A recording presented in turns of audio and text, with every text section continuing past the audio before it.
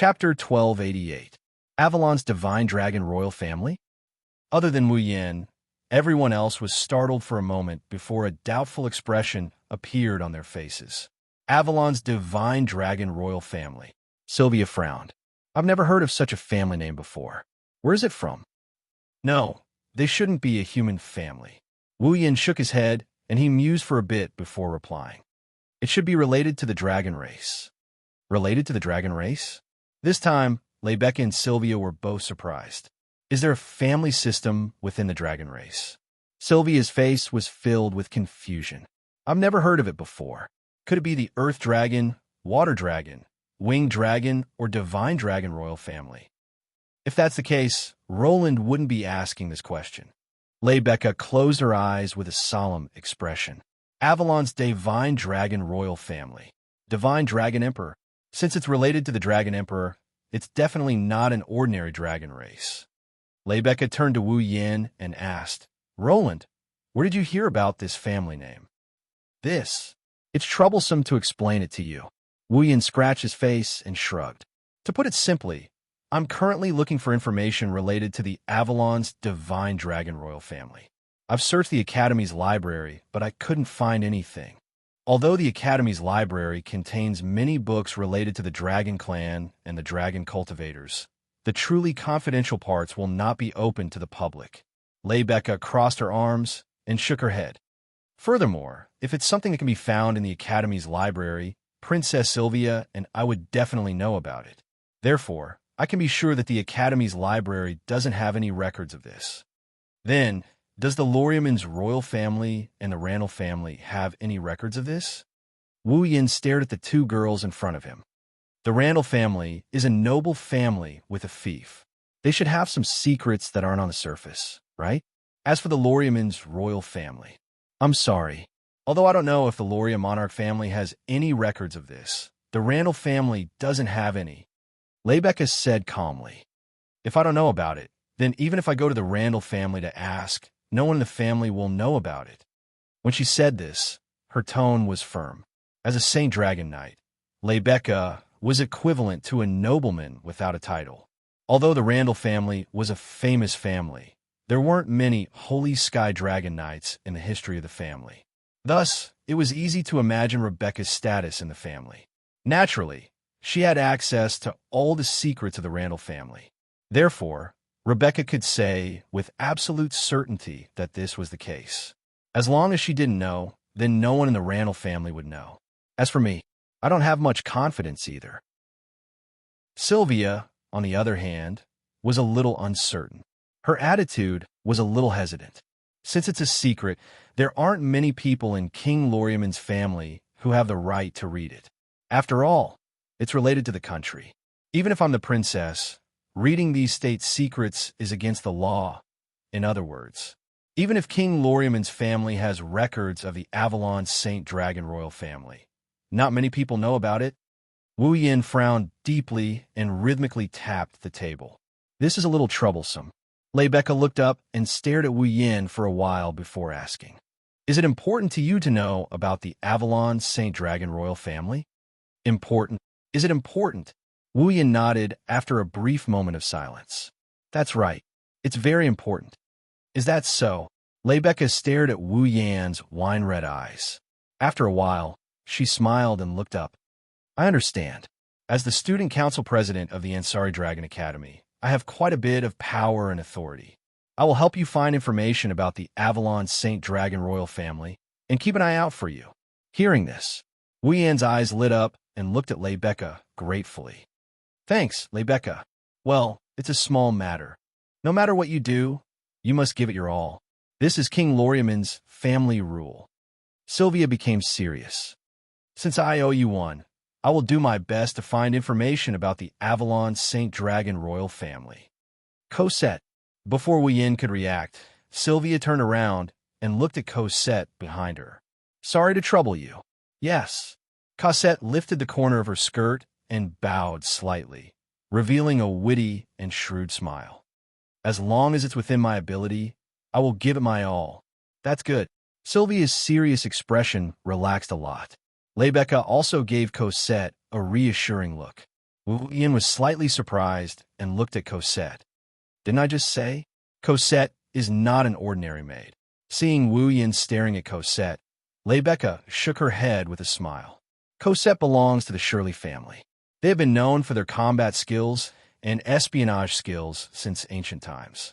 They have served the Loriaman's King family for generations and are specialized in assisting the Wang family. They are the indispensable left and right hands of the Wang family. Rebecca glanced at Cosette and explained in amazement. Cosette is one of the few elites in the Shirley family. It is not an exaggeration to say that she is the most outstanding member of the Shirley family. With her help, this matter will most likely succeed. That's strong. Wu Yin smiled wryly as he stared blankly at the adorable Cosette, who had a harmless smile on her face. So that's how it is. A wise man doesn't show his true colors. You're the real boss. I made a fool of myself. Cosette held her cheeks with both hands and fidgeted as if she was shy. However, there was a sly smile hidden in her eyes.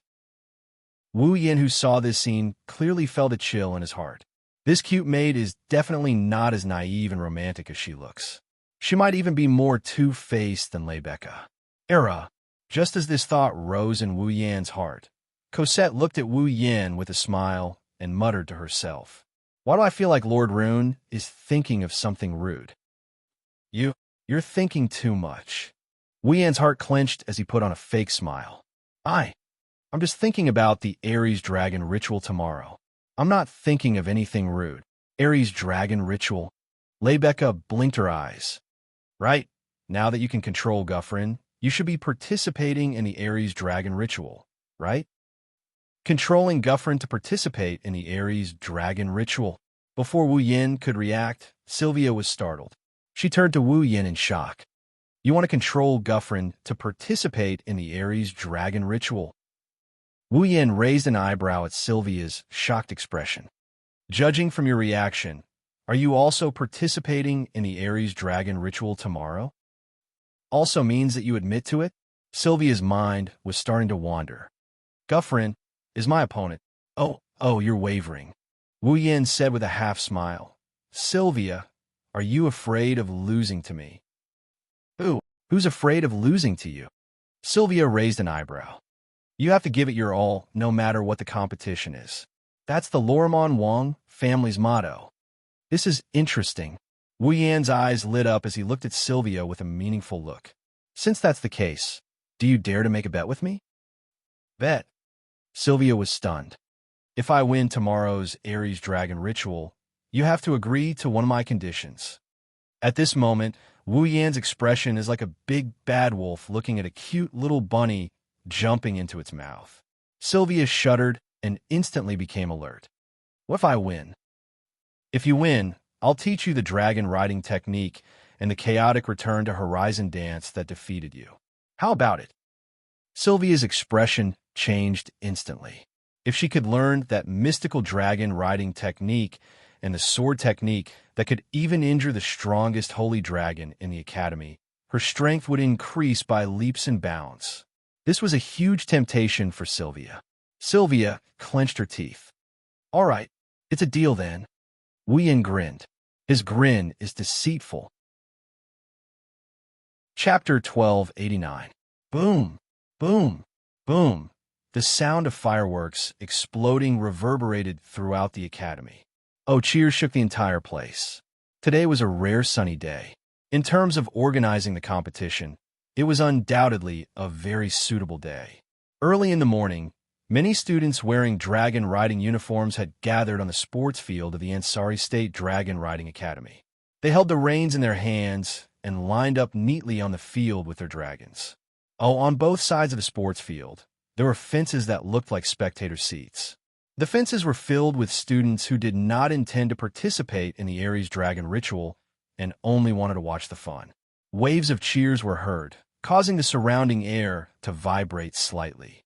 One could imagine just how high the mood of the students was at this moment. The Ares Palace's Dragon Rider ritual was a spring celebration. Although many students did not intend to participate, their enthusiasm for the Dragon Rider ritual was even higher than those who intended to participate. Amidst the endless cheers, the students who were holding fall lined up neatly and looked forward. Over there was a temporarily built high platform that served as the main venue for the announcement of the Ares Palace's dragon sacrifice. Instructors stood on both sides of the stage. They were in charge of supervising the entire tournament. They maintained the basic rules of the tournament and didn't allow anyone to cause trouble. Backstage, Wu Yin, Sylvia, and Leibecca stood there in their dragon riding uniforms. Compared to the grinning Leibecca and the serious Sylvia, Wu Yan's expression is one of helplessness. Why do I have to go on stage and give a speech? Sylvia is the representative, isn't she? The representative has always been chosen to be the top student of the year in the past. It wasn't Leibecca who answered Wu Yin, but Sylvia. Glancing at Wu Yin, Sylvia calmly continued. But you used an earth dragon to defeat me yesterday. You should be the representative of this declaration. I should be the one who is acting strange. Why do I get the chance to give a speech? Your Highness is overthinking things. Leibecca smiled calmly. She replied slowly. Even if someone defeated Your Highness's position as the top student of the year is still unshakable. Combat isn't the only factor that determines results. What about me? Wu Yin raised his voice as if he was trying to make his presence known. Logically speaking, I'm not just a student who got in through the back door. I'm also a newbie who entered the academy less than 2 days ago. You letting me go on stage just like that? I'm afraid eggs will be thrown at me. Don't belittle yourself. Your reputation in the academy is no less than Her Highness Princess Sylvia's. Leibecca said calmly with a hint of a smile on her face. Although it was my idea to let you be the representative. So it was you. Oh, it's about time. She ignored Wu Yan's resistance. Leibecca slowly walked to the center of the stage. President Leibecca, Madam Leibecca. As Leibecca walked onto the platform, the students became more and more excited. Their cheers reverberated throughout the entire stadium, drowning out all the other noises. For a moment, the entire stadium was filled with crazed cheers from fans. Good morning, everyone. Like an unperturbed king, Leibecca appeared at the center of the stage, full of heroic spirit.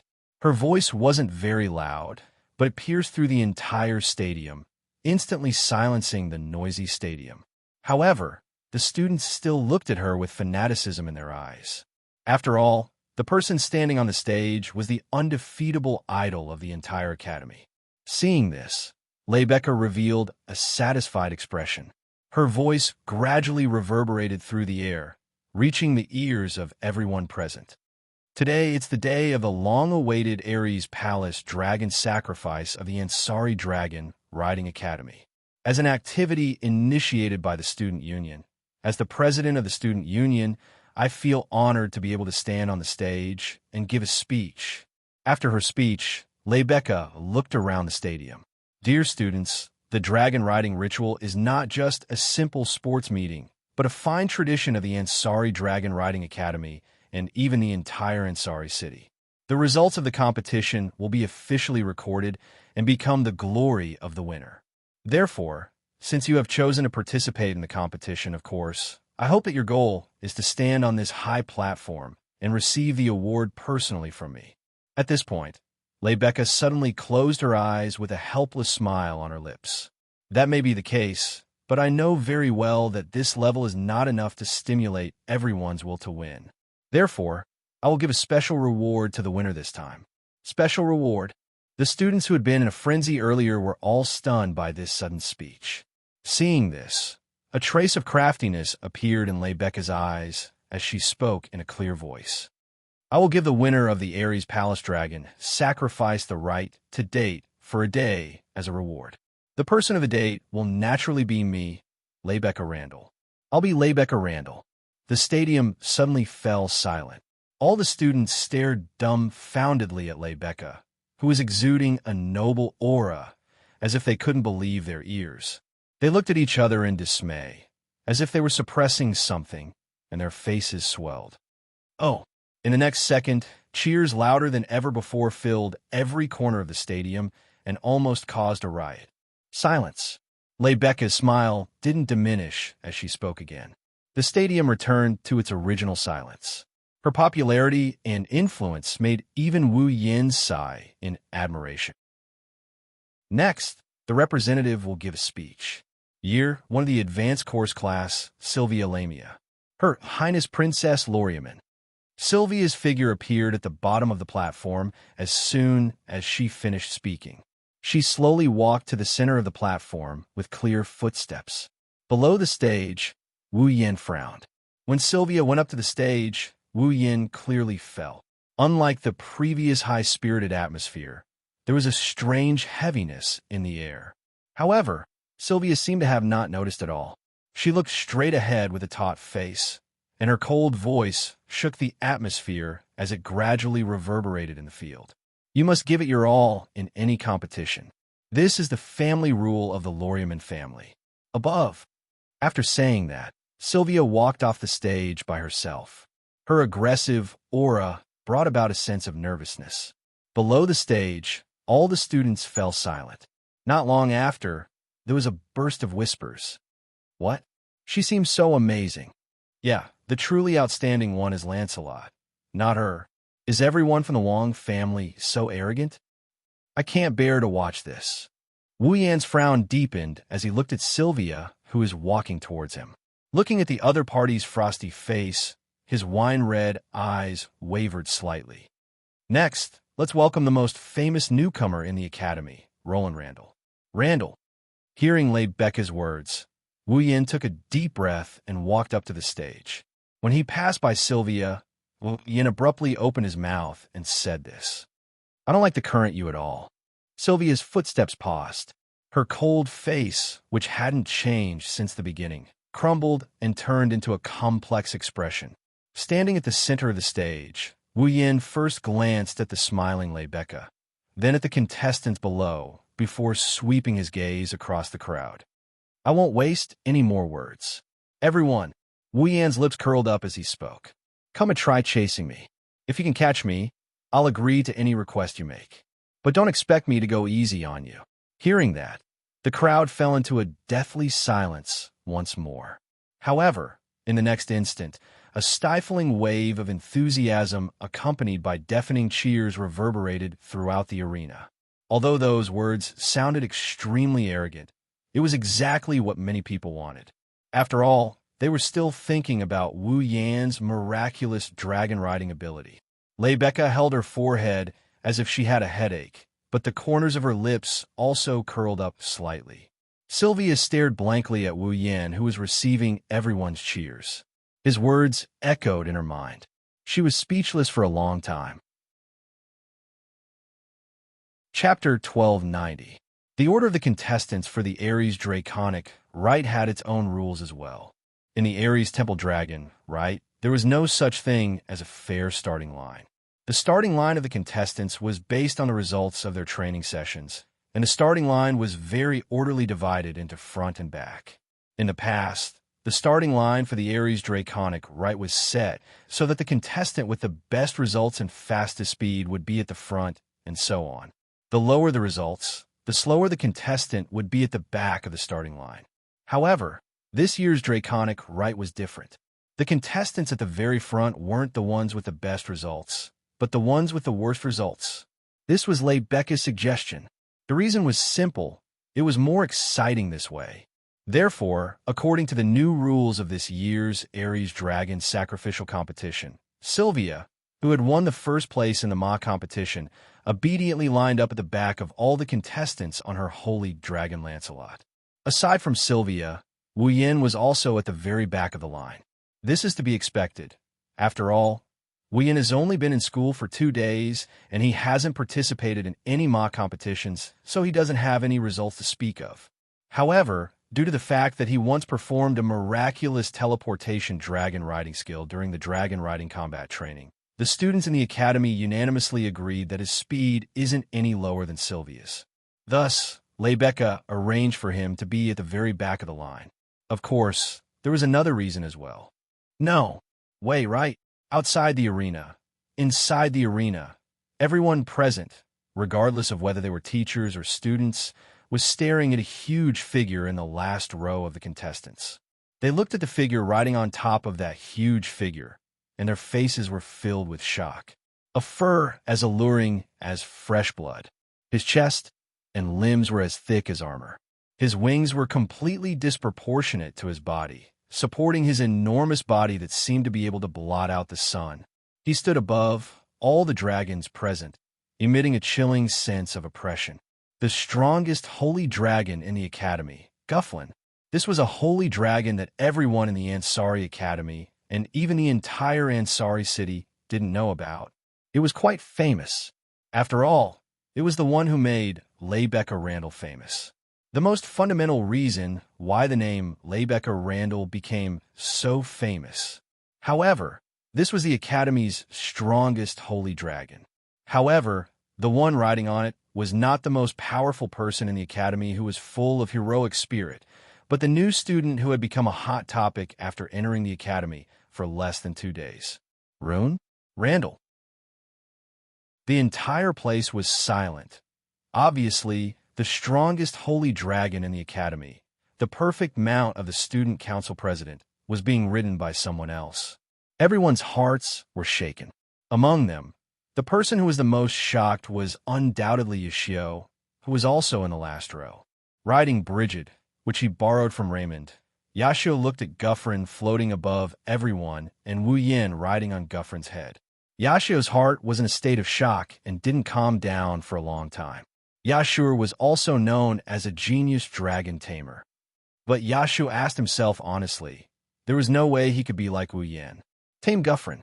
Not to mention Gyuvlin, Yashur didn't even have the confidence to ride an immature holy dragon like Lancelot.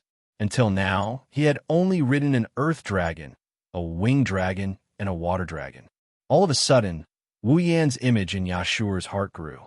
Compared to Yashur, Sylvia, who already knew about this matter, was calm and collected. She restrained her emotions and slowly suppressed the complicated emotions in her heart. She began to concentrate. Sylvia didn't know if she could win. But in order to prove herself and fulfill her promise with Wu Yin, Sylvia would give it her all. Contestants in position. Leibecca's voice came from the stage, waking up the audience from their stupor. She held the short gun in her hand and raised it high into the sky. The audience began to hold their breaths. A strange tension pervaded the air. A suffocating silence enveloped the entire place. Only the agitation of the hearts and the breathing of the dragons could be heard. The surroundings were silent. Ready, Leibecca wore a calm smile and closed her eyes. Then, she abruptly opened them. Bang! A dazzling flash lit up the sky and a dull gunshot echoed. Charge! In the next moment, every contestant's expression froze and they began to run at the same time. Bringing with them a thick cloud of dust and a bugle horn, they charged forward. Roar! The earth dragons roared and charged forward. The ground shook under their stomps. Roar! The pterosaurs flapped their wings and flew into the sky. Walala! One by one, the water dragons rushed into the waterway not far away, raising waves of water as they disappeared from everyone's sight. The sight of nearly 100 dragons fighting to be the first to enter the arena shook the hearts of everyone present. Oh! Amidst the loud cheers, every dragon passed through the gates of the Ansari Dragon Riding Academy and entered the city center of Ansari. Due to the differences in the dragon race, the earth dragons, pterosaurs, and water dragons had different runways. The student council made a very detailed rule about the runways. Otherwise, the pterosaurs, who had the advantage of flying, would have a much better chance of victory than the earth dragons that could only run on the ground and the water dragons that could only swim in the waterways. Thus, for the sake of balance, the pterosaurs, earth dragons, and water dragons had different runways. They would only overlap when they reached a certain path or section of the path before the final destination. However, the conditions were not unfair. Thus, every contestant's conditions were basically the same. It was just that it depended on their individual circumstances. In this Ares dragon sacrifice, the only 2 holy dragons were naturally on the pterosaurs' runways. The most basic ability of holy dragons was flight. No matter if they were pterosaurs, earth dragons or water dragons before they evolved, they would all have wings and could fly after evolving into holy dragons. However, compared to the pterosaurs that could also fly, Gyuvlin and Lancelot's speed was undoubtedly astonishing. Not only were they fast and powerful, even their stamina was superior to other dragons. If there was something unfair about this Ares dragon sacrifice, it would be these two holy dragons that were out of the norm.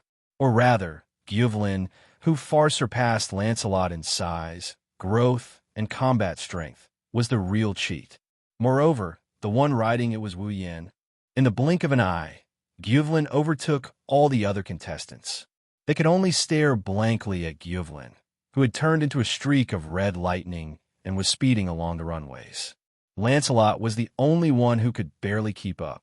Roar, perhaps it was because he hadn't participated in this kind of competition for a long time. Gyuvlin let out an excited roar. His speed once again increased by a few notches, and he fiercely left Lancelot, who was following behind him, in the dust. Wu Yin bitterly laughed when he saw this. You're this excited just by participating in a competition? How did Leibecca torture you? Roar, roar. Gyuvlin let out another roar, but the meaning was unclear. However, its speed increased again. It was clearly fully immersed in the competition. Well, go ahead and do your best. Wu Yin patted Gyuvlin's dragon horn and turned to look behind him.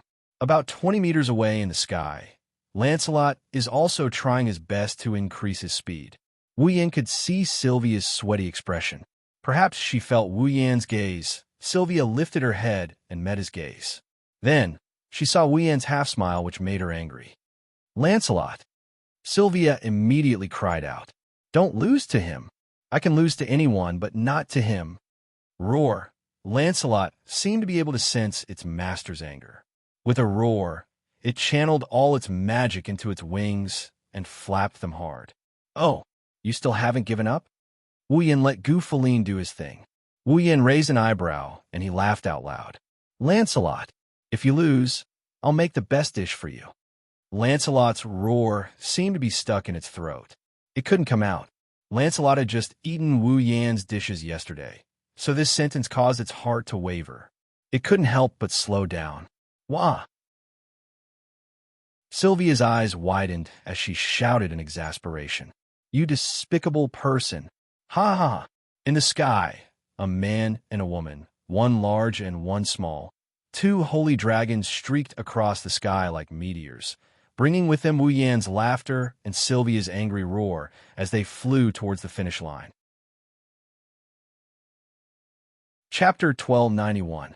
Ansari Dragon Riding Academy, Sports Field. On the high platform, Leibecca revealed a breathtakingly beautiful smile, her heroic voice reverberating through the entire arena. The winner of this year's Ares Dragon Riding Festival, first year of the advanced class, Roland Randall. Oh, the group of students looked at Wu Yin standing beside Leibecca and cheered enthusiastically. Of course, there were also many voices of envy and jealousy mixed in. After all, the winner of this year's Ares Dragon Riding Festival would be able to get a date with the student council president Leibecca. How could the male students who viewed Leibecca as their goddess and the female students who looked up to her not be envious and jealous? Thus, the cheers that resounded throughout the field had a hint of jealousy that everyone could clearly sense. In the beginning, there was even a hint of powerlessness that made people smile bitterly. Sigh. Under everyone's intense gaze, Wu Yin faintly sighed. Just how many times had he encountered such a situation? Wu Yin had already lost count and didn't have the energy to count. After all, being glared at a few times wouldn't cause him to lose a piece of flesh. On the other hand, a gaze filled with resentment from below the stage made Wu Yan's lips curl into a smile. He glanced down and saw Sylvia clenching her fists and gnashing her teeth as she looked at him. Despicable fellow, shameless fellow. Sylvia's domineering appearance was completely different from before. She didn't have a cold expression on her face. Instead, she was like a resentful woman holding Lancelot's reins as she kept nagging. Since you used such a method, don't think I'll be satisfied. Ugh. On the side, Lancelot couldn't help but let out an aggrieved whimper. His dragon eyes were filled with pity. Although at the beginning, Lancelot did indeed slow down due to Wu Yan's enticing words, it only slowed down for a short few seconds.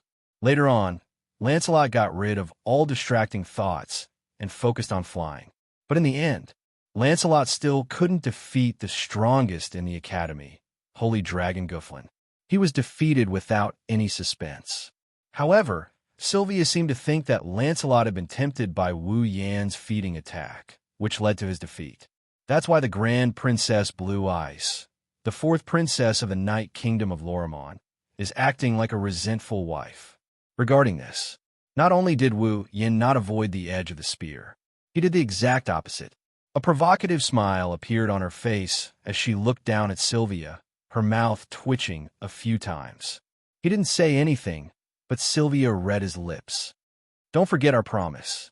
Sylvia was instantly enraged, but there was nothing she could do. She could only glare hatefully at Wu Yan, who was smiling proudly on the high platform. She closed her eyes and turned her head away. Out of sight, out of mind. You're angry just like that?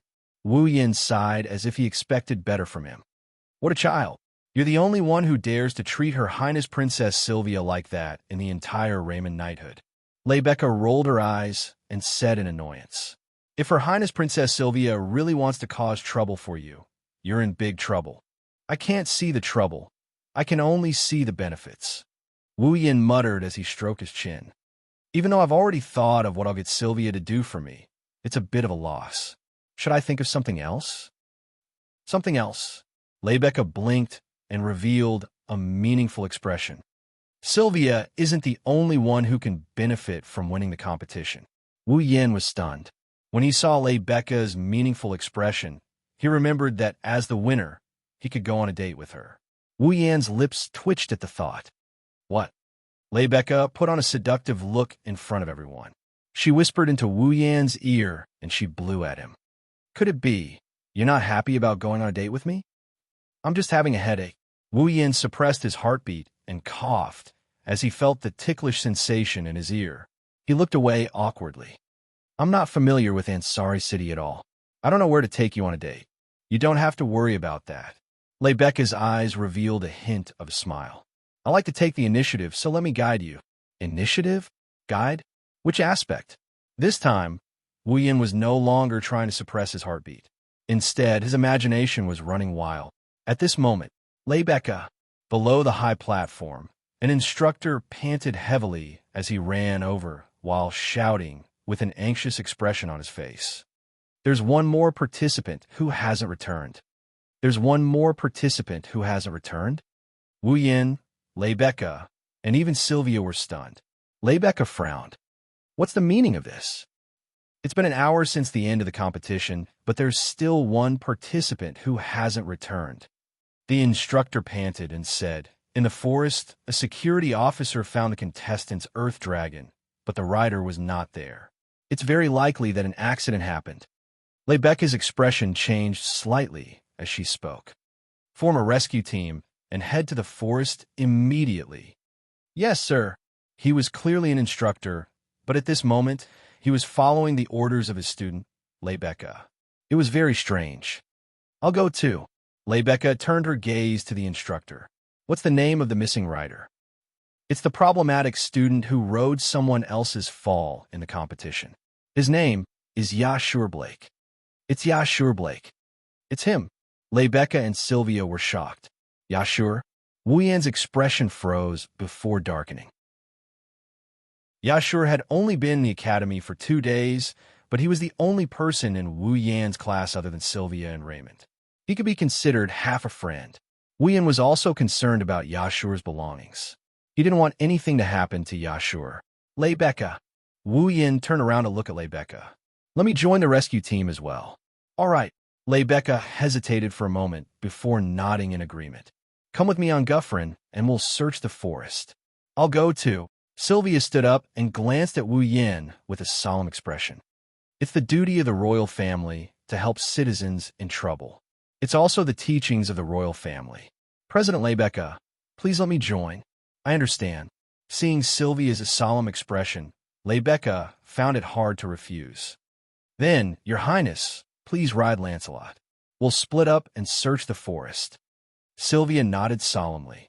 Above Fianna Forest, kneeling on one knee above Gufflin's head, Wu Yin and Rebecca held the dragon horn in one hand and his hair in the other. Gufflin used a magic formation as a foothold for them to stand on as they soared above the forest. Sylvia rode Lancelot to the other side of the forest, while Wu Yin and Rebecca searched the other side of the forest. They searched the entire Fianna Forest with the other rescue teams. How is it? Rebecca didn't shy away from Wu Yin. She asked Wu Yin, "Did you find anything?" No. Wu Yin shook his head. He tried to divert his attention away from Rebecca's soft body and the sweet scent wafting into his nose. I didn't find anything. This is troublesome. Rebecca frowned. Yashur? Blake, did something happen to him? I don't know. Wu Yin smiled bitterly. Even if something happened, we have to find him. If he's alive, we have to see him. If he's dead, we have to see his corpse. That's true. Rebecca smiled bitterly as well. Gufflin. Wu Yin lowered his head and he shouted at Gufflin. Did you find anything? Roar. Wu Yin just wanted to give it a try. Who knew that Gufflin would suddenly stop in midair? He turned around and flew forward as if he was being pulled by some kind of force. Seeing this, Rebecca was surprised. Looks like Gufflin found something. Wu Yin didn't answer. Instead, he looked in the direction Gufflin flew with a glint in his eyes. He could feel that there was a very strange power that was sprouting there. Chapter 1292. In the sky, a red streak of light shot over from the distant horizon and appeared above a canyon. Rebecca stood on a magic formation above Gufflin's head and slowly opened her eyes. She couldn't help but close them due to Gufflin's extreme speed. There was still a trace of lingering fear on her face. There was no helping it. Gufflin didn't listen to Rebecca's orders at all and flew over at his fastest speed. He didn't care about his master at all. If it wasn't for Wu Yin grabbing her shoulder, she would have been flung away long ago. Gufflin. Rebecca took a deep breath and forced herself to calm down. Her eyes flickered with uncertainty. Why didn't you listen to my orders? Don't blame Gufflin. Wu Yin swept his gaze over the canyon below. There seems to be something under this canyon. Gufflin must have sensed it. That's why he's acting so strangely. Under the canyon, Rebecca was taken aback. She lowered her head and looked at the valley below. This is the outskirts of Fianna Forest? Who knows? Well, who knows? Wu Yin shrugged and narrowed his wine-red eyes. However, I'm a bit concerned about the thing inside. Me too. Rebecca nodded solemnly. This is the first time Gufflin didn't listen to my orders. There must be something else under the canyon. Finished. Rebecca turned her gaze to Wu Yin. When their eyes met, Wu Yin immediately nodded. Let's go down and take a look. Rebecca hesitated for a moment. She seemed a bit apprehensive about going alone. However, in the end, she couldn't bear to return empty-handed. She clenched her teeth and agreed. Gufflin, roar. Gufflin let out a small dragon's roar. He flapped his wings and descended into the canyon below. The canyon wasn't very wide, and with Gufflin's huge body, it could barely fit inside. He was barely able to squeeze in.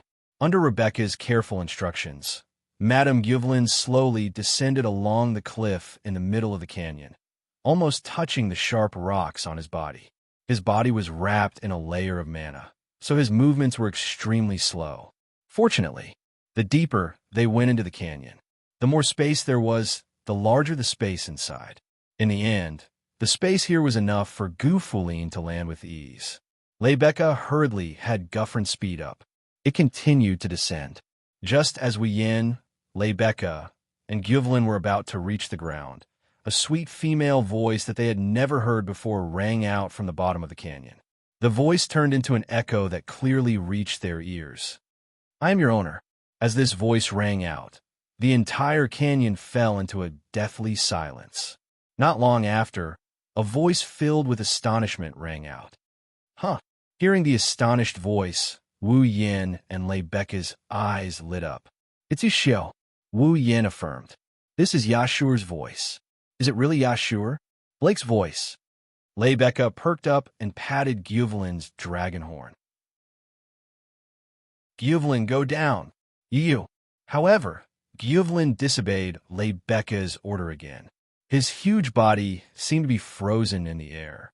He only let out a slightly fearful roar before falling silent. Gyuvelin. Lebecca's face was filled with confusion when Gyuvelin disobeyed her order again. Wu Yin bitterly smiled and patted her shoulder. There must be something below that forced Gyuvelin to disobey your order. Don't mind it too much, I understand. Rebecca retracted her dazed expression and regained her composure. But how are we going to go down? Hug me, huh? This time, it was Lebecca's turn to be astonished. In exchange, Wu Yin looked annoyed. Are you going to hug me or not? You're not going to hug me and go down by yourself? Lebecca panicked slightly when she heard that. She extended her hands out of reflex and hugged the body that was inches away from her. Only when she felt the scorching heat from his body did Lebecca realize what she had done. Her face actually blushed, which was a rare sight for her. Wu Yin focused his attention on the bottom of the canyon. He casually grabbed Lebecca's slender waist and jumped down. The whistling wind blew past her ears, and only then did Lebecca realize what kind of situation she was in. Wu Yin actually jumped down the canyon.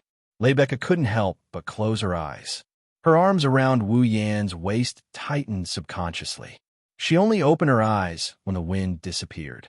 Lebecca was a little surprised when she finally felt her feet on solid ground. She looked around her and took in the scenery around her.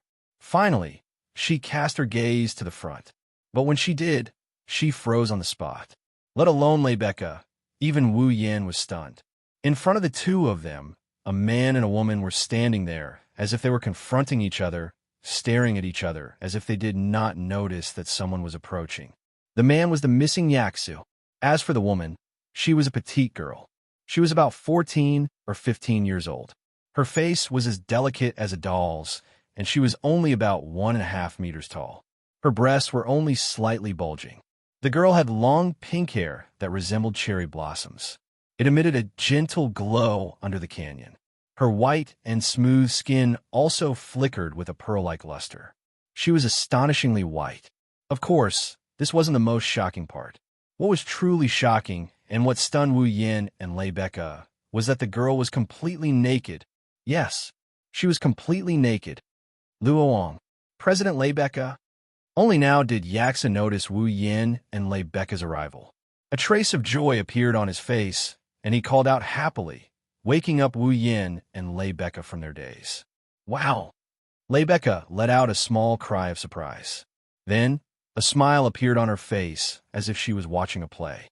Others have been painstakingly searching for you outside, worried that something might have happened to you. Who would have thought that you would be hiding in a place like this, alone with a naked girl? It seems that I have to reevaluate my impression of you. Yashio. Wu Yin looked at Yashio with an expressionless face. His tone was devoid of emotion. I'm sorry to disturb you. With that, Wu Yin grabbed Lebecca's hand, turned around, and pretended to leave. This made Yaksu pale with fright. Wait. This is a misunderstanding. This is a misunderstanding. She's my fall.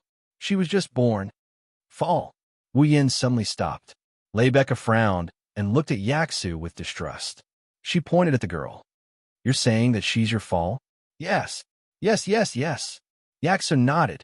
I know it's hard to believe, but it's true. She just came out of my body and became independent. There's no mistake about it. Hey, what do you mean by born from your body? Wu Yin and Lebecca didn't react to Yaksu's words. The girl glared at Yaksu, and she yelled at him in a very shrewd manner. I'm just borrowing your body. Don't get carried away. After being yelled at by the girl, Yashur's neck shrunk, and he muttered, What's wrong with being a little proud? What did you say? The girl's gaze turned fierce, and she tilted her head slightly. When the girl raised her head, Wu Yin and Lebecca saw 2 round protrusions on the sides of the girl's head. The protrusions gave off a soft glow like ivory. That's... Lebecca's face was filled with shock. The horns of a young dragon. Isn't it? Everyone says she's a dragon. Seeing that Lebecca finally understood him, Yaksu beamed with joy. He glanced at the girl and hurriedly looked away, blushing. In any case, President Lebeka, please let her put on some clothes first. Huh? Why'd I have to put on clothes? Unfortunately, not only did the girl not appreciate his kindness, she even puffed out her chest without concealing anything. Clothes are just something created by humans to hide their ugly nature. The honorable dragon race doesn't need that kind of thing. I don't care if you need them or not. Just let me put them on. Lebeka smiled as she watched Yaksu and the girl confront each other again. She felt a headache coming on. Wu Yin, who didn't say anything, stared at the girl who was punching and kicking Yaksu and frowned. Chapter 1293. Ugh, I'm so tired. I'm going to sleep. Wait, that bed is mine. What? You're fighting over a bed with your owner? Since when did you become my owner? Besides, if I give you the bed, where am I going to sleep? Oomph. Aren't you a pet? A pet should sleep on the floor and watch the door. Go lie down there. Who's a pet? You're so noisy. I'm going to stomp you flat. Even if you say that. What? Don't suddenly take off your clothes. I told you that a noble dragon doesn't need clothes. So shut your mouth. Ugh. The demonic noise seeped through the walls and ravaged his ears. Lying on the bed, Wu Yin clutched his head in pain. He almost went hysterical. It was only now that Wu Yin realized Yashu's room was right next to his. Why am I so unlucky? Wu Yin wanted to cry, but had no tears. He pulled the blanket over his head and tried to reduce the noise. Unfortunately, neither Yashu nor his humanoid fall were louder than normal people. His efforts were futile. If this continued, he wouldn't even have a moment of peace, let alone sleep. He rudely kicked away the blanket covering his body. He resisted the urge to go next door and throw the guy and the girl out of the dormitory. He gnashed his teeth and spat out a resentful voice. I'm starting to hate this academy's board of directors. Although it was just a matter of today, the most troublesome problem student in the Ansari Dragon Riding Academy was Yashur. Blake had met with an accident during the Ares Dragon ritual, but it was a blessing in disguise. The news of the birth of Fall in his body quickly spread throughout the entire academy. It was natural. Everyone also knew that Yashu's Fall, who had refused to be born for so long, was now born as a young girl in this world. The entire Ansari Dragon Riding Academy was in an uproar. Let's not talk about what the students of the academy thought about this matter, but the higher-ups of the academy almost quarreled over this matter. The reason was naturally the problem of how to deal with Yaksabuer. After all, Ya's Fall wasn't just a dragon. Moreover, she was a young girl. Should he let her live in a dormitory like an ordinary young girl and live a human life? Or should he let her be sent to the dragon house and be managed like the other dragons? This problem was truly a headache. The entire staff of the Ansari Dragon Riding Academy was divided into two factions during the meeting. They argued for an entire day, and in the end, the Academy Council made the decision to temporarily allow Pulav Yashur to live in the dormitory like a normal person. But Ashur himself had to take care of her. Because of this, Yashur's Fall moved into Apollo's abode and lived in the same room as Yashur. At the same time, Wu Yan's nightmare began. Looking at the ceiling, Wu Yan's eyes were lifeless. After a long time, he sighed faintly. It's rare for a nocturnal creature like me to feel sleepy tonight. Now, it's impossible for me to sleep? In that case, why don't you have a chat with me, Lord Rune? As soon as Wu Yan finished, a voice suddenly rang out from Wu Yan's room. It startled Wu Yan. He quickly looked for the source of the voice, and his brows twitched. Lord Rune, he saw, on the ceiling of a room, a cute maid with short purple hair, wearing a not-so-plain maid uniform, was hanging upside down like a ninja. She had a polite smile on her face. When Wu Yan looked at her, she jumped down from the ceiling, patted her skirt, and bowed. Her movements were extremely elegant. Good evening. No matter how I look at it, no one would think that I'm having a good evening, right? The corner of Wu Yan's mouth twitched a few times, and he said weakly, compared to that, I'm more curious about when you arrived, Corset. I just arrived. Corset raised a finger and winked playfully. So, Lord Rune, You don't have to worry about me finding out that you're doing something shameful in bed. Compared to me, you're doing something shameful, aren't you? Woo Yin put on a fake smile. Breaking into the boys' dormitory in the middle of the night and being alone with a man like me. Aren't you afraid of being taken advantage of? Corsette's eyes widened when she heard Wu Yan's words. She seemed to be surprised. I'm just a maid. Why would Lord Rune fall for me? It seems that you're unaware of your charm. Wu Yan was a little speechless. Putting aside her status, Corsette was indeed a very cute person. Although she wasn't as perfect as Rebecca or as elegant as Sylvia, no one would think that she was weaker than Rebecca or Sylvia in terms of appearance. However, judging from Corsette's behavior just now, she probably didn't even notice it herself. Forget it. Getting up from the bed, Wu Yin patted his cheeks and looked at Corsette. You must have something important to tell me so late at night, right? It's nothing important. I'm just reporting something that Lord Rune asked me to investigate. Investigate? Wu Yan's eyes lit up, and his expression became excited. Is it about Avalon's Holy Dragon royal family? Yes. Corsette nodded, but her expression wasn't very happy. Even her smile was gone. Unfortunately, Lord Rune, there isn't much progress on the matter you requested. There aren't even many words related to it. There are only a few records of a dragon similar to the Holy Dragon Emperor in some ancient legends, but Avalon didn't mention a single word about it. I think it would be difficult to find any information related to Avalon's Holy Dragon royal family in Loriaman's knighthood. Perhaps Loriaman's royal family has important secrets, but investigating this information is against the law. Even I can't do anything about it. At this point, Corsette's expression became a little apathetic. She was probably apologetic that she wasn't useful. Although her behavior was somewhat helpless, Corsette was indeed a very kind-hearted little maid. All right, it's fine if you can't find anything. Don't take it to heart. Even though he was a little disappointed, Wu Yin still spoke softly. You managed to find some clues in just one day. Even if it's just a legend, it's already very impressive. Before this, I didn't even find a single word related to it. Shirley's family is good at spying, and this is why I came to Lord Rune. Corsette shook her head. Then her expression turned serious. Since even I can't find any clues related to the Avalon Holy Dragon royal family, it proves that this Avalon Holy Dragon royal family is definitely not ordinary. Their involvement might even exceed the level of what the Knight's Kingdom can bear.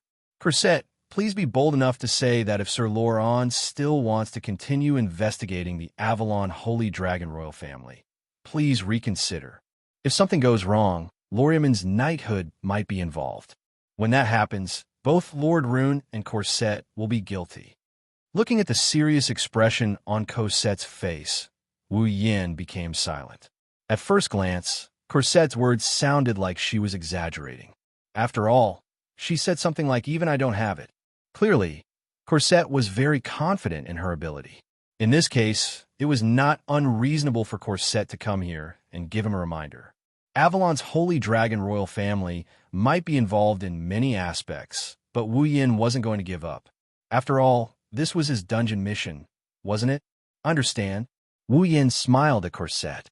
I'll proceed with caution. Thank you very much. Corsette smiled again.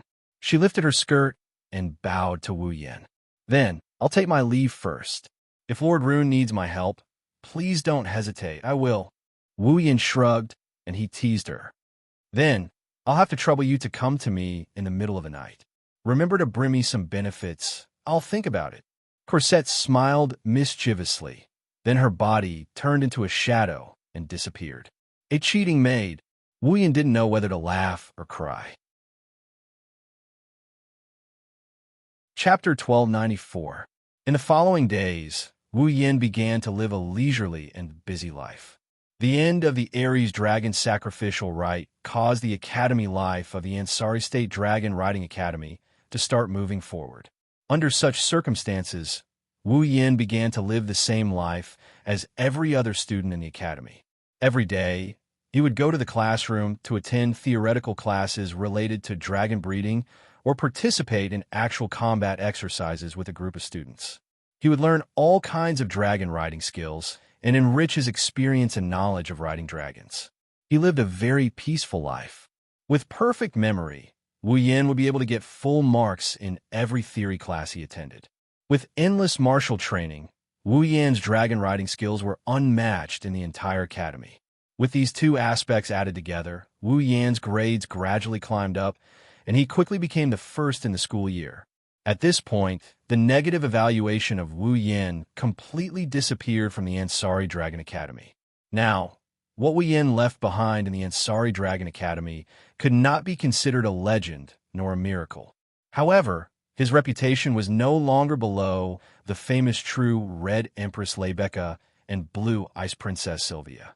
The skyrocketing theoretical results and miraculous dragon riding skills gradually raised Wu Yan's reputation. In the Ansari Dragon Academy, he was basically the same as Lebeka and Sylvia.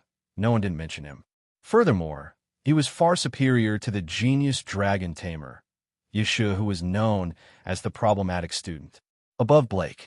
Now, even the people in the Ansari city had more or less heard of Wu Yan's deeds. Now, in the Ansari Dragon Riding Academy, if someone were to ask who the strongest person in the academy was, there would definitely be someone who would answer Lebeka. If someone were to ask who the person with the highest status in the academy was, it would definitely be Sylvia. But if someone were to ask who the most talented person in the academy was, it would definitely be the genius dragon tamer Yeshu. It would be Wu Yan. Therefore, Wu Yan also got a nickname in the Ansari University's Dragon Riding Academy. He was known as the Rider of the God Race. It meant that the talent of the rider was no longer in the category of humans, but a performance that could only be possessed by a true god. Of course, it would be an exaggeration to say that he was comparable to a god. However, to be able to rise from a cheating student to the top of the school year in less than a month. He even had such a miraculous dragon riding skill. Even the Academy's strongest holy dragon Guflin had been tamed by him. These feats shocked the students more than just a little bit. Naturally, even the evaluation of the students was upgraded exaggeratedly. But it was undeniable. Wu Yan had indeed received everyone's approval and no longer had any negative comments. What was worth mentioning was that under Wu Yan's stimulation, Sylvia had also been frantically learning and improving her dragon riding skills. Under such hard work, Lancelot had also grown a lot, and his strength had improved significantly. As for Wu Yan, while he was doing his duty as a student, he was observing Yak from a close distance. This Yak was referring to Yahu's fall, who maintained her human form. She was also the petite pink-haired girl at the bottom of the canyon that day. The reason for observing Yak was simple, because Wu Yan suspected that this dragon girl who defied common sense and maintained her human form was very likely related to the holy dragon imperial family of Avalon that he was looking for. Wu Yan had the bloodline of the true ancestor, and had a bloodline level far above humans and dragons. It was also because of this that normal dragons would accept his control, and even the holy dragon would show him respect. After recognizing Wu Yan, they made an exception and allowed him to ride, just like Guflin. However, Yak, this girl who looked even weaker than the weakest dragon, not only ignored the faint bloodline pressure on her body, she was completely unaffected by it, and would even roar at him with a face full of arrogance sometimes. The respect that normal dragons had for Wu Yan could not be seen from this girl at all. This alone was enough to make Wu Yan suspicious. Maybe it's because AI Ku is too weak. She's as weak as a human. She couldn't sense the bloodline pressure coming from Wu Yan. But there was one time when AI could told him about it in front of him. It feels like you're a little different from normal stupid, ignorant, and stupid humans. The moment he heard this, Wu Yan immediately had this thought in his mind. While ignoring her own bloodline pressure, she could more or less feel something different about him. This Yak was definitely not normal. With this in mind, Wu Yan began to observe Yak, and conveniently asked Yahu about his participation in the youth ritual. If he could prove that Yak was the last descendant of the Holy Dragon Imperial family of Avalon, then Wu Yan could basically use the bullet of 12, Yud Bet.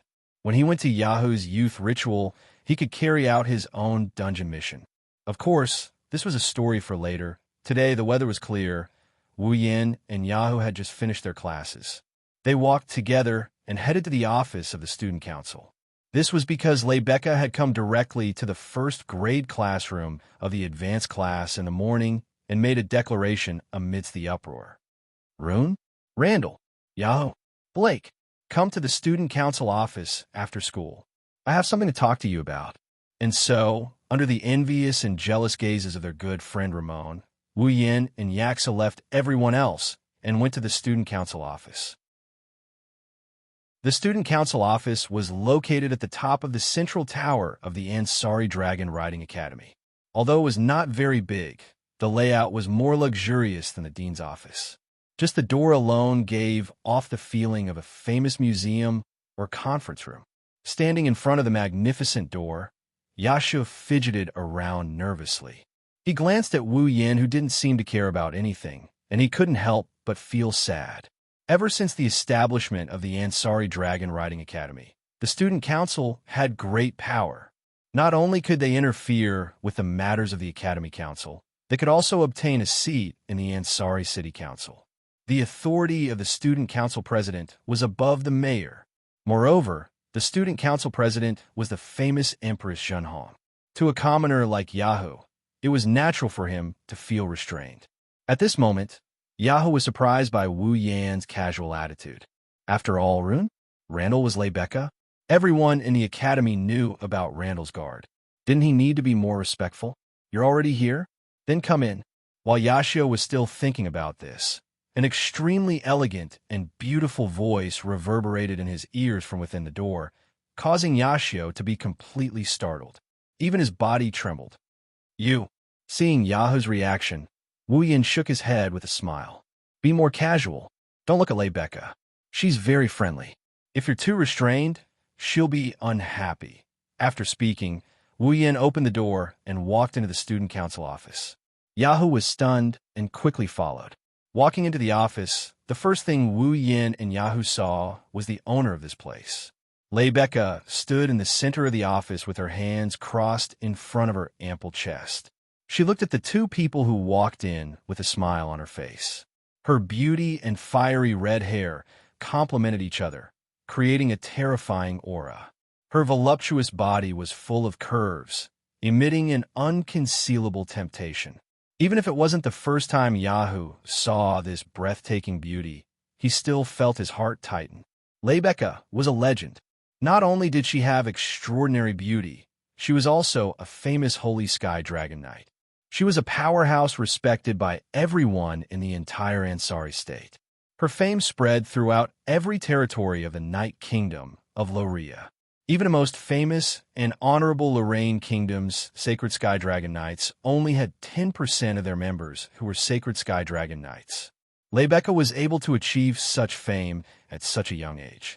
One could imagine what kind of position she had in the hearts of ordinary students. Yahoo was definitely not an ordinary student. His title of Genius Dragon Tamer was spread to every corner of the academy. However, he was only commoner. Even if he had the title of Genius Dragon Tamer, he was only an ordinary student. In front of Rebecca, he couldn't help but feel uncomfortable. Noticing this, Rebecca chuckled and lowered her voice. You're welcome. Take a seat. Yes. Yashu hesitated for a bit before walking over. Wu Yin couldn't help but bitterly chuckle. He's even more bashful than a girl. Chapter 1295. Inside the student council office, Rebecca opened up the tea set and the teapot. She smiled at Wu Yin and Yashu, who were sitting across from her. Is black tea okay? Not only did Yashu's expression stiffen, even Wu Yin didn't look too happy about it. Rebecca, if I remember correctly, this is the student council office. What are you trying to do by making it look like a restaurant? Isn't it great? Rebecca smiled mockingly. There was once a restaurant that wanted me to be their waiter for a day. Unfortunately, I rejected them. Now that I think about it, I missed the chance to experience being a waiter. The famous true Red Empress went to be a waiter? Wu Yin blinked. He couldn't help but picture Rebecca wearing a waitress uniform and her cute face. He replied without hesitation. Of course. As soon as he said that, Rebecca gave Wu Yin a knock on the head. I'm sure that your imagination is different from a proper waiter's. Wu Yin face-bombed when he heard that. His expression turned a bit bitter. Didn't you say it was great? I'm talking about the experience of being a waiter, not being a female lead in your delusional imagination. Come up with some weird imaginations. You know that too. Oh, so there really is. Ah, that.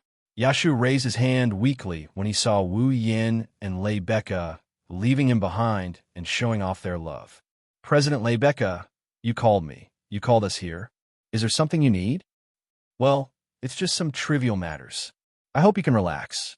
Lei Becca seemed to have realized that she was playing around with a boy. She coughed and stopped smiling. She went straight to the topic. That part of yours is called Ache, right? How is she now? Ache.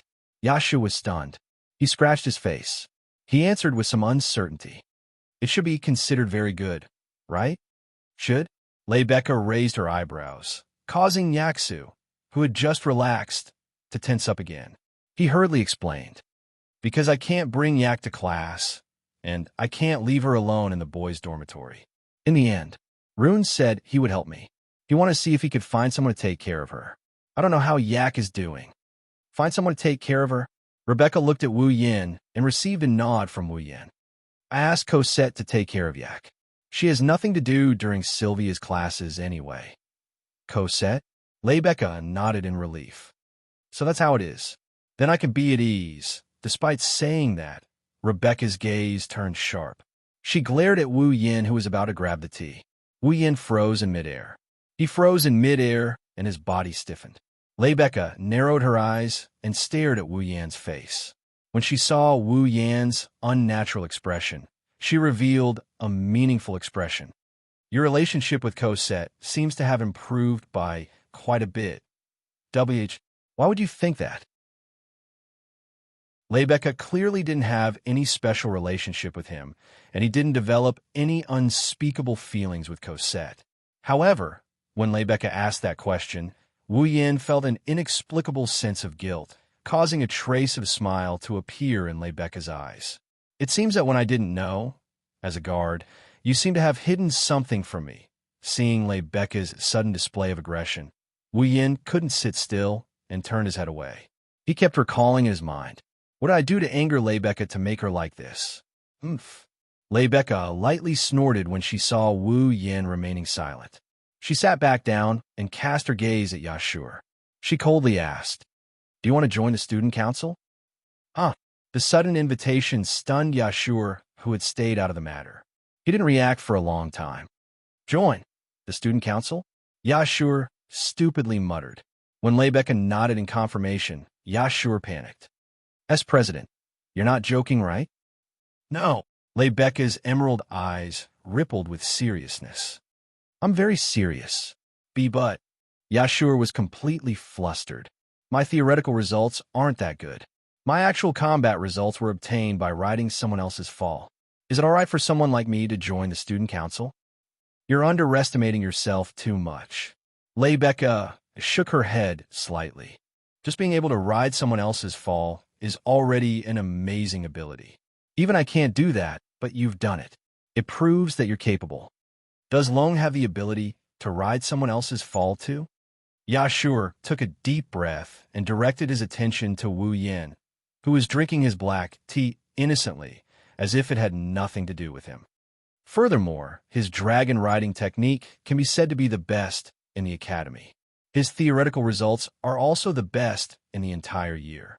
He even managed to tame Guffrin, president. He is much more outstanding than me, so Rowan also needs to join the student council, and he has already agreed. Lei Becca said slowly, I feel that your ability is also extraordinary. Therefore, if possible, I hope that the student union can also recruit you. President Lei Becca, please consider it carefully, Lei Becca said with a solemn expression, causing Yashio to hesitate. Right at this moment, a long rhythmic cry suddenly rang out above the academy, startling all the students. Lei Becca and Yashur stood up abruptly and looked out the window. That's a second-level emergency alert. Lei Becca went to the window and opened it. She looked out the window, and Yashur did the same. Wu Yin didn't know what's going on, and he kept asking questions. A second-level emergency alert? What's that? As the land of dragon breeding, Ansari will always encounter emergency situations. Based on the danger caused by these emergencies, the Academy has divided them into several levels of alerts. Rebecca continued to look out the window as she explained without turning her head. A second-level emergency alert means that the dragons in the Academy have suddenly lost control for some reason and left the dragon house. With that, Rebecca and Yashur turned their gazes to a certain corner below. There, a small pterosaur was wantonly running back and forth on the ground like an earth dragon, crashing into one tree after another. A few dragon servants from the dragon house rushed over in a panic and surrounded the pterosaur with weapons that didn't deal much damage. Then, under the watchful eyes of everyone present, a figure charged straight towards the frenzied pterosaur and jumped onto its back. It was Sylvia. What is Her Highness doing? Yashur couldn't help but jump in fright when he saw this with his own eyes. That was to be expected. After all, apart from their master, dragons wouldn't allow anyone else to ride on their back. Only Wu Yin and Yashur were exceptions due to different reasons. As for Sylvia, she didn't have the ability to do so. Thus, the moment Sylvia jumped onto the pterosaur's back and hugged its neck, the pterosaur began to shake its body even more violently. Sylvia could only hold on with all her might, but she wouldn't be able to hold on for much longer. And because of Sylvia's actions, Longding was at a loss for what to do and panicked. That idiot! Wu Yin didn't care about Sylvia's identity as he cursed out loud. He jumped out of the window and charged towards pterosaur and Sylvia. Roan. Yashur was shocked to see Wu Yin jump out of the window. Rebecca watched closely as Wu Yin charged out, a strange look of anticipation in her eyes. Let me see more of your talents. Calm down. On the other side, Sylvia hugged the pterosaur's neck with all her might while suppressing the fear in her heart. The strength in her body was gradually dissipating. Competing with a dragon in terms of physical strength was undoubtedly a foolish thing to do. But Sylvia had done it. Even if she didn't regret it, she couldn't help but feel fear. It was a mistake, and the pterosaur had flung Sylvia out of the window. Chapter 1296. The scene of the sky and earth spinning was imprinted into Sylvia's eyes. When her body was also spinning in the air, Sylvia's screams also resounded through the sky. It was clearly a young pterosaur that hadn't even grown its wings yet and couldn't fly. However, Sylvia's voluptuous body was thrown high into the sky by the other party's fling, and she flew out fiercely like trash. In such a position, if she were to land on the ground uncontrollably, then Sylvia's slender body would definitely be severely injured from the impact of the landing. It might even endanger her life. Understanding this, the Draconic guards were all shocked. They also let out sharp screams that echoed through the sky along with Sylvia's screams. Just as Sylvia was about to fall to the ground and become the victim of this accident, a figure suddenly charged down from the sky, leaving behind afterimages as it streaked across the sky. It was extremely fast and arrived at a certain location in the blink of an eye. Sylvia's body also flew towards the figure and was picked up by the waist. Then, the figure lightly landed on the ground as if it was weightless. Sylvia, who had closed her eyes and was about to endure the pain of landing, slowly opened her eyes with lingering fear. A face close to her entered her field of vision. Her expression froze in place. Oomph.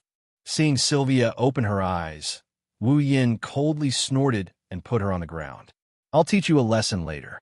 After saying that, Wu Yin stomped on the ground and flew in front of the pterosaur. He then jumped high into the air and landed heavily with a sharp explosion. Below him was the berserk pterosaur. Boom! Woo! A muffled sound rang out. The berserk pterosaur felt as if a heavy mountain had smashed down on its back. It almost hit the pterosaur. The pterosaur thought that someone had overestimated themselves and rode on its back. It was about to explode when a cold voice seemed to freeze the air and entered its heart. Don't mess around. Don't blame me for being merciless. As these cold words were spoken, a wave of pressure from a higher existence pressed down on the pterosaur from above.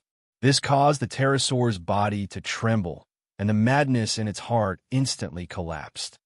Woo! The pterosaur, which was as crazy as a beast a second ago, let out a soft moan as if it was begging for mercy. At this moment, he suddenly became like a puppy. He opened his teary eyes and laid on the ground, not daring to act rashly anymore. For it, who was still young and had yet to grow, Wu Yan's pressure was really a burden. Therefore, it had no choice but to be obedient. Stop. It stopped. The group of draconians who witnessed this scene stared blankly at Wu Yan, who was standing on the back of the pterosaur. Then, as if they had thought of something, they exclaimed in surprise. He's Luoang? Is it Randall? Really, that young rider of the Protoss? No wonder he could subdue the pterosaur so easily. Too powerful. The excited cheers of the dragon subordinates were all heard by Sylvia, making Sylvia feel a little uncomfortable. Why can't I do it? With that thought, Sylvia's eyes welled up with tears. She turned around and wanted to leave the scene. However, as soon as Sylvia turned around, a hand grabbed her and pulled her back. Then slap. A crisp sound echoed in the air. Sylvia was stunned. It wasn't just Sylvia. The draconians, Lebecca and Yashur, who were standing by the window of the student council office, as well as the scattered staff who heard the alarm and rushed over, were all stunned. Sylvia stared blankly at Wu Yan, who was standing in front of her with his hand in the air. She reflexively touched her cheek with her hand. The next moment, a strange, stinging sensation spread to her nerves. She finally realized she was just slapped by Wu Yan. You? Sylvia stared in disbelief at Wu Yan, who casually withdrew his hand as if nothing had happened. She rubbed her cheek and muttered in confusion. You slapped me? Yes, I slapped you.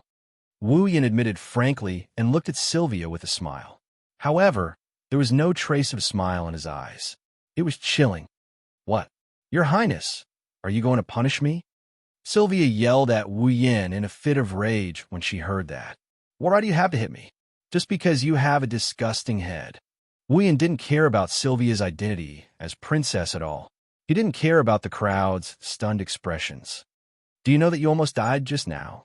What does my death have to do with you? Sylvia's anger, resentment, and all other emotions exploded with Wu Yan's slap. What is your relationship with me? Do I need to be slapped because I'm an eyesore to you? That's right. You have nothing to do with me. So, if you want to die, please find a place with no one around and die on your own. Wu Yan laughed coldly.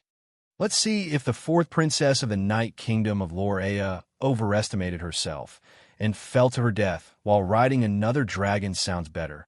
Or the fourth princess of the Night Kingdom of Lorea committed suicide because she lost to someone else and couldn't get first place sounds better. Sylvia's face turned ghastly pale. What? Not saying anything? Wu Yan didn't show any mercy as he looked at Sylvia's pale face. Risking your life to challenge another dragon, isn't it because you don't have the ability that others have, so you feel indignant, unwilling to admit defeat, and unwilling to see it happen? That's why your IQ dropped. You thought that if others could do it, you could also do it, so you jumped over. Isn't that right? You don't understand how I feel at all.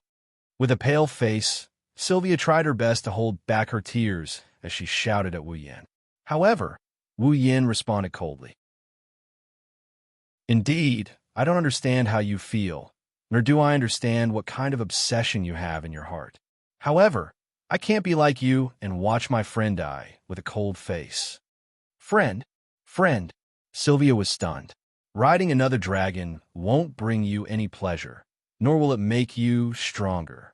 Wu Yan pointed at the pterosaur that just went berserk. If riding that little fellow can satisfy you, then I definitely won't stop you. Sylvia was speechless at Wu Yan. No matter what kind of dragon you ride, it won't bring you as much joy as watching your own dragon grow. Don't you understand? Wu Yan glanced at Sylvia before turning around.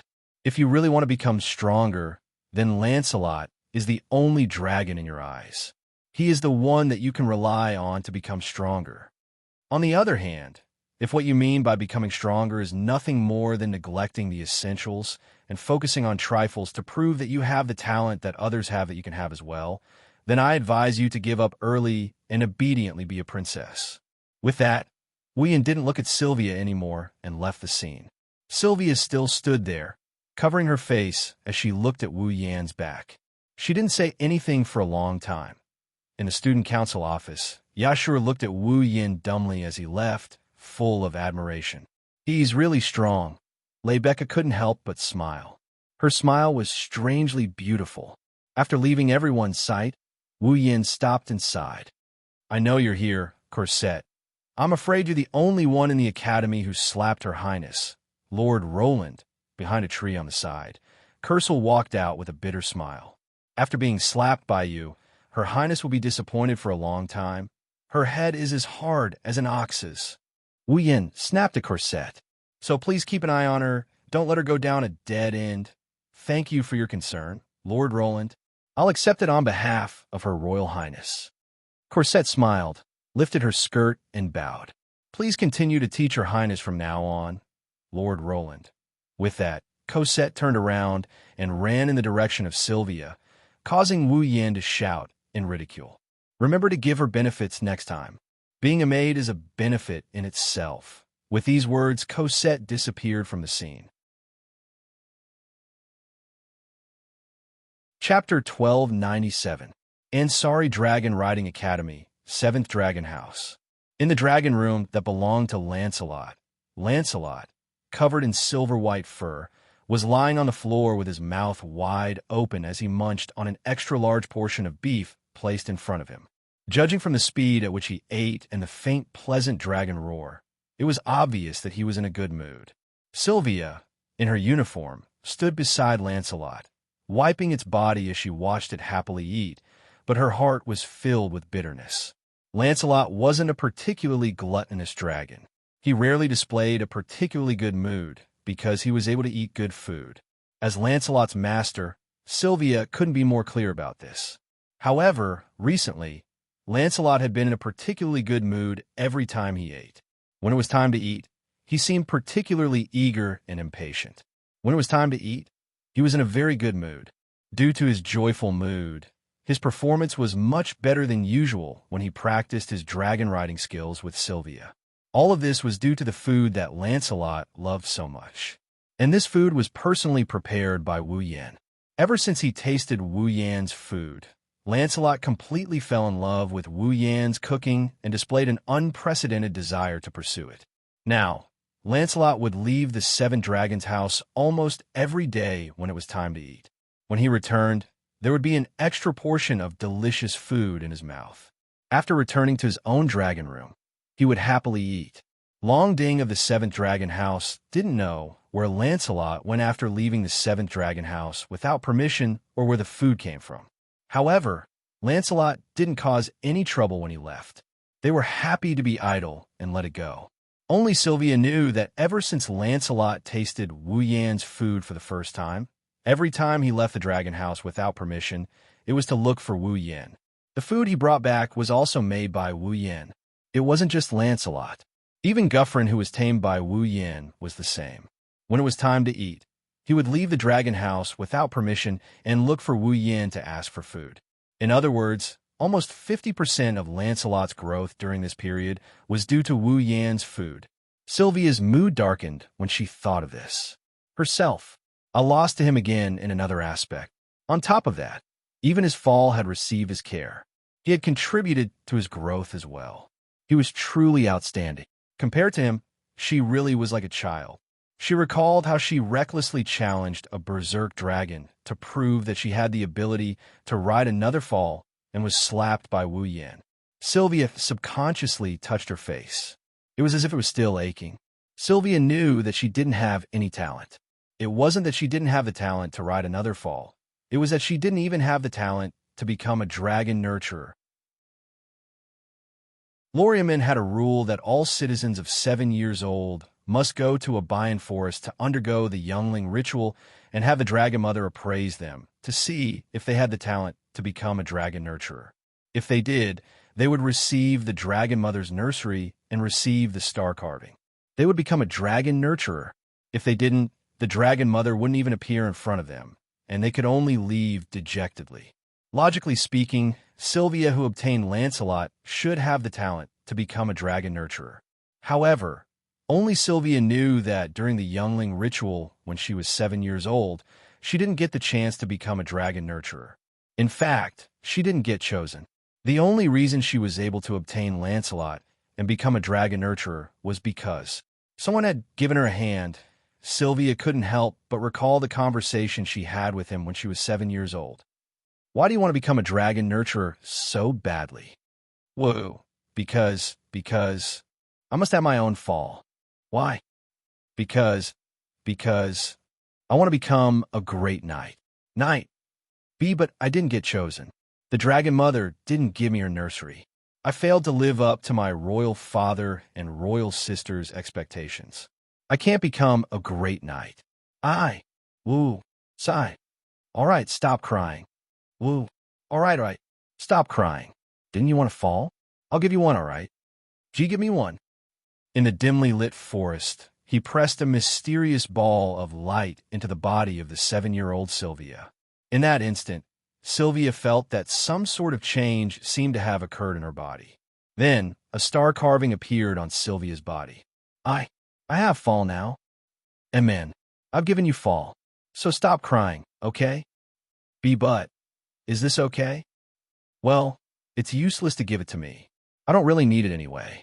If you need it, I'll give it to you. All right, I'm leaving. Remember, stop crying. Wait. Big brother. What's your name? Me? My name is Wu Yan. Sylvia muttered subconsciously, calling out that name that was etched in her heart. Then, she thought of her own performance, and her bright and beautiful eyes were filled with heart-wrenching gloom. She even began to mock herself. If Big Brother sees me now, he'll be very disappointed, right?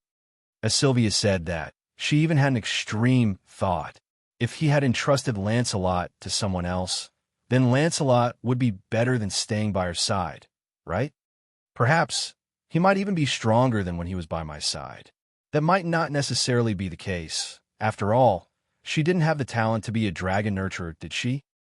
Just as that thought rose in her mind, a familiar voice that was also etched in her heart coldly echoed in Sylvia's heart. No matter what kind of dragon you ride, it won't be as joyful as watching your own dragon grow. Don't you understand? If you really want to become stronger, then Lancelot is the only dragon in your eyes. He's the one you need to become stronger. And if what you mean by becoming stronger is nothing more than neglecting the essentials and focusing on trifles to prove that you have the talent that others have that you can have as well, then I advise you to give up early and just be a princess obediently. The cold voice was like a bucket of cold water that poured over Sylvia's heart. She, who had almost gone to the extreme, suddenly came back to her senses. No, I can't think that way. Sylvia hurriedly shook her head and took a deep breath to get rid of the distracting thoughts in her mind. He's right. I only need Lancelot. I only need Lancelot in my eyes. He's the one I need to become stronger, not to prove that I have the talent to be a dragon nurturer.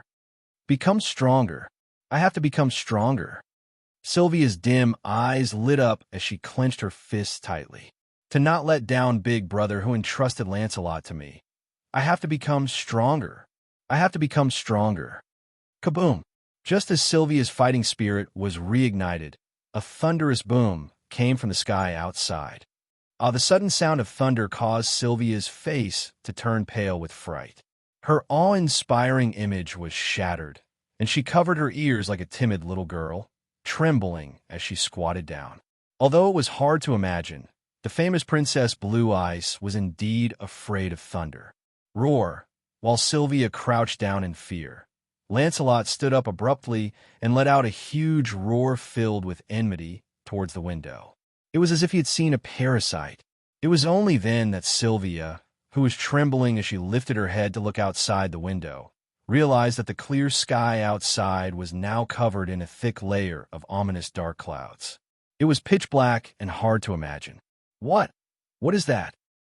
Looking at the sky covered by ominous dark clouds and the sticky feeling of discomfort that permeated the air like a rotten swamp, Sylvia's icy blue eyes trembled violently, and a trace of unease surfaced in her heart.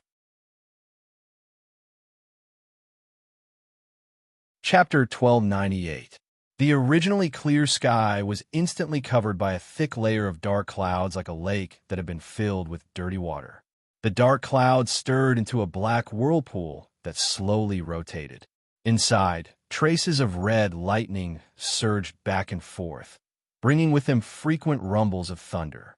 In Apollo's abode, Wu Yin was reading a few scattered legends about dragons similar to the sacred dragon emperor that Cosette brought him. His hand that was flipping through the book suddenly paused, and he looked out the window, looking at the whirlpool of dark clouds and flashing red lightning. Wu Yan's frown deepened, and he stood up from his bed. Something's not right. Wu Yan wasn't the only one with such thoughts. The strongest student council president of the Ansari Academy also had the same thought. The proof was Guffrin's enormous body suddenly soared into the sky under Wu Yan's gaze and stopped above the academy.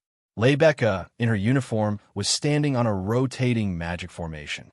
Her emerald eyes first glanced at the ominous clouds in the sky before looking in Wu Yan's direction. "Roland."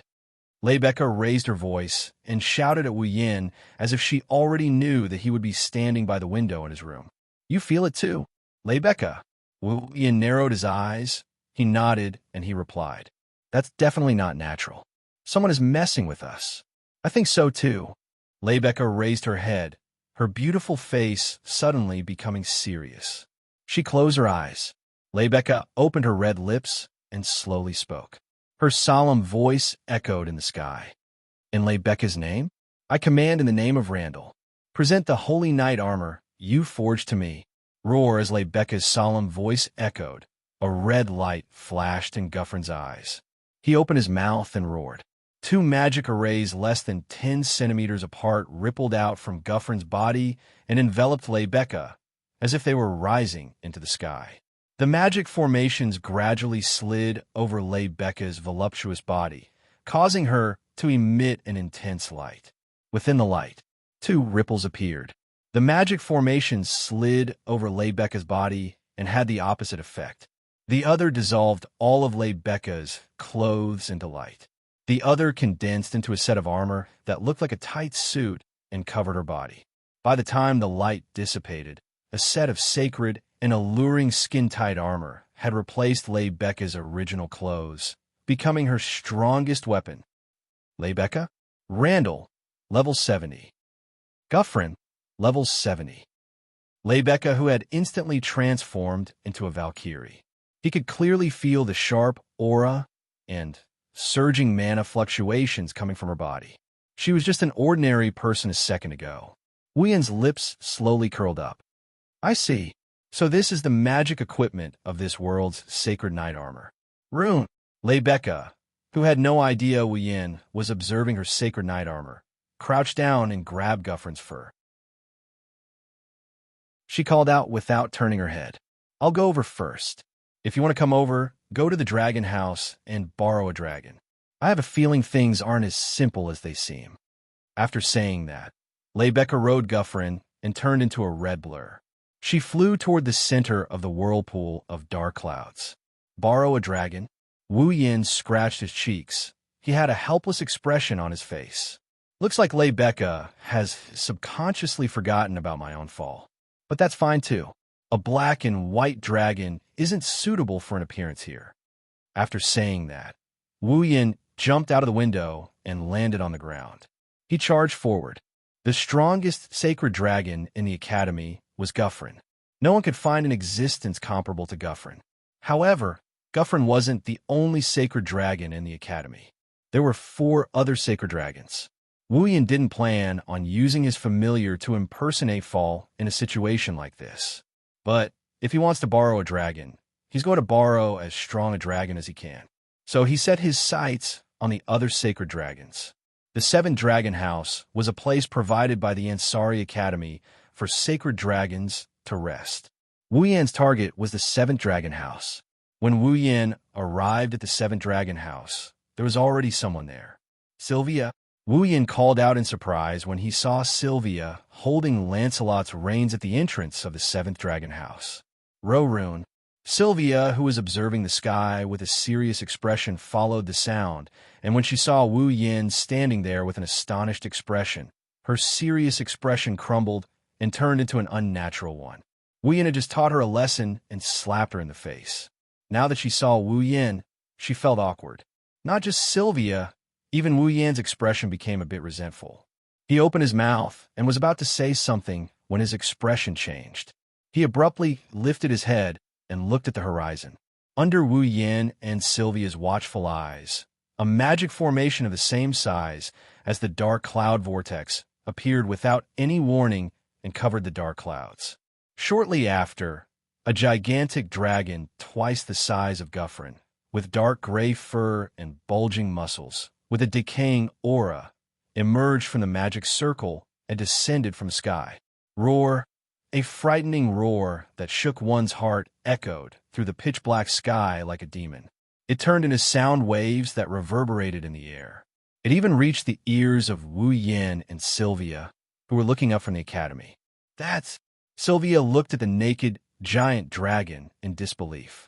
She couldn't help but take 2 steps back. Her delicate body trembled and her eyes were filled with fear. What is that? TCH. Wu Yin curled his lips and turned to look at Sylvia. Sylvia, ride Lancelot and bring me there. What? Sylvia's panic turned into fear when she heard Wu Yin's words. She shook her head with all her might without thinking. No, I don't want to. Huh? Wu Yin didn't expect to receive such an answer. He paused and became angry. Why? That kind of monster. Sylvia's shoulders trembled, the fear in her heart written all over her face. I don't want to go near it. Wu Yin clenched his fists. His eyes flashed with a cold light. I thought you were just a little stubborn. I didn't expect you to be a coward who doesn't even dare to face the enemy. It's a sin for the Loriaman royal family to have a princess like you. Well, what did you say? Sylvia's body trembled. She was stunned on the spot. That dragon is clearly very dangerous to Ansari City. It's even destroying it. Wu Yin looked at the giant dragon that was spitting dragon breath to destroy Ansari City. His mocking voice reverberated towards Sylvia. The citizens of Ansari City are facing danger. A princess like you actually doesn't care about the safety of your own country's citizens. You plan to hide here like a coward. What an eye-opener. I. Sylvia's body trembled again and again. Her pretty face was as white as paper. Forget it. It's the same if I go alone. Wu Yin glanced at Sylvia and walked to Lancelot's side. Lend Lancelot to me. Lend Lancelot? Sylvia was stunned again. She quickly shook her head. No. How can Lancelot fight that kind of monster? He can't even compare to it in terms of size. Huh? Wu Yin laughed. His laughter was unusually sarcastic. You want to impose your own incompetence on your foe? You're really something, aren't you? No. It's not like that. Aren't you the one who knows Lancelot the best? Wu Yin coldly interrupted. In your heart, is Lancelot a holy dragon that can't even defeat that disgusting reptile? Seeing Sylvia's confused look, Wu Yin sighed. He turned around and patted Lancelot's head. Lancelot, since that's the case, let us show your owner just how strong you are. Roar. Lancelot roared without hesitation and obediently laid down in front of Wu Yin. Lancelot. Sylvia was stunned when she saw Lancelot's expression of submission. Now is not the time for you to be in a daze. Wu Yin grabbed Sylvia by the waist and jumped on a Lancelot's back amid Sylvia's shriek of surprise. Come and see for yourself. See how strong Lancelot is. Roar. Lancelot let out a hot-blooded dragon roar. He kicked his 4 limbs and soared into the sky with a muffled sound. Chapter 1299. Roar. The roar that turned into a strong storm swept through the entire area, instantly blowing the glass and wooden tiles of all the surrounding buildings into pieces. Like garbage, the sound waves shot out like bullets, destroying all the buildings on the scene. Boom! The dark gray dragon stomped its foot on the ground. With its foot as the center, the ground cracked inch by inch, bringing with it a nauseating stench that filled the square below. What is that? Why, run. It wasn't until this time that the crowd in the square began to flee in panic, fleeing aimlessly into the distance. Although the security officers of Ansari State suppressed the fear in their hearts, tried to maintain order, evacuate the crowd, and seek refuge, it was still difficult to control the panic of the crowd. The huge square was like a battlefield. Countless guests rushed out of the surrounding buildings and scattered crazily with the fleeing crowd. They completely ignored a portion of the people who fell in panic. Some of them even cruelly stepped on their bodies in order to escape the scene. The plaza was already in a state of panic. Riding on a Guffrin, Lebecca saw this scene as soon as she arrived. She couldn't help but grit her teeth and look forward. Her beautiful emerald-like eyes emitted a rarely seen sharpness. A ferocious flow of magic reverberated from her body and filled the entire plaza. Then, a golden magic array flashed above Lebecca's head, emitting a dense golden light. Appear, a magic spear that can kill in one hit. With a stern shout, Lebecca extended one of her hands and grabbed at the magic array above her head. She clenched her fist, and the next moment, Lebecca clenched her fist. A huge black and red spear that looked like a drill appeared in her hand. It was a magic device unique to every Holy Knight's armor. If the elves' defensive barrier was spiritual equipment, and the true power of the elves lay in the angel, then the Holy Sky Dragon Knight's defensive barrier would be the Holy Knight armor, and the true power of the Holy Sky Dragon Knight lay in the Holy Knight armor. This was the intrinsic magic device of the Holy Knight armor. Its name is Kai Borgu. Lebecca opened her eyes, and a sharp glint flashed through them. She grabbed the drill-like spear and tensed her body, forcefully projecting her intrinsic magic device. His name was Kai. Borga's magic spear turned into a flash of light, accompanied by a sharp piercing sound that made people's ears hurt. It was as if it had traveled through space, and before the dark gray dragon could react, it struck its head. Bam! A dense flash of light pierced through the entire area, and a loud rumble caused the atmosphere to tremble. The giant dragon's head was easily pierced through, and it exploded into pieces, causing a burst of black smoke. It shrouded the dragon's missing head. Phew! Lebecca involuntarily let out a sigh of relief, but her expression soon changed. The black smoke slowly dissipated, exposing the ferocious and terrifying headless appearance of the giant dragon in the air. Not a single drop of blood flowed out of the wound on its neck.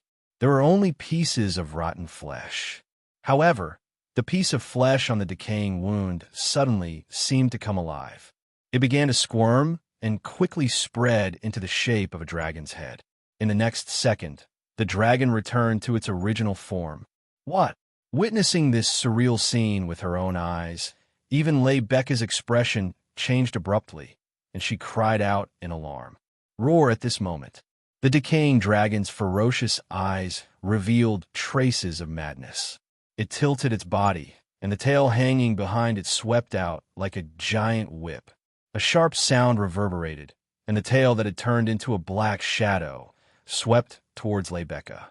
Lebecca's eyes narrowed, and with a delicate cry, she reached out with her slender hand. Of course, Lebecca didn't want to use her own hand to receive the dragon's attack. Otherwise, even if she had the Holy Knight armor, she would be sent flying and heavily injured. After all, no matter how ugly her opponent was, it was still a dragon, and it seemed to be a holy dragon that had matured to a higher level than Guffrin.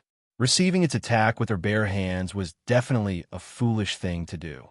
Thus, Lebecca mobilized the magic power of the Holy Knight armor, and through the rider's consciousness, it fused with Guffrin's magic power and instantly superimposed.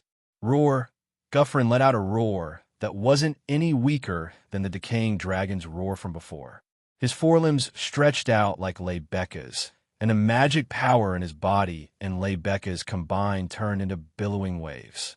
Soon after, a magic formation that was as large as Guffrin's body shook, and it blocked in front of Lebecca and Guffrin. Boom!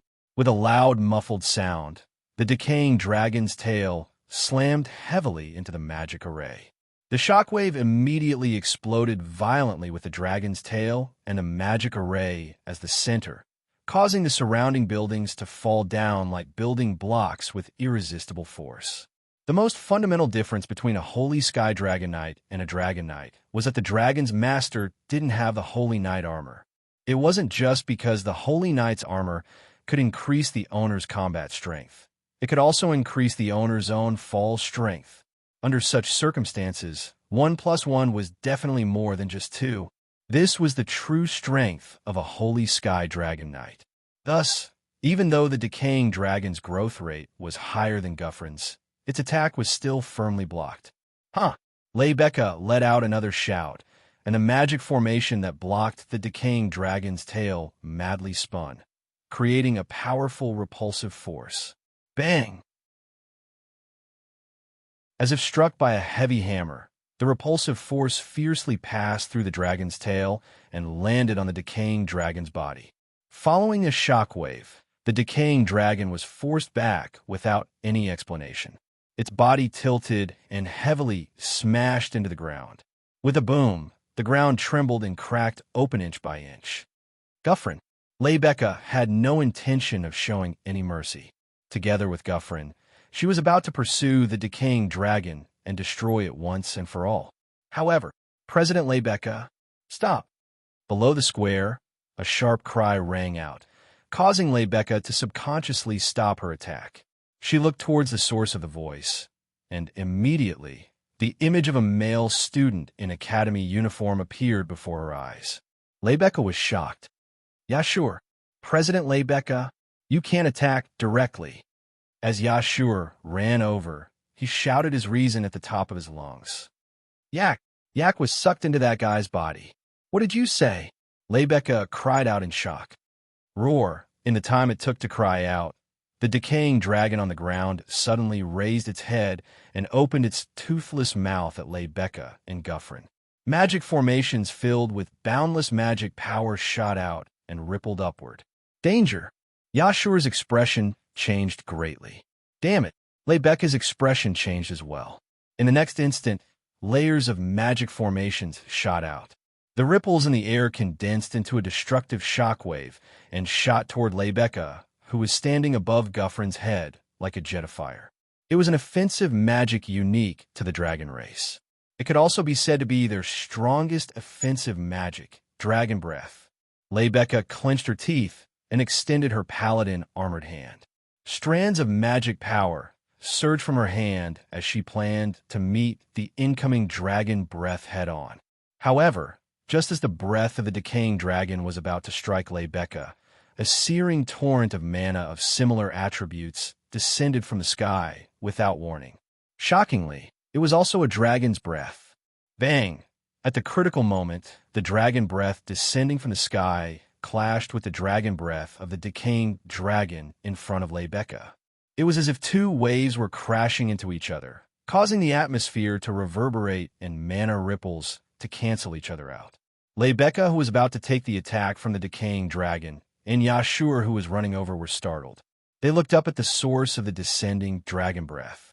A holy dragon with silvery white fur and a small but familiar body appeared in their field of vision. Two figures were standing on the back of the sacred dragon. Lebecca and Yashur were delighted. Rune, Your Highness. They were Wu Yin and Sylvia, who had arrived on Lancelot, the holy dragon.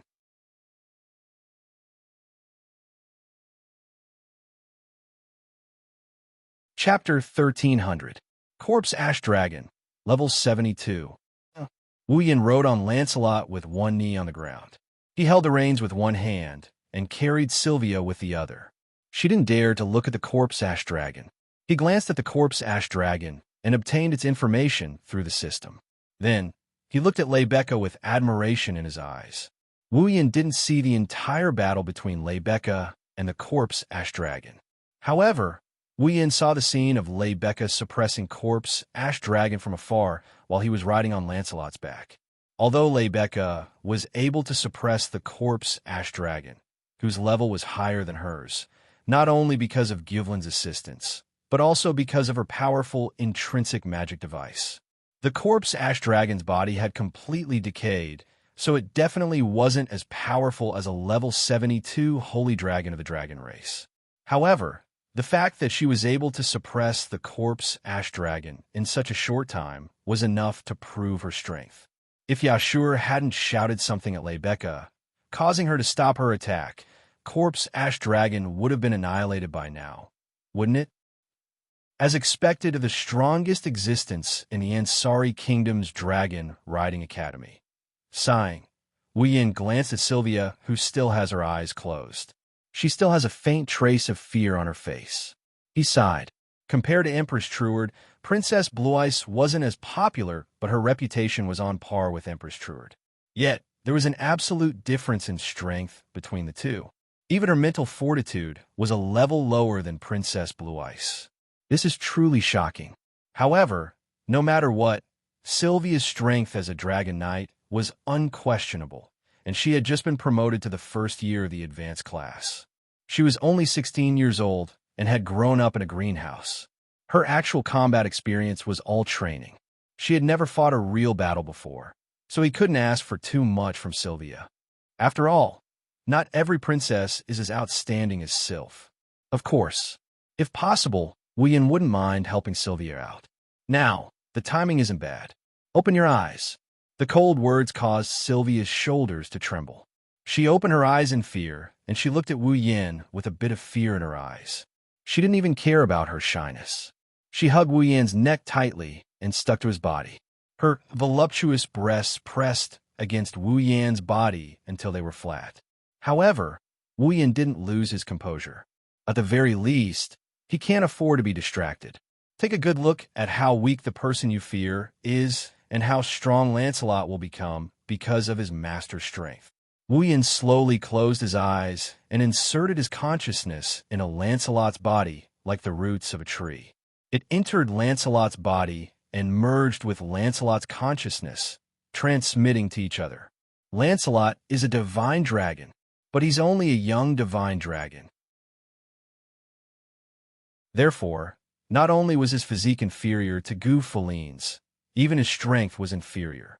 Of course, his level. Lancelot, level 64. Just like the information from the system, Lancelot is only around the middle of the 7th rank.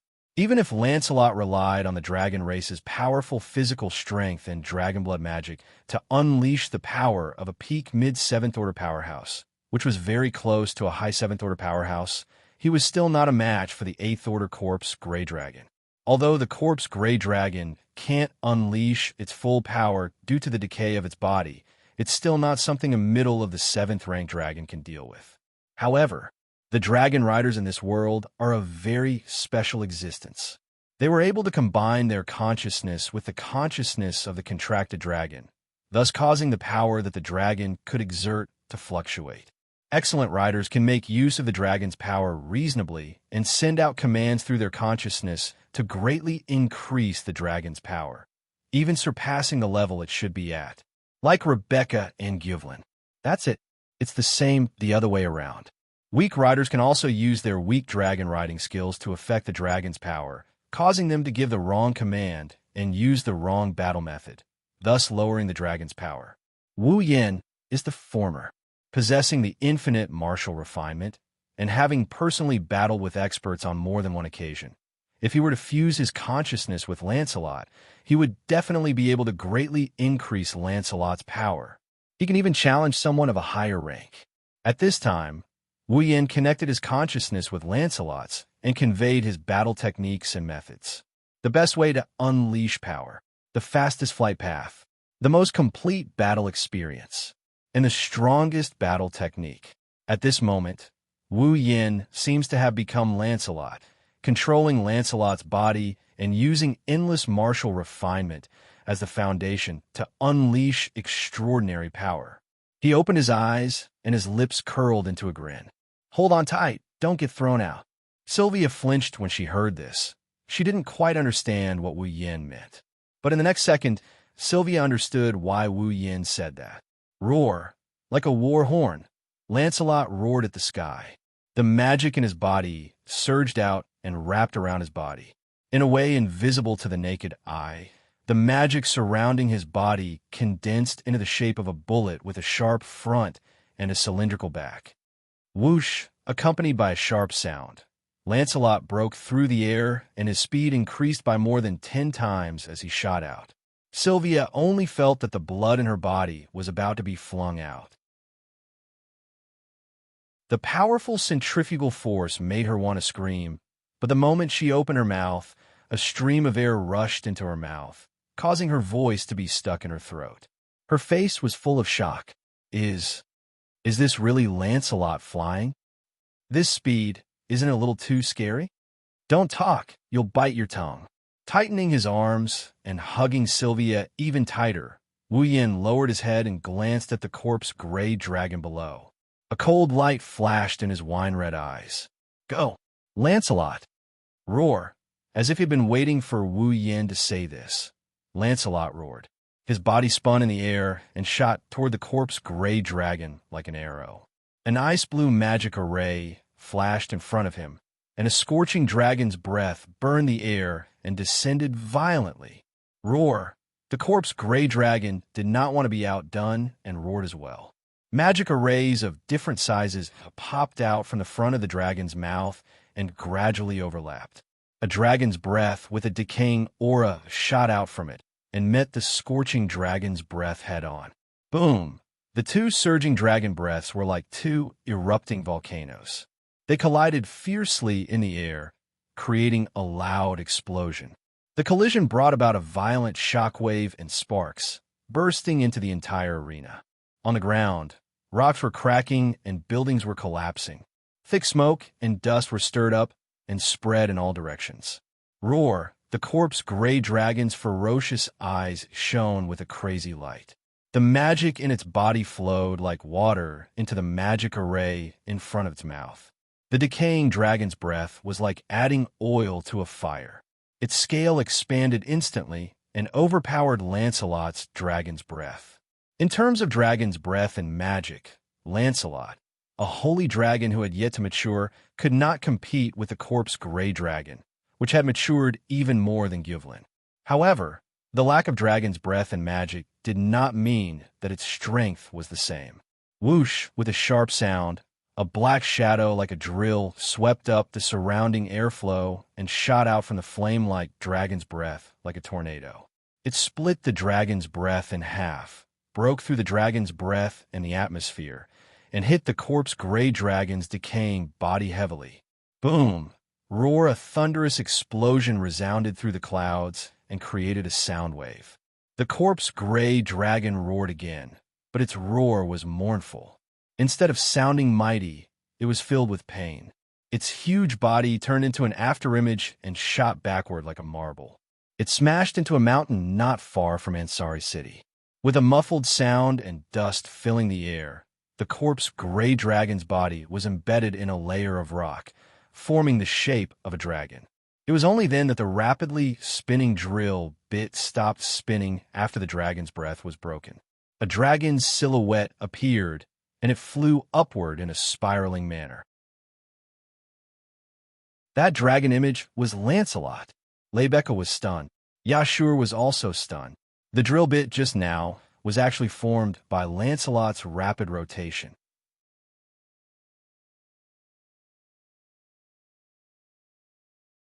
Chapter 1301. Using the body as a weapon had always been a dragon's specialty. However, Lebecca and Yashur didn't think that Lancelot's method of spinning his body into a drill bit was his fighting style. No, it should be said that no dragon would want to do such a thing. It was no longer a matter of whether or not a dragon wanted to do it. It was a matter of whether or not they could do it. Even though it seemed very powerful, there was a fundamental problem. With the rotation of the dragon at such a high frequency, would the rider be able to ride the dragon stably in such a situation, let alone the feeling of the dragon itself? Naturally, the answer was no. However, Wu Yin, who was still riding steadily on Lancelot's back without a change in expression, told Lebecca and Yashur that he had done it. This was no longer something that could be described as a miraculous dragon riding skill. It was a terrifying dragon riding skill that could explain Lebecca and Yashur's current state of mind. If even Lebecca and Yashur were like this, there was no need to even mention Sylvia, who was riding on Lancelot's back. Sylvia's head was still dizzy from the extreme spinning just now, and a faint feeling of wanting to vomit continuously assaulted her mind. Sylvia resisted the urge to vomit, her heart completely enveloped by a feeling of disbelief. Was this what true power was like? Was this the level that Lancelot could reach? Was this the miracle that a rider could achieve? Was this what she was lacking in? So there was an excellent rider. Lancelot could be this strong. Sylvia's fear of the corpse ash dragon was overshadowed by these thoughts. At this moment, Sylvia finally understood that the reason she was afraid of the corpse ash dragon was not because it was too powerful, but because its appearance was too ferocious. She was just like an ordinary girl who was afraid of it. Saying that Lancelot wasn't a match for this monster was just a cover for her cowardice. Understanding this, Sylvia's heart, she was immediately filled with disappointment and sadness. Herself, she was still a coward in the end. Humans have to constantly look forward. Just as Sylvia's heart was filled with disappointment and gloom, a familiar voice suddenly echoed in her heart, causing Sylvia's entire body to tremble. It's precisely because you're too weak that you want to become stronger. It was also because of his own weakness. That's why I want to be strong. So, if you want to become strong, you must first admit that you are too weak and want to become strong. You have to admit your weakness. Since you've made a mistake, you should bravely admit it. Isn't that the Wang family's teachings?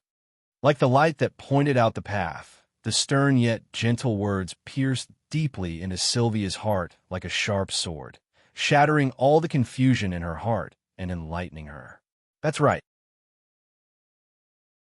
Since you've made a mistake, you should bravely admit it.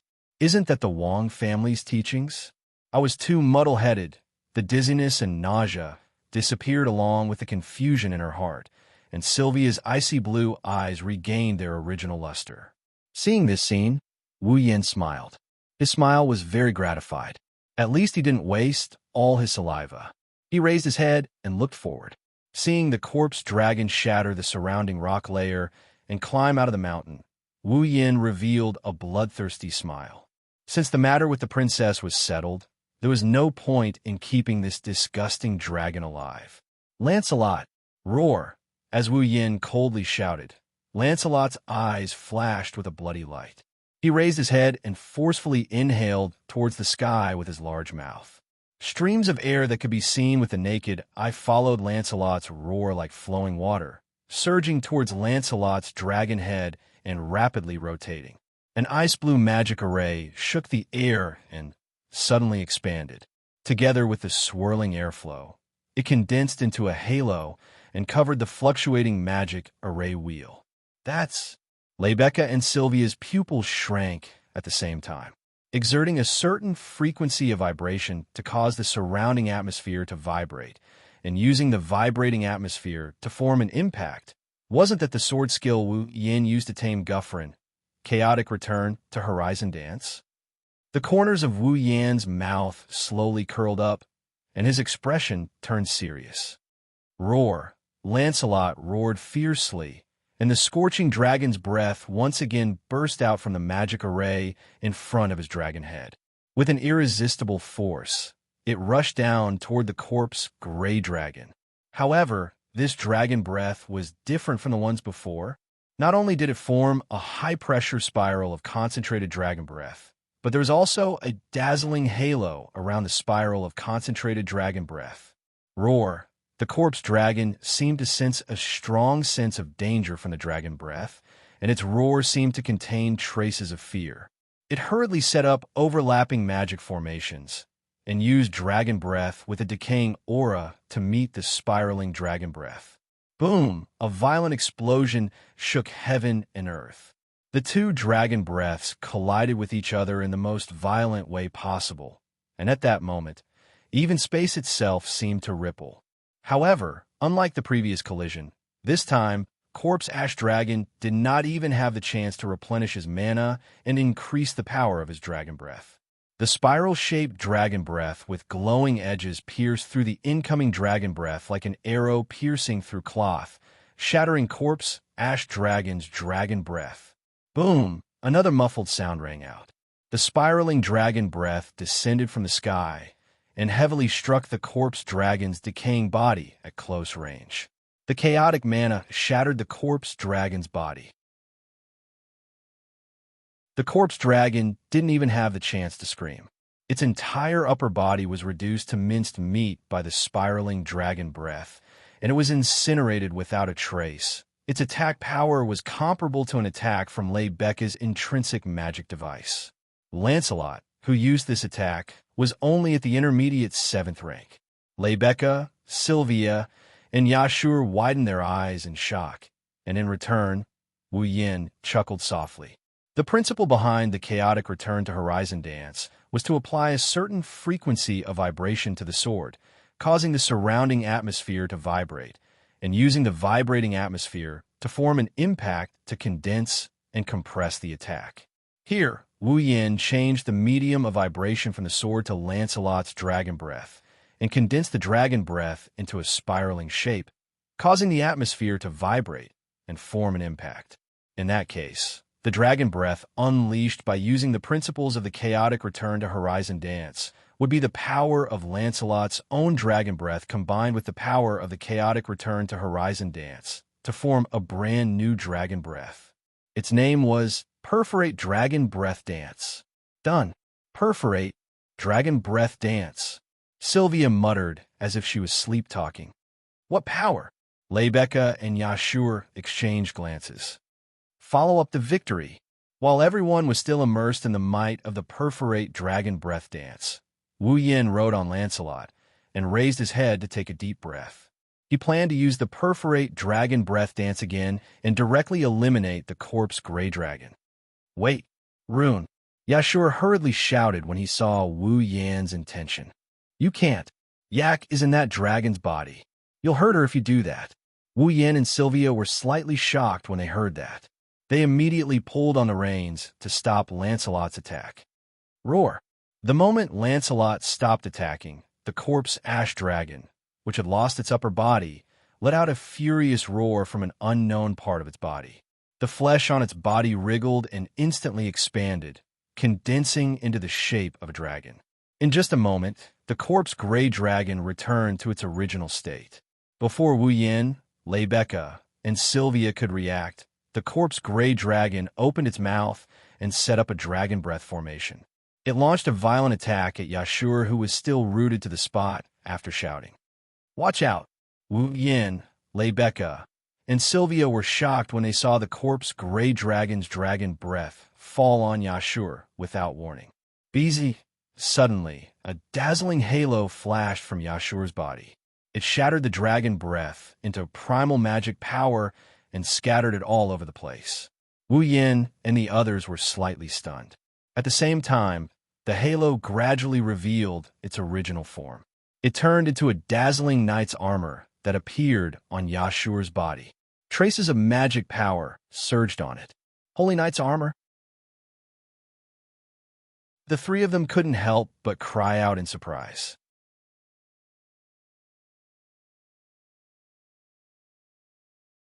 Chapter 1302.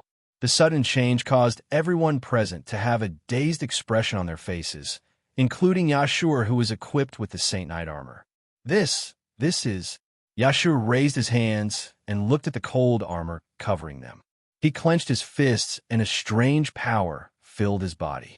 Although Yashio had never felt such power before, he instantly understood the essence of this power. It was the magic of the Dragon Clan. In other words, the armor on his body was the genuine Holy Knight armor. I have the Holy Knight armor? I become a Holy Dragon Knight? Less than a month ago, Yashu, who had been a dragon nurturer who hadn't even been born fall, was at a loss. Yashu seemed to have heard someone's voice, and his eyes widened. When he reacted, confidence appeared on his face, and he shouted in the direction of the corpse dragon. Thanks, Yak. Yak? Becca was surprised. Could it be that the Holy Knight armor was given to Yashu by Yak? How was that possible? Sylvia cried out in shock.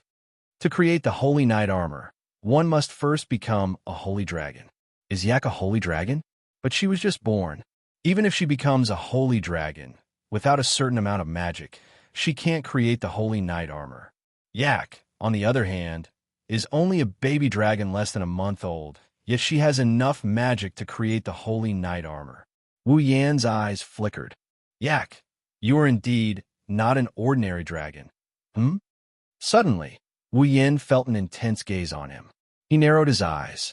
Wu Yan pulled on the reins and turned to look in the direction of the gaze. He saw the tallest clock tower in Ansari City. It was so tall that he could see the entire city. At the top of the clock tower, in front of the balcony, a tall, thin, silver-haired man wearing a mask stood there. His hair was silver, and his bangs were crimson in color. Next to the man, there was another woman with long black hair tied into a ponytail behind her head. She was a petite girl wearing revealing clothes. The source of the gaze was the silver-haired masked man. Wu Yan frowned when he saw the man and woman. A thoughtful look appeared in his eyes. Rune, Your Highness. Below him, Yashu suddenly stomped on the ground and activated the magic power of the Holy Knight armor. He shot up into the sky and turned into a blur. In the blink of an eye, he landed behind Wu Yan and Sylvia and stood on Lancelot's back. You. She looked at the person who could only shout helplessly on the ground a second ago. But at this moment, he was wearing the Holy Knight armor that even Sylvia dreamed of. Sylvia's eyes were filled with complicated emotions as she looked at Yashu, who was emitting a mighty aura. Yashu didn't notice the complicated look in Sylvia's eyes as he stared at the corpse-gray dragon below. His first sentence was shocking. I want to ride that dragon. Wah! Sylvia was the first to gasp. Ride that dragon. Are you crazy? No, I'm serious. Yashu's face under the helmet revealed a solemn expression. I can ride any dragon, and with the help of the Holy Knight armor, I might be able to make that dragon listen to me obediently. That way, not only will I be able to stop it from attacking, I might even be able to save Yak inside its body. Sylvia was at a loss for words for Wu Yan. Although it sounded ridiculous, it was undoubtedly the most feasible method at this stage. Moreover, Yashu had the Holy Knight armor. Even if he wasn't careful and took the risk to ride the corpse dragon and failed, he would at least be able to save his own life. Let's give it a try. While Sylvia's face was still filled with uncertainty, below, a strange scene unfolded. Lebecca, who was riding Guffrin and facing off against the corpse dragon, shouted, Even if we can't ride the dragon, as long as we can merge the rider's consciousness with the dragon's, we might be able to find a way to make it stop. Lebecca has a point. Wu Yan nodded and turned around. Before Sylvia could react, he stuffed the reins in her hands. Sylvia, why don't you ride on Lancelot and send Yashur over to the dragon? Me? Sylvia panicked and became uneasy. What are you afraid of? Wu Yan pressed down on Sylvia's shoulder.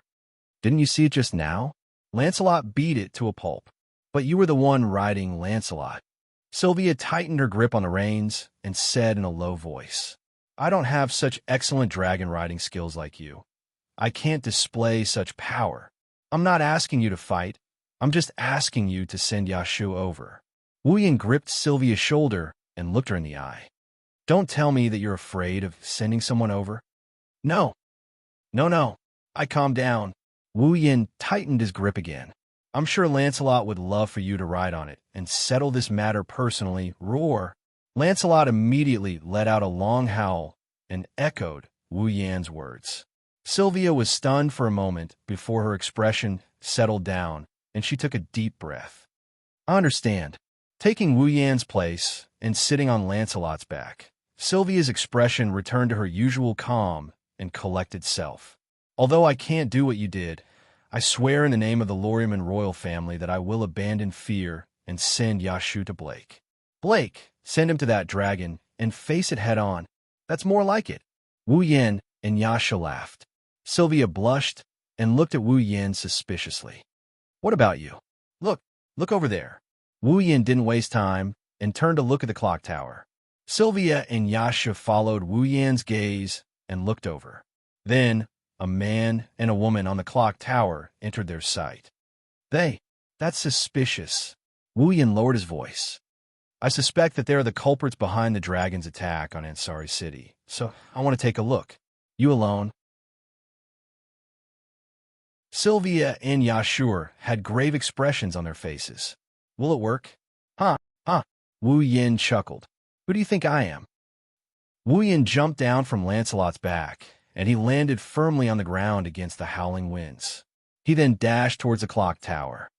He's fine after jumping down from such a high place, and he's not even wearing a paladin armor. Yashu was speechless. Rune, who is he? I don't know. Sylvia pulled on the reins in her hand and revealed a beautiful smile. But I'm sure he's a good person. If Wu Yin finds out that Sylvia gave him a card, he would probably reconsider pulling Sylvia in, right? On the other side, at the top of the clock tower, Lord Mikaos. The dark-skinned, petite girl stared at Lancelot, who was flying toward the corpse ash dragon in the sky. Her tone turned solemn. Beside him, the masked man called Mikaos looked at the sky without any change in his expression. His voice was indifferent. Looks like we met with an unexpected accident. In his hand was a huge black sword that was more than half the size of his body. It was a giant sword that was as black as ink, with blood-like veins running through it. It gave off an ominous aura, as if it was a tainted holy sword. Upon closer inspection, one could see traces of mana fluctuating on the pitch-black greatsword. The experiment failed. Anya. Mikaos watched with his own eyes as Yaksu jumped onto the corpse gray dragon's back and successfully steered the corpse gray dragon into the sky. He immediately turned around and spoke without any reluctance. When we get back, investigate that boy and girl. Girl? Anya showed a doubtful expression when she heard Mikaos' words. She knew the boy. He was referring to the one who successfully controlled the corpse dragon. But who was the girl? Saint Heavenly Dragon Knight Lebecca? Randall? Or the fourth princess of House Lorimon? Sylvia? Mikaos didn't answer Anya's questions. He picked up the black greatsword and walked towards the entrance of the clock tower. Retreat. Yes. Despite her doubts, Anya still obeyed Mikaos' arrangement. However, Mikaos and Anya, who were walking towards the entrance, quickly stopped in their tracks. That was because there was already a person standing at the entrance.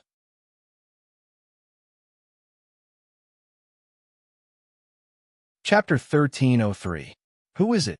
Looking at the figure that appeared at the entrance without the slightest warning, the pupils hidden under the mask narrowed slightly. Anya was also startled.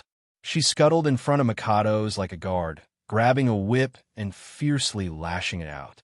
A sharp sound of the whip breaking through the air was heard as it lashed forward. Just by the sound, one could tell that its lethality was not low. However, it was a pity that such a powerful attack was caught by a hand in an extremely straightforward manner. That hand forcefully grabbed the whip shadow. Wah! Anya was shocked.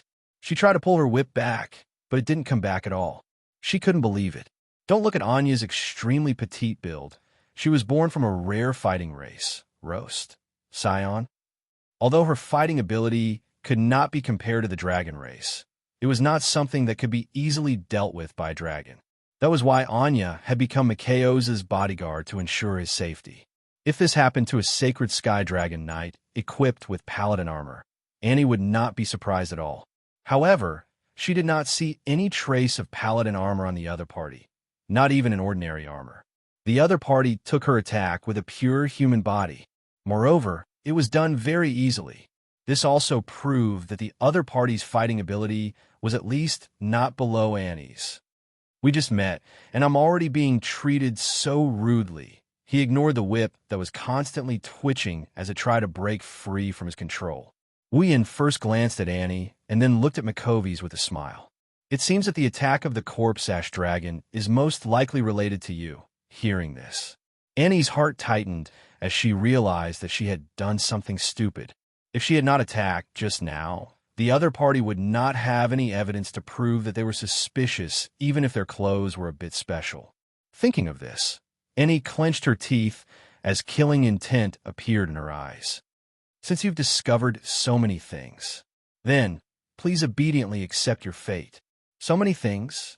Wu Yin shook his head. No, no, no. At most, I only know that you guys are the culprits behind the corpse Ash Dragon's actions. I don't know anything else. If possible, I hope you could try your best to answer my questions and let me know more. Don't even think about it. Anya's free hand reached behind her back and pulled out a sharp dagger with a crisp sound. I won't let you get close to Mikao's. Oh, so it called Wu Yin.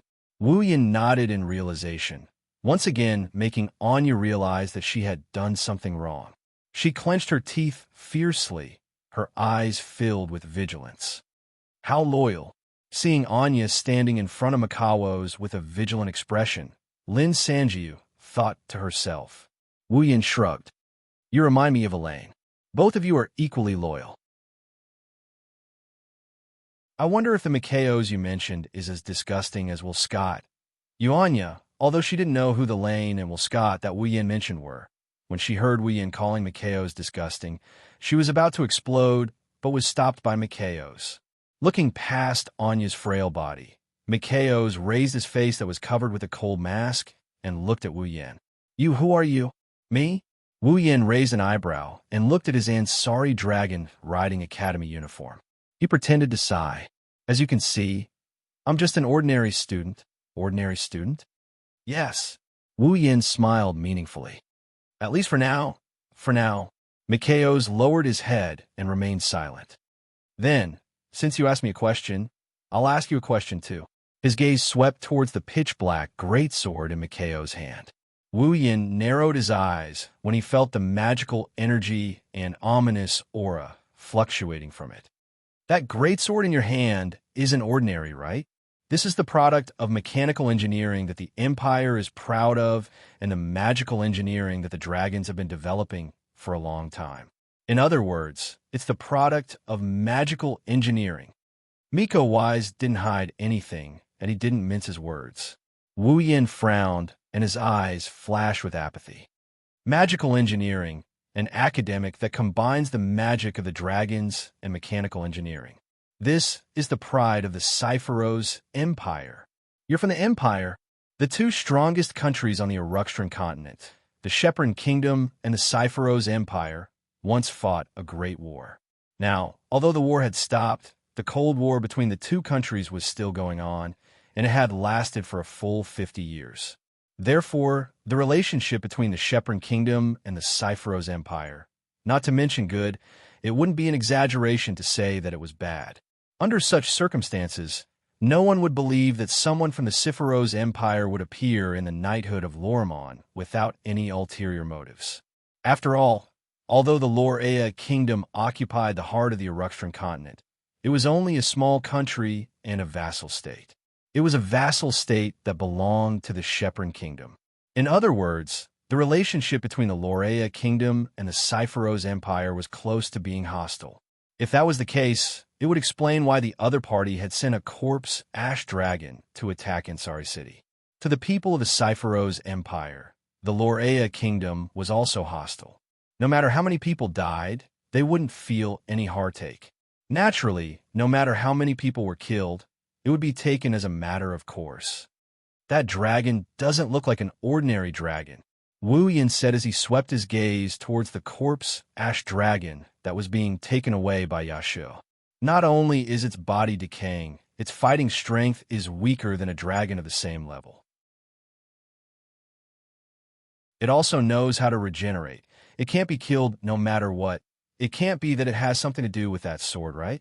This sword can use the ashes of dead dragons as a medium to allow dragons to return to this world and be controlled by the wielder to become a fighting force. Mikvis was silent for a moment before answering. You even guessed that.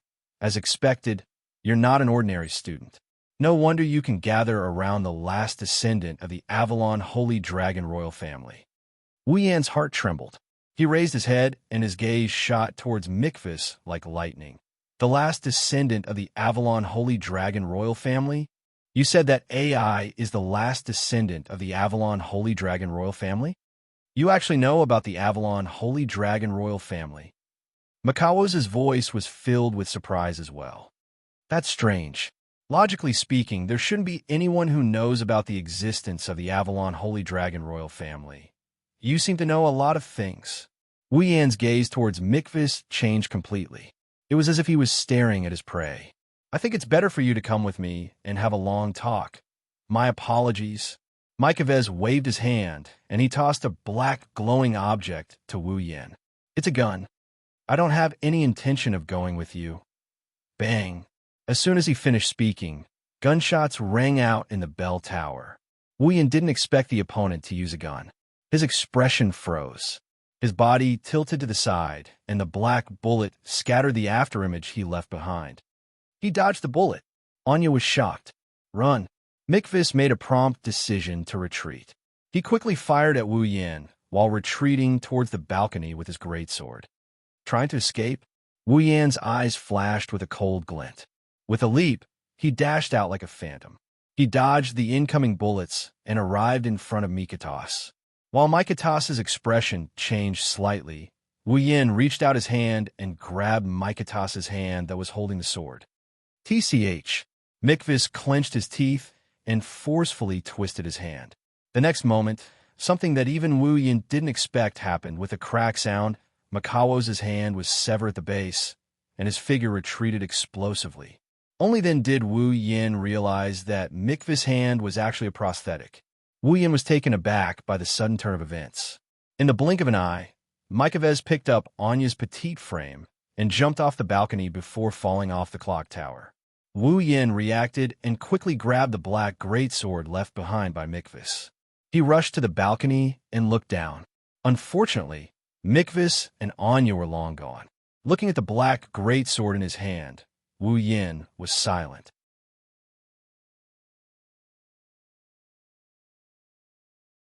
Chapter 1304. In the end, under Yashio's control, the corpse Grey Dragon left Ansari City and came to the sky. However, Yashio took out the intrinsic magic device of the paladin armor and slashed it in half, erasing it into nothingness. According to Yaksu, after riding the corpse Grey Dragon, the consciousness of the corpse Grey Dragon fused with him and transmitted a wish to him, hoping that Yaksu would be able to let it sleep underground again and no longer be controlled by others. In order for Yaksu to kill it, the corpse Grey Dragon even used its last bit of strength and promised to release Yak before Yaksu killed it. Thus, in the end, Yaksu was able to kill the corpse Grey Dragon without worry and save Yak from danger. It could be said that the one who saved Ansari City was Yaksu himself. However, Yaksu did not receive the support of the crowd after saving Ansari City. Instead, he was punched by Wu Yan, Lebecca, and Sylvia, causing him to fall to the ground. That was to be expected. According to the remnant consciousness of the corpse Grey Dragon, it should have protected Yak at the last moment before its death and returned underground. That is to say, if Yashu didn't interfere twice, Wu Yan and Rebecca would have given up on dealing the final blow to Corpse Ash Dragon. Corpse Ash Dragon would have died a long time ago, and AI would have been fine. In the end, because of Yashur's interference twice, things had become a lot more complicated. Naturally, everyone who had worked hard would be dissatisfied. Of course, Yaksu's interference was not completely without benefits. At the very least, Yak, the dragon girl who originally regarded Yaksu as her watchdog, finally acknowledged him. He finally acknowledged Yasho and even created a holy knight armor for Yasho. Unfortunately, it was not the holy knight armor that Yak created. The dragon clan had a shared inherited memory, which was the so-called dragon seed memory. In the dragon race, every dragon that had ever created a holy knight armor would store the design of their own holy knight armor in their dragon seed memory. Together with other memories, it would make it easier for the descendants of the dragon race to understand certain things. According to her, the paladin armor that Ake presented to Yashur is merely a replica of the paladin armor design left behind by her ancestors. The system also said that the holy knight armor was created by the holy dragons according to the data of its master's body. It was the most suitable magic equipment for its master. In other words, the holy knight armor Yak created was only a copy of the holy knight armor used by someone else. It was not suitable for Yaksu. Naturally, It could not be the same as the holy knight armor the holy dragons presented to their master because it was the most suitable and could unleash the most power. Yashu, who was equipped with the holy knight armor, could only be considered a half-baked holy sky dragon knight. Furthermore, as a copy, the holy knight armor had a time limit, making Yaksu even more half-baked. Not to mention, the replicas couldn't be worn by others at all. Yak had spent quite a bit of effort to pick out the parts that Yashur could equip from all the designs of the holy knight armor and piece them together to create a set of holy knight armor that was in a rush. The holy knight armor might not even be as good as a copy. But from another perspective, how many people in this world would have the opportunity to equip the holy knight armor? Even a princess like Sylvia did not have a holy knight armor, did she? Yaksu was able to equip the holy knight armor in a short time. Even if it was just a copy pieced together from different places and had a time limit, it was enough to make people envious. Then, there was the discovery of Mikitu's. Without Yashu's interference, Wu Yin wouldn't have noticed Mikawosi's presence, allowing such a big fish to escape. Although Mikitu's still managed to escape in the end. But at least Wu Yin got to know one very important thing. Yak was the last descendant of the Holy Dragon royal family of Avalon. With this information, Wu Yin could proceed with his first dungeon mission. After the incident of the corpse dragon attacking Ansari City came to an end, Ansari City started to clean up the mess. Fortunately, there were only injured people in this incident. No one died, which was a great fortune in the midst of misfortune. However, Ansari City still suffered quite a bit of damage. Many buildings were destroyed, and a considerable number were partially destroyed. Especially the plaza that welcomed the corpse dragon. It was heavily damaged and could only be temporarily sealed. In order to restore Ansari City to its original state, the citizens will be very busy in the coming days. As for the origin of the corpse gray dragon and the behind-the-scenes incident, the mayor of Ansari City gave the reason that dragon matters should be handled by the Dragon Riding Academy and handed over to the Ansari Dragon Riding Academy's student council to be fully responsible for it. So, whether it was the information Wu Yin obtained from Mikitu's or the information Yaksu obtained from the corpse dragon's consciousness, all of it was collected by Lebecca. According to Lebecca, after collecting the information, she will report it to the higher-ups of knighthood. When the time comes, the Lormon Holy Dragon Knights will take over and investigate the incident. Wu Yin snorted at Lebecca's words. No matter which world it was, organizations like the police would only rush to the scene after the incident to clean up the mess. The Lormon Holy Dragon Knights were equivalent to the police of knighthood. They still inherited this glorious custom. How could Wu Yin not snort at them? However, this had nothing to do with Wu Yin.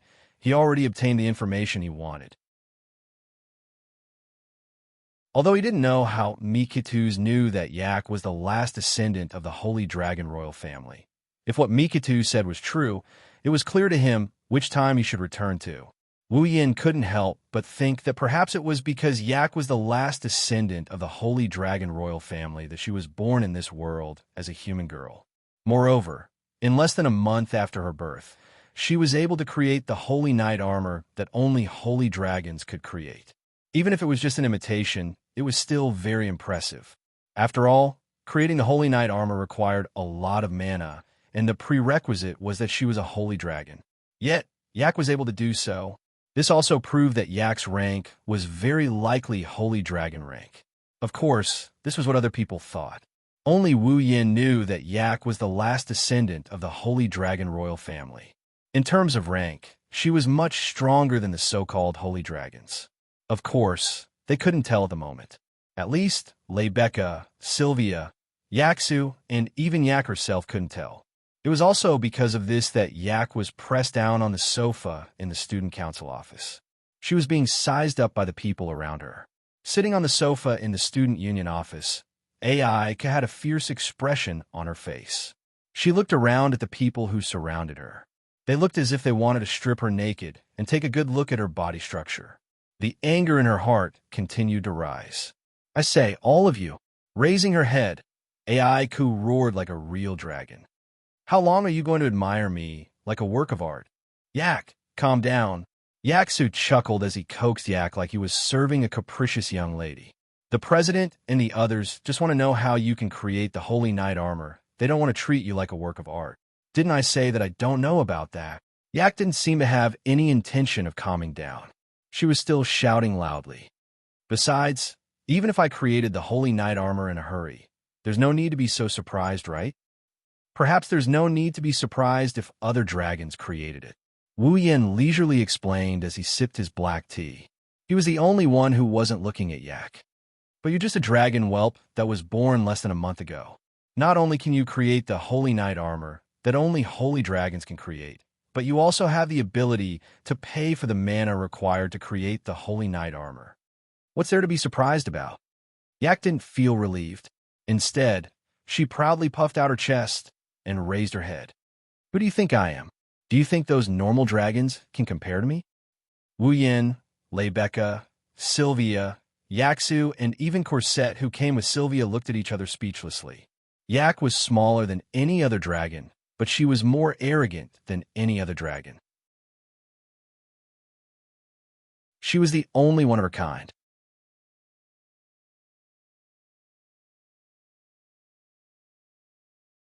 Chapter 1305. Looks like we won't be able to get anything out of this research. Lebecca retracted her gaze that had been sizing up AI. Cool. She raised her hands and hugged them in front of her chest. Her pair of full and round breasts suddenly became more prominent due to her unconscious actions, causing Yashu to blush. We can only let experts research, Yak. Research! As soon as Lebecca finished speaking, Yashu shuddered as if he heard some bad news. Yak jumped up from the sofa and shouted, "Don't even think about it. I will never let those professors do their research on me again. If anyone dares to research me again, I'll stomp them flat." Seeing Yashu and Yak's intense reaction, Wu Yin, Lebecca, Sylvia, and Cosette were stunned.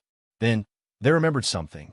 When Yak was just born, in order to figure out why a dragon like her would be born in this world as a human girl, the Ansari Dragon Riding Academy had also arranged for a doctor who had a great authority in dragon research to examine Yak.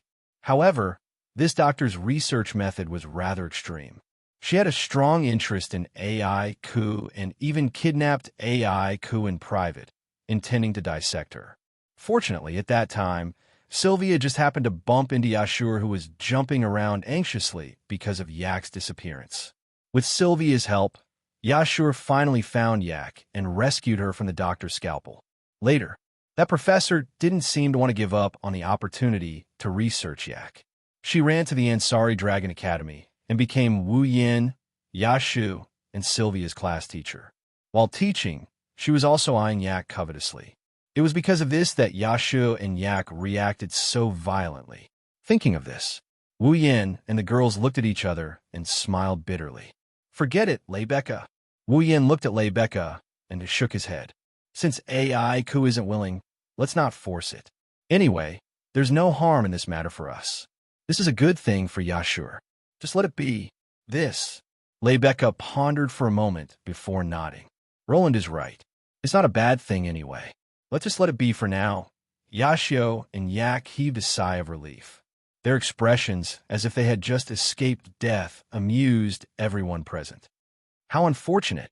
Lebecca suddenly sighed regretfully. If it wasn't for the appearance of the corpse-ash dragon, I wouldn't have been able to survive.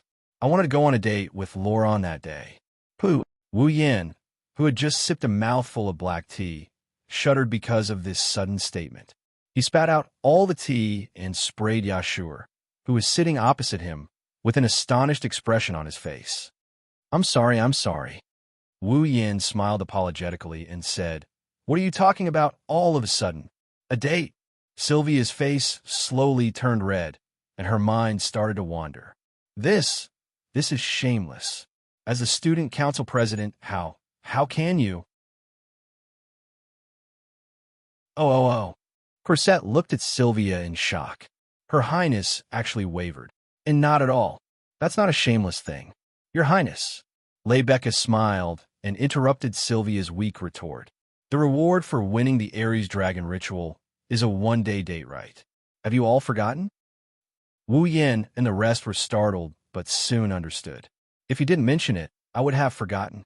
Wu Yin said, and Lei Becca looked like she had suffered a blow. I didn't think. My date right would be forgotten by you. In the Ansari Dragon Riding Academy, Lei Becca's popularity was at its peak. There wasn't a single student who didn't worship this powerful and beautiful goddess of their dreams. Otherwise, on the day of the Aries Dragon ritual, when Lei Becca announced that the winner would get a one-day date with her, the spectators and contestants wouldn't have nearly rioted. Now, a member of the opposite sex had forgotten about a date with Lei Becca. Even if Lei Becca was only pretending to be shocked, she still felt strange. On the contrary, Sylvia, Yashur, and Yak looked at Wu Yin with praise. Not being affected by beauty, this is the attitude a true knight should have. Even President Lei Becca's charm can be ignored. Lauren, you're amazing. Well, you're much better than my guard dog who only knows how to be infatuated with human females. Wu Yin didn't know whether to laugh or cry when he heard the three of them talking about the same topic. Lei Becca calmed herself down and she smiled. She whispered into Wu Yan's ear in a sweet voice. Then, when you plan to exercise the one-day date right? Me? Wu Yan scratched his face and shrugged. I can do it any time. It depends on your mood. Then let's do it tomorrow. The corner of Rebecca's mouth curled into a happy arc. I'll look forward to it. Seeing how Wu Yin and Lei Becca decided to go on a date in front of everyone, Yasha couldn't help but feel envious. Yak snorted in disdain. Cosette maintained a smile on her face. Sylvia, on the other hand, had a bad feeling about this. Sylvia wasn't sure why that was the case. Maybe Wu Yin is the only person who called her by her name, the only person who didn't hesitate to reprimand her when she made a mistake or was weak, and the only person who helped her out. His position in her heart has become a bit special. At that thought, Sylvia suddenly recalled something. Right? With a serious expression, Sylvia turned around and looked at Wu Yin. Speaking of the Aries Dragon ritual, I've also made a declaration to you. You won that time. You said that I have to promise you one thing. You can also mention that thing together. Speaking of which, there's indeed such a thing. Wu Yin first blinked his eyes and then nodded his head as though he was enlightened, revealing a bright smile. The next moment, Wu Yin uttered a sentence that shocked everyone in the audience. Sylvia, give me corset. The air froze. What? Yashur opened his mouth wide. Cosette. Lei Becca's expression froze. Give you?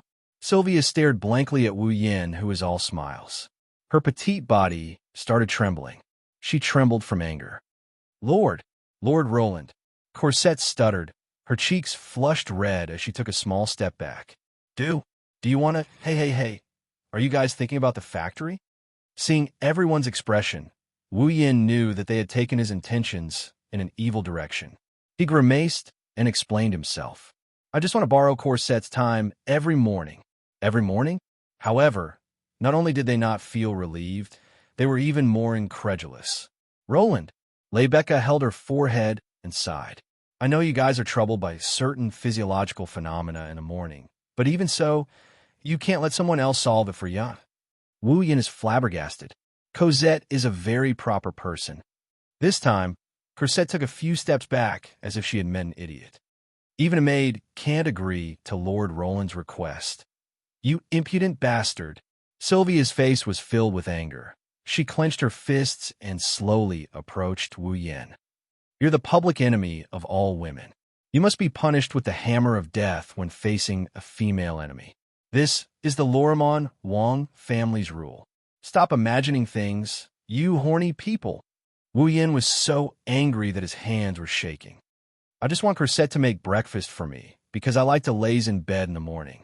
What kind of setting is that? Hearing this, everyone froze again.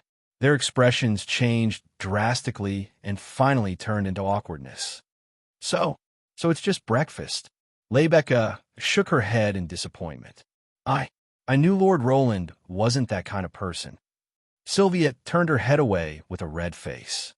If that's the case, please leave it to me. As if nothing had happened, Cosette wore the same smile on his face as always. I will make the best breakfast for Lord Roland. Seeing how everyone is trying to cover up their awkwardness, Wu Yin raised his head and looked at the ceiling, speechless.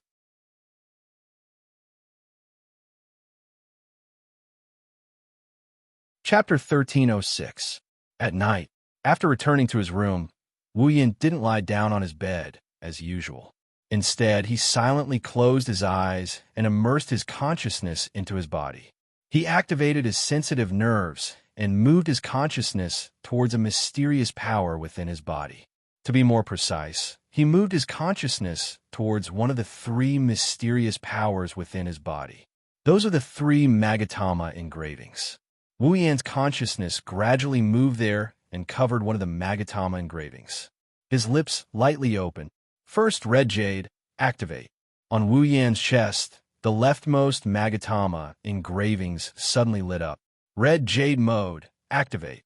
Wu Yan's command reverberated in the air. The Magatama engraving turned around and slowly sank into Wu Yan's body as if it was entering his body. Buzz. With a buzzing sound, the Magatama engravings that sank into Wu Yan's body suddenly exploded and turned into an indescribable mysterious power. It fused into every corner of Wu Yan's body. The next moment, Wu Yan's uniform turned black at a speed visible to the naked eye. Red veins crawled up the uniform, and the veins spread out along with the black luster. In just a few moments, Wu Yan's uniform turned black and red. It also surged with a strong defensive power that is different from what it used to be. At this time, Wu Yin slowly opened his eyes. One of his wine-red pupils turned gold. There was a strange clock engraved on it. It looked extremely strange. Clenching his hands, Wu Yan's one red and one gold eyes flashed with a hint of discomfort. It made his movements a bit unnatural. This is Wu Yan's second time entering the Red Jade mode. The first time was when the Beast King was just born. It was to scout for information in the Behemoth Forest. In a battle with a long-arm ape, he had tested his skills, and this was the first time the Red Jade mode had shown its power. Since then, Wu Yin hasn't entered the Red Jade mode. Of course, this isn't the main reason why he feels uncomfortable. After all, the Red Jade mode is his bloodline ability. Normally, his body won't feel uncomfortable like this. What really made Wu Yin feel uncomfortable is the Ling energy within his body. Normally, it's magical power that flows in his body. Now that it's suddenly replaced with Ling energy, Wu Yin naturally felt a bit uncomfortable, but only took a short while. When he completely adapted to the Ling energy within his body, Wu Yin raised his head. The golden eye of the clock flashed with strange waves. Emperor of Carving, Zafkiel. The space behind him rotated and twisted as if a pen was drawing something on it. It drew a circle with wheels. Then a huge clock with illusory wheels rotating around it slowly vibrated out of the space, causing ripples. Dungeon World. Star Carving's Dragon Knight. Dungeon Mission, Acquire. Mission 1. Enter the Red Jade mode of the character Tokusurumi and use the ability of the angel. Emperor of Carving, Zafkiel. Use the Bullet of 12, Yodbet. Return to the infant ritual in the Abayan Forest when the Mother of Dragons placed the last descendant of the Holy Dragon royal family in the Abayan Forest. Obtain a drop of the first blood of the last descendant of the Holy Dragon royal family before he was born. Mission reward: 10,000 equipment points, item points, ability points, and summoning points. Mission 2. Not activated. Mission 3. Not activated. After confirming his Mission 1, he recalled the time he got from Yashu about the immature ritual. With a shake of his hand, a long and a short musket appeared in his hand out of nowhere. He gripped both muskets in his hand.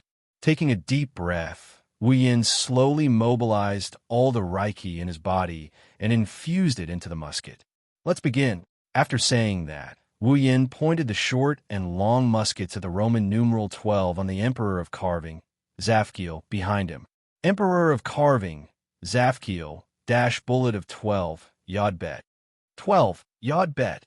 Behind him, the Emperor of Carving, Zafkiel, S-dial shook violently and a shocking Reiki burst out.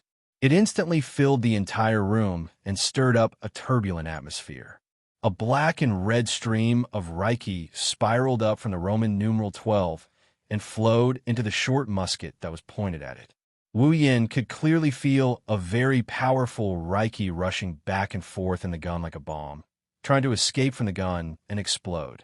Going back in time sounded like a very powerful ability, but going back to the past meant that there was a possibility of changing history. That was something that the world did not allow. Now, Wu Yin was basically trying to break the operation of the world. How could such an ability not cause any abnormalities? Wu Yin could feel that if he didn't try his best to suppress the rampaging spirit power within the pistol, the spirit power would have already escaped from the gun and exploded like a real bomb, turning the surroundings into ashes. Last time, how much pressure did Kurumi endure to send him back in time? While desperately trying to control the Reiki in the gun, he thought of this question. In the next second, Wu Yin did not waste any more time.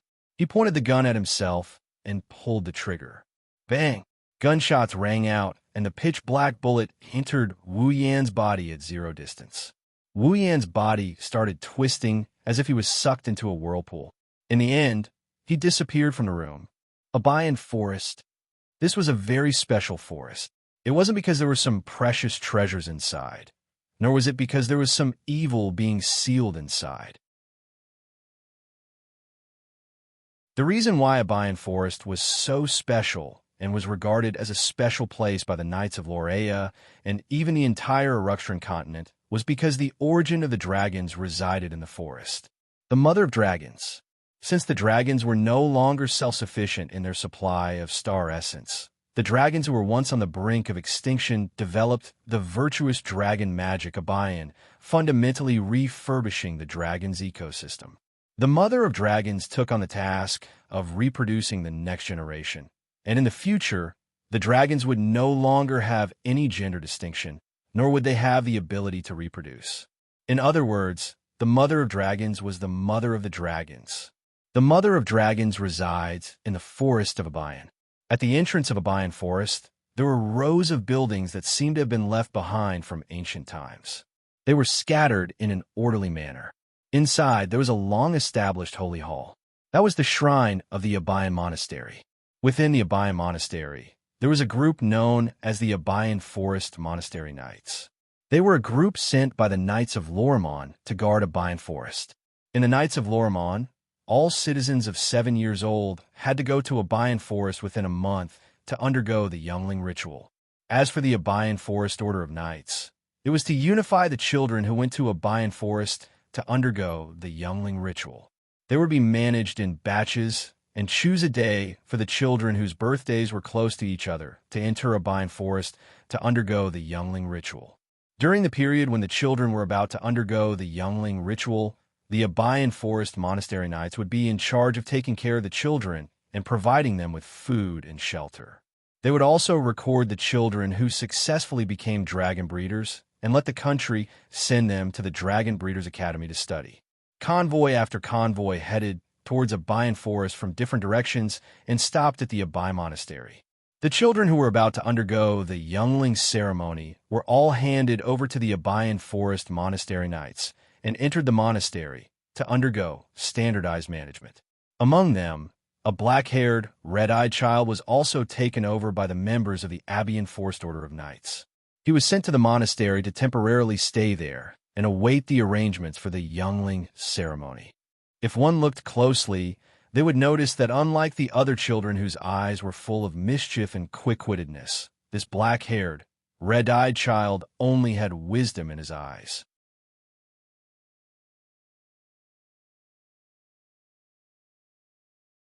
Chapter 1307. Children, remember to follow the monks who are leading the way. Don't go anywhere else, okay? In Abayan Abbey, a kind nun who was about 40 years old was talking to those kids behind the leading nuns in a gentle yet strict tone. She was very familiar with leading the kids at present, making them obedient and not disgusted with her. Walking in the corridor of Abayan Abbey, those young monks and nuns who were not involved in the work were glancing at the kids with full curiosity. Alim walking in the corridor of Abayan Abbey, those young monks and nuns who were not involved in the work were glancing at the kids curiously. It was apparent that they were just probationary members of the Abbey-enforced monastery knights and not members of the order. Even though the Abbey-enforced knights of the Abbey-enforced monastery had the name of a knight order, none of them had the aura of a knight. Instead, they dressed up like monks and nuns and didn't call themselves knights to the outside world. Instead, they referred to themselves as monks. After all, no matter how strong the members of the Abayan Forest Monastery Knights were, they were still formed in the name of cultivation. The knights here didn't require their members to be qualified knights. Instead, they required them to have a kind heart. It was also because of this that the Abayan Forest Ascetic Knights became the protector of the sacred land of Abayan Forest, which had to deal with children all day long. Without a doubt, the Abbey-enforced monastery knights were the most suitable guardians. Amidst the noisy group of children who obediently followed behind the cultivators who led the way, Wu Yin was there as well. Moreover, he was there openly. At this moment, Wu Yan's figure had completely transformed into a 7-year-old child. He was going to participate in the youngling ritual and came to the Abayan Forest 9 years ago. Originally, when he used the bullet of 12 Yod, when the power of the bullet of 12 Yod returned, Wu Yin wanted to enter the Abayan Forest directly. He wanted to find the Mother of Dragons. He wanted to obtain the blood of Yak before she was entrusted to him and complete his first mission. But after thinking about it, Wu Yin had to give up on that idea. According to the knighthood of Lormon, the children who went to the Abayan Forest for the youngling ritual would be arranged by the Abayan Forest Monastery Knights. They would enter the Abayan Forest in batches. They would search for the Mother of Dragons. However, although they said they were looking for the Mother of Dragons, no one knew where she was. Because, after entering the Abayan Forest, the youngling ritual would begin. The Mother of Dragons could use her special ability to test whether the children in the Abayan Forest had the talent to become a dragon nurturer. If they did, the Mother of Dragons would appear in front of them and bestow them a dragon's child. The children who didn't have the talent to become dragon nurturers could only wander around Abayan Forest with nothing to show for it. After that, they would be escorted out by the Abayan Forest Ascetic Knights. If Wu Yin entered the Abayan Forest with his original appearance, he might not even see the face of the Mother of Dragons. He would exhaust the spiritual power that supported the time reversal and return to the future world. Instead of that, he might as well pretend to be a kid who came here for the youngling ritual and enter the Abayan Forest to wait for the Mother of Dragon to come to him. Wouldn't that be better? As for whether he had the talent to become a dragon nurturer, Wu Yin didn't doubt it at all. He didn't think that as a true ancestor, he would lose to a group of ordinary children. Therefore, as soon as Wu Yin arrived, he immediately extracted some magical power from the star carving that sealed his power and used an illusionary spell to turn his body back to his 7-year-old appearance. He blended into the group of children who came for the youngling ritual and entered the Abayan Forest under the arrangement of the Abayan Forest Monastery Knights. Looking around at the children following behind the monk who led the way, looking at the trainees and nuns who were pointing at them, Wu Yin sighed. He felt extremely uncomfortable in his heart. No matter what, he couldn't get used to a 20-something-year-old uncle blended in with a group of 7-year-old children and being treated as a piece of art.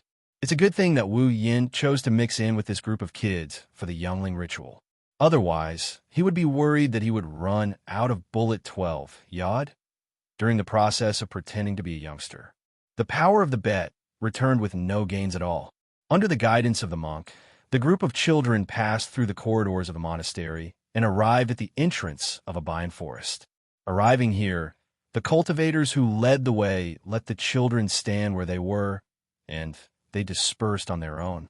But not long after, a very approachable old man with a bald head, a long white beard, and a black cloak, who looked like an ancient magician, appeared in front of all the children.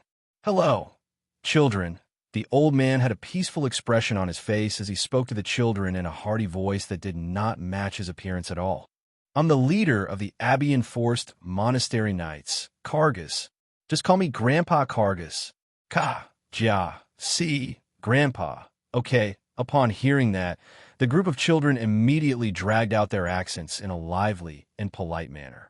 They greeted Kargas in a tone similar to how they greeted teacher in class, causing Kargas to laugh out loud. Very good. Very polite. I believe that all of you will be able to successfully become a youngling and become a glorious dragon breeder. Upon hearing Kargas's words, the children revealed an excited expression. Even though they could not understand the importance of glory and the feeling in their hearts at their age, they would still feel happy when they were praised by others. Grandpa Kargas has something to say to all of you here. All of you must remember it well. When Kargas reached this point, he withdrew his smile. His expression was still as peaceful as before, but there was a sense of seriousness in it.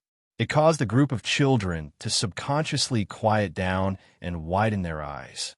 After a while, the Holy Land, Abayan Forest, will be opened. All of you will be allowed to enter together and undergo the youngling ritual. Kargas pointed at the dense forest behind him. Over there, all of you will be able to do your own activities for a day. Nobody will accompany you in. The group of children was stunned for a moment before they began to clamor. Uneasiness was written all over their faces. This was only natural. Who would not be afraid to let a group of children who had just reached the age of 7 move around alone in a forest? Children, all of you don't have to worry. All of you will not be in danger in the Abayan Forest. The Dragon Mother will protect all of you. Kargas said in a humble tone, finally calming the group of children down. Upon seeing this, Kargas continued to explain. In the forest, all of you must rely on your own strength to find the Dragon Mother. If you can find it, then all of you will become a dragon breeder. Kargas did not mention that the Dragon Mother would appear in front of those who only had the talent of dragon breeder. Instead, he gave such an ambiguous explanation and continued to explain. Also, remember, all of you must return to the entrance of the forest when the sun goes down regardless of whether you have obtained a youngling or not. If all of you have not returned by the time the sun goes down, then the knights will send someone to look for all of you. So, if you don't want to spend the night with the bugs, remember to return to the entrance of the forest, okay? Yes, it was unknown whether or not they had understood, but the children once again dragged out their words and replied. Only then did Kargas nod his head in satisfaction. He turned his head and looked at the surrounding cultivators. Bring them into the Holy Land. Yes. Different from the children's response, the monks came to the front of the children again and led them to the entrance of Abayan Forest. Then, they let the children enter Abayan Forest by themselves.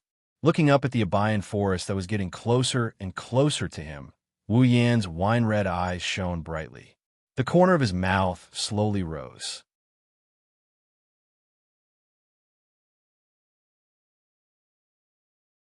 Chapter 1308. Abayan Forest.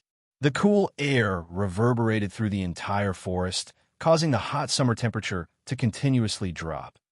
In the forest, huge trees that could be described as tall and mighty towered into the clouds, covering most of the light from the sky and bringing with it a thick, humid air. The smell of trees mixed with the smell of wet soil permeated the air. It smelled unusually pungent. Some small insects were flying around in the forest, and some unknown insects would sometimes fall from the sky without any warning. The chirping of birds could be heard frequently, and the pungent smell in the air was gently drifting around. Logically speaking, the rancid smell that only existed in the forest was absent here. Although the smell that permeated the air was pungent, it was very refreshing.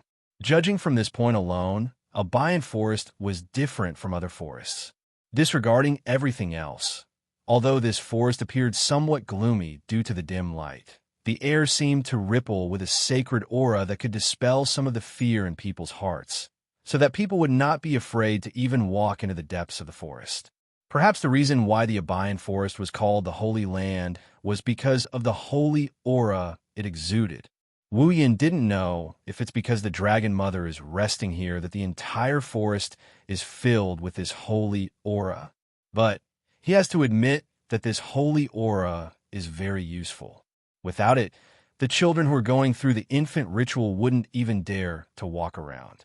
They would just stay in place and cry, walking in a forest where there was little light. Wu Yin observed his surroundings while focusing on the depths of the forest. He tried his best to act like a 7-year-old kid while silently waiting for the arrival of Dragon Mother. When Wu Yin first entered a Bayan forest, he was still with the other children. Yashu, who didn't know him, was one of them. However, Wu Yin didn't come to a Bayan forest to get his hatchlings. He came to a Bayan forest to find Dragon Mother. Plus, he wasn't a real child, so he needed to be with others. As soon as he entered a Bayan forest, he left the other children behind and walked into the depths of the forest alone. Raising his head, he looked at the top of the forest.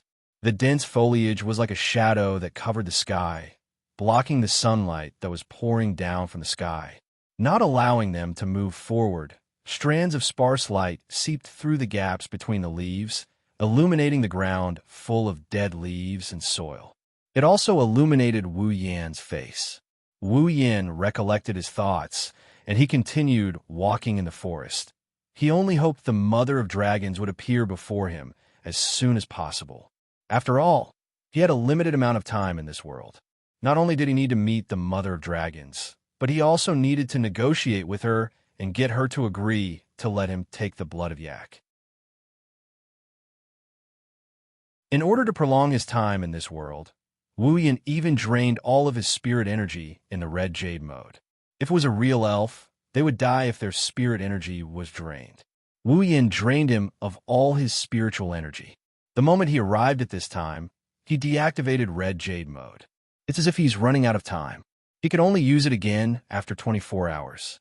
Only now did Wu Yan know that when he used up all of his spirit energy in the red jade mode, the duration of the red jade mode would be reset to 0. Wu Yan couldn't help but feel lucky. He didn't want to use the red jade mode to fight others. If he were to recklessly use his red jade mode's power before the time limit was up, he would run out of energy and the red jade mode would be cancelled. At that time, he would be in trouble. Ding! Just as Wu Yan was rejoicing over the fact that he discovered another limitation of ruby mode, a melodious voice echoed in his ears. Wu Yan stopped in his tracks and froze on the spot. Ding! Her melodious voice echoed in the forest. This time, Wu Yan could clearly feel a strange wave of energy rippling around him. The source of the sound was none other than this ripple that carried a pleasant timbre. This sound, Wu Yan came back to his senses and thought of a possibility. His face lit up. Buzz! It was also at this moment that a blinding light flashed, enveloping the entire forest within their field of vision. Wu Yan reflexively closed his eyes and quickly opened them.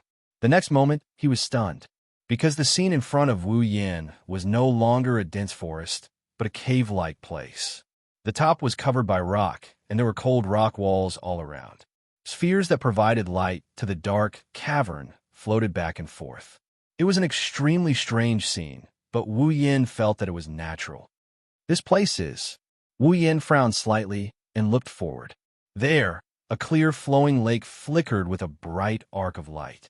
It was so clear that one could see the bottom. On the opposite shore of the lake, there was a magnificent building that looked like an ancient temple. The foundation was built with square stones, and there were countless cylinders engraved with complicated patterns in the temple. One could even clearly see that inside the temple, there was a large mural on the wall. As for the content of the mural, Wu Yan could not see it clearly from his angle. After taking in everything in the cavern, Wu Yan immediately had a thought. The Mother of Dragons had appeared. Ding! Just as this thought popped up in his mind, the clear and melodious voice reverberated through the air again, creating a clear ripple in the air. Whoosh! A gust of wind suddenly appeared here, like a shock wave. It swept up and rushed toward Wu Yan. Wu Yan's expression froze, and he raised a hand to block the wind pressure. However, just as the wind was still whistling, an air-piercing sound that caused the atmosphere to tremble was also heard.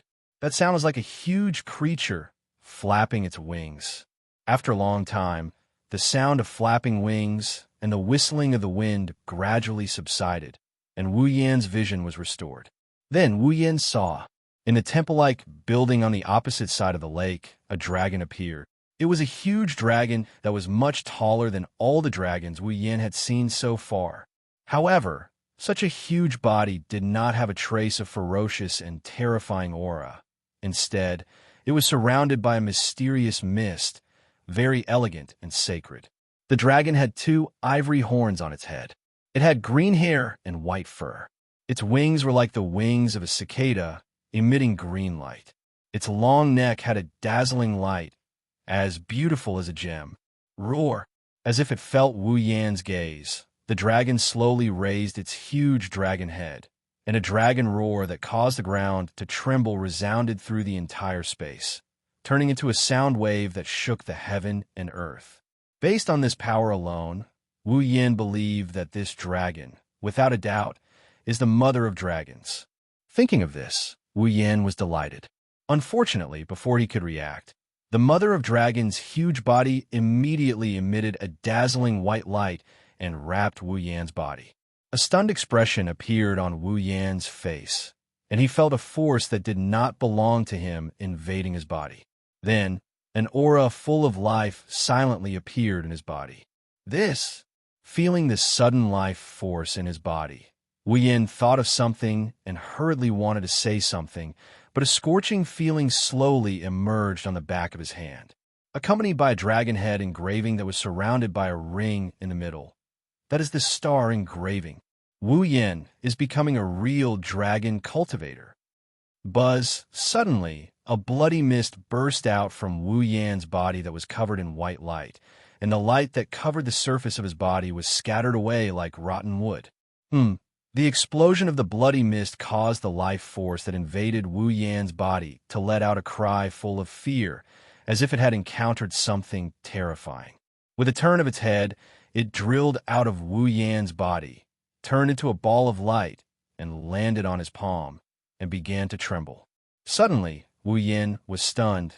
The mother of dragons was also stunned.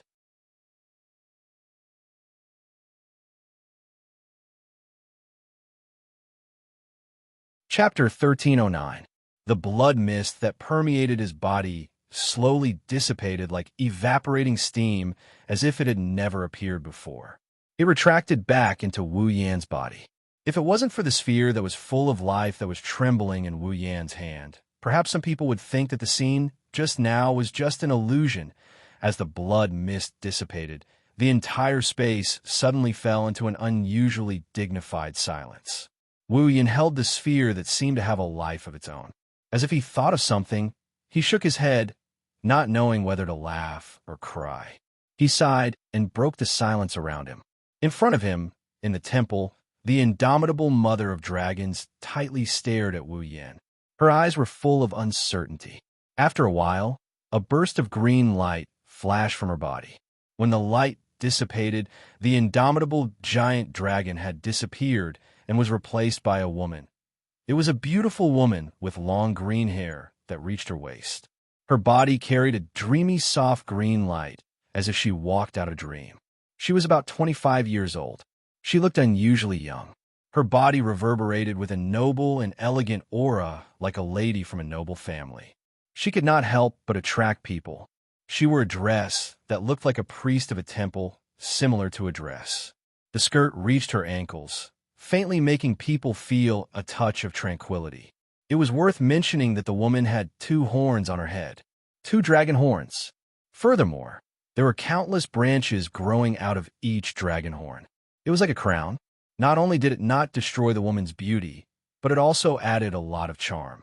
Looking at the beautiful woman who suddenly appeared, Wu Yin was slightly startled and hesitated for a moment. Lin Mingya asked with uncertainty, "You are the mother of dragons?" The woman should be the mother of dragons. She raised her head and looked straight ahead with her clear emerald eyes. She cast her gaze on Wu Yin and nodded. Then, a voice that clearly belonged to a young girl, but full of vicissitudes of life, echoed from the mother of dragons' slightly opened red lips. "Why did the baby I gave you seem to be rejected by your body and was pushed out?"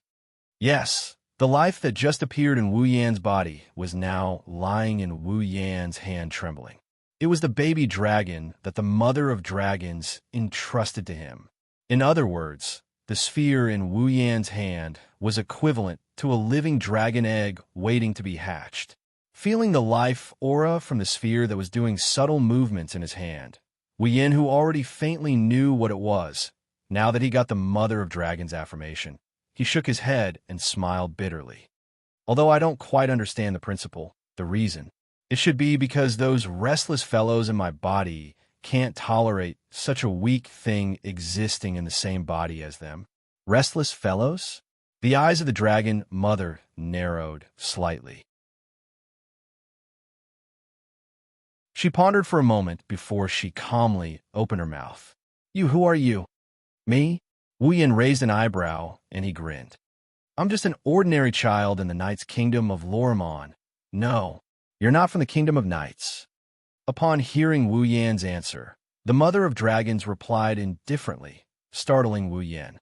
Due to the fact that the dragon tribe is facing extinction, we dragons can only sign a contract with humans. We can obtain star essence from humans and survive.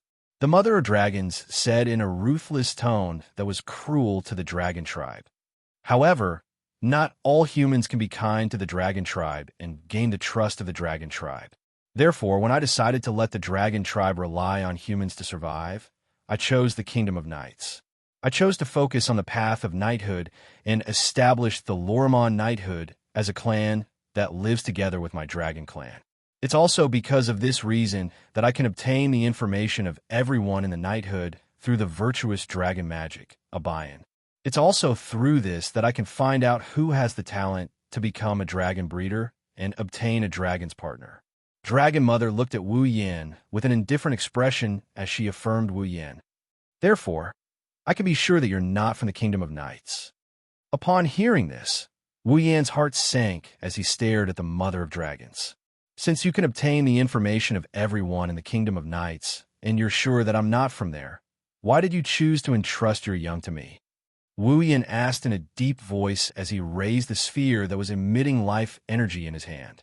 According to what you said, people who aren't from the Kingdom of Knights shouldn't be able to obtain your entrustment and become a dragon breeder, right? That's not the case. The Mother of Dragons shook her head gently. With the magic of my dragon tribe, I can more or less obtain some information on the Eruxtran continent. However, due to the close relationship with the Kingdom of Knights, the information I obtain is more detailed. It's not that I didn't entrust my young to someone outside of the Kingdom of Knights. Not long ago, I made an exception and let someone from the Kingdom of Shepherd become a dragon breeder because I wanted to see something from her, but I can't get any information from you. Mother Dragon was silent for a while, and then her voice sounded with a little seriousness. It's as if you don't belong to this world. Wu Yan raised his head abruptly. His wine-red pupils shone brightly as a strong suspicion rose in his heart. He realized that he seemed to have underestimated the Mother of Dragons, who could only be the center of the dragon tribe's reproduction system. Putting aside how powerful she was, just her wisdom and analytical ability alone made her worthy of being the mother of the dragon tribe. Suppressing the suspicion in his heart, Wu Yan closed his eyes. When he opened them again, they had returned to normal. You said that you can't get any information from me? Wu Yan looked at Dragon Mother with a smile that didn't look like a smile on his face. In other words, you don't even know my identity, and you're already planning to entrust your young to me? It's because I can't see through you that I've decided to entrust my young to you. The Mother of Dragons remained silent for a long time before replying. After all, it won't be long before the dragon tribe faces the fate of extinction. What? Wu Yan was shocked. Extinction? The dragon tribe faces extinction? Isn't this joke a little too much? Although the dragon tribe is powerful and their lifespan is incomparable to the average human, there will still be an end. The Mother of Dragons spoke as if it had nothing to do with her. Same for me. This time, it was Wu Yan's turn to be silent. The dragon tribe's ecosystem has been fully updated. The Mother of Dragons would be responsible for the reproduction of the next generation and entrust them to the humans to sign a contract with them to obtain star essence. Other than the Mother of Dragons, the other dragons no longer have a gender and no longer have the ability to reproduce. Once the mother of dragons' lifespan is exhausted and ushered in the end of her life, the dragon tribe will no longer be able to replenish themselves with the new generation.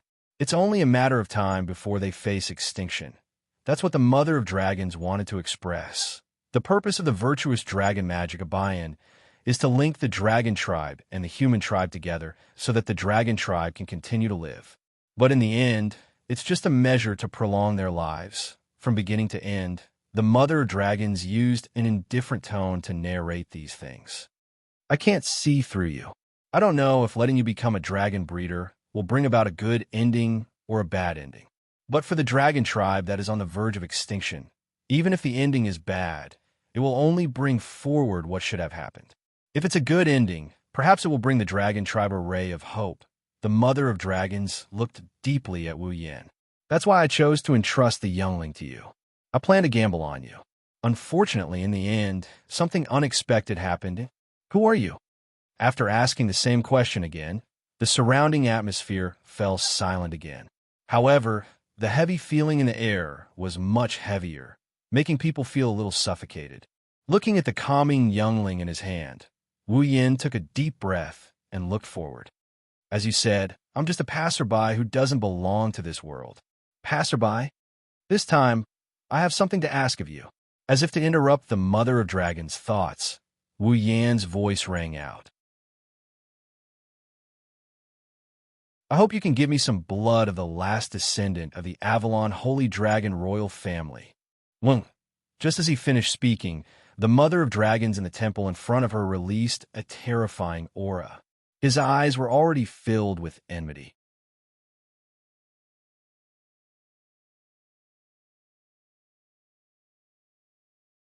Chapter 1310. The terrifying aura that surged from the mother of dragons turned into a wave of air that reverberated, causing ripples to appear in the surrounding space. Wu Yan narrowed his eyes as he was extremely surprised. When a mother of dragons mentioned the survival of the dragon clan, she spoke with an indifferent attitude. She did not seem the slightest bit surprised that her clan was about to come to an end. Her expression did not even change. But now he had only slightly expressed his desire for some blood of the last descendant of the Avalon Holy Dragon royal family. The mother of dragons, who had been indifferent from the start, actually had such a huge reaction. Even the aura that surged from her body was not a sign that she was about to use her power, but it was all hostility. Yes, the aura that surged from the mother of dragons was made up of pure hostility. Could it be that he had unintentionally offended the mother of dragons in some way? While Wu Yan was thinking about this, Dragon Mother's cold voice entered his ears. You're right. You're right. You could go back. With an unquestionable tone, the mother of dragons said coldly, there are still some children undergoing the youngling ritual waiting for me to give them youngling. Our conversation ends here. Hearing the mother of dragons' words, Wu Yan's eyes narrowed slightly. Can I know the reason? I don't know where you found out that I had already given birth to the last descendant of the Avalon Holy Dragon royal family and was about to let her be born. But since you came for her, then this reason is enough for me to treat you as an enemy of the dragon clan. The mother of dragons' voice was getting colder and colder. Leave now. I can pretend that nothing happened. You were so calm when talking about the survival of the dragon clan, but when talking about the last descendant of the Avalon Holy Dragon royal family, you showed such a strong hostility. Seeing that the mother of dragons had begun to order him to leave, Wu Yan was baffled and his brows gradually furrowed. It seems that in your heart, the importance of the last descendant of the Avalon Holy Dragon royal family seems to be much more important than the survival of the dragon clan itself. Hearing that, the mother of dragons stared closely at Wu Yan and immediately closed her eyes. Because the key to the survival of the dragon clan depends on the last descendant of the Avalon Holy Dragon royal family. Wu Yan's heart tightened. In his mind, Ai's appearance could not help but slowly appear. Until now, he still hadn't figured out why Ai was born in this world in human form. Was it because Yak was the last descendant of the Avalon Holy Dragon royal family that she descended into this world in human form? The answer, of course, The answer, although he didn't know what exactly was going on, after combining it with the words of the Mother of Dragons, Wu Yin had a feint of the Holy Dragon royal family. The reason why AI Ku was born into this world in human form was to use her identity as a dragon to mate with a human male and produce offspring, thus preserving the dragon bloodline that was on the verge of extinction. Humans had an abundance of star sprites. Through the union with humans, the half-human, half-dragon offspring might be recognized by the planet and regain the right to make this star sprite self-sufficient. That's hard to say. Thinking of this possibility, coupled with the Mother of Dragons' words that the key to the survival of the dragon clan depends on the last descendant of the Avalon Holy Dragon royal family, Wu Yin was even more certain of the guess in his heart. If that's the case, then it's no wonder the Mother of Dragons would suddenly have such a strong hostility towards him. After all, it's not an exaggeration to say that AI Ku is the last hope of the dragon clan. Based on this situation, it's undoubtedly impossible to get the Mother of Dragons to give him the blood of the last descendant of the Avalon Holy Dragon royal family. However, from what the Mother of Dragons just said, Wu Yin found a chance to get her to agree. Immediately, Wu Yan's furrowed brows gradually loosened and a relaxed expression appeared on his face. I just want to get some blood of the last descendant of the Avalon Holy Dragon royal family. This shouldn't be a request that can harm her, right? Go back. The Mother of Dragons' expression was still cold and did not waver at all. This made Wu Yin feel helpless from the bottom of his heart. If that's the case, of course, I won't accept the blood of the Avalon Holy Dragon royal family for no reason. I'm willing to pay a price. Go back. This time, the Mother of Dragons' voice carried a hint of anger. No matter what price you pay, it can't compare to the importance of that child. Is that so? Wu Yan's expression was calm, and the corner of his mouth suddenly lifted. Then what if I say I have a way to extend your life and let you live for a while longer? Wah! The Mother of Dragons' expression changed drastically. Seeing this, Wu Yan did not waste any time and directly reached out his hand and pointed at the void in front of him. Immediately, a green gem appeared in his hand without any warning and was exposed in this space. It's a thumb-sized, tear-shaped green gem. Breath of Time can only be used on living organisms. An item born from soil that is still in good condition after a long period of time. Chance of birth is 1%. User can obtain the life force contained within and double their remaining lifespan without any side effects. Cost, 15,000 item points.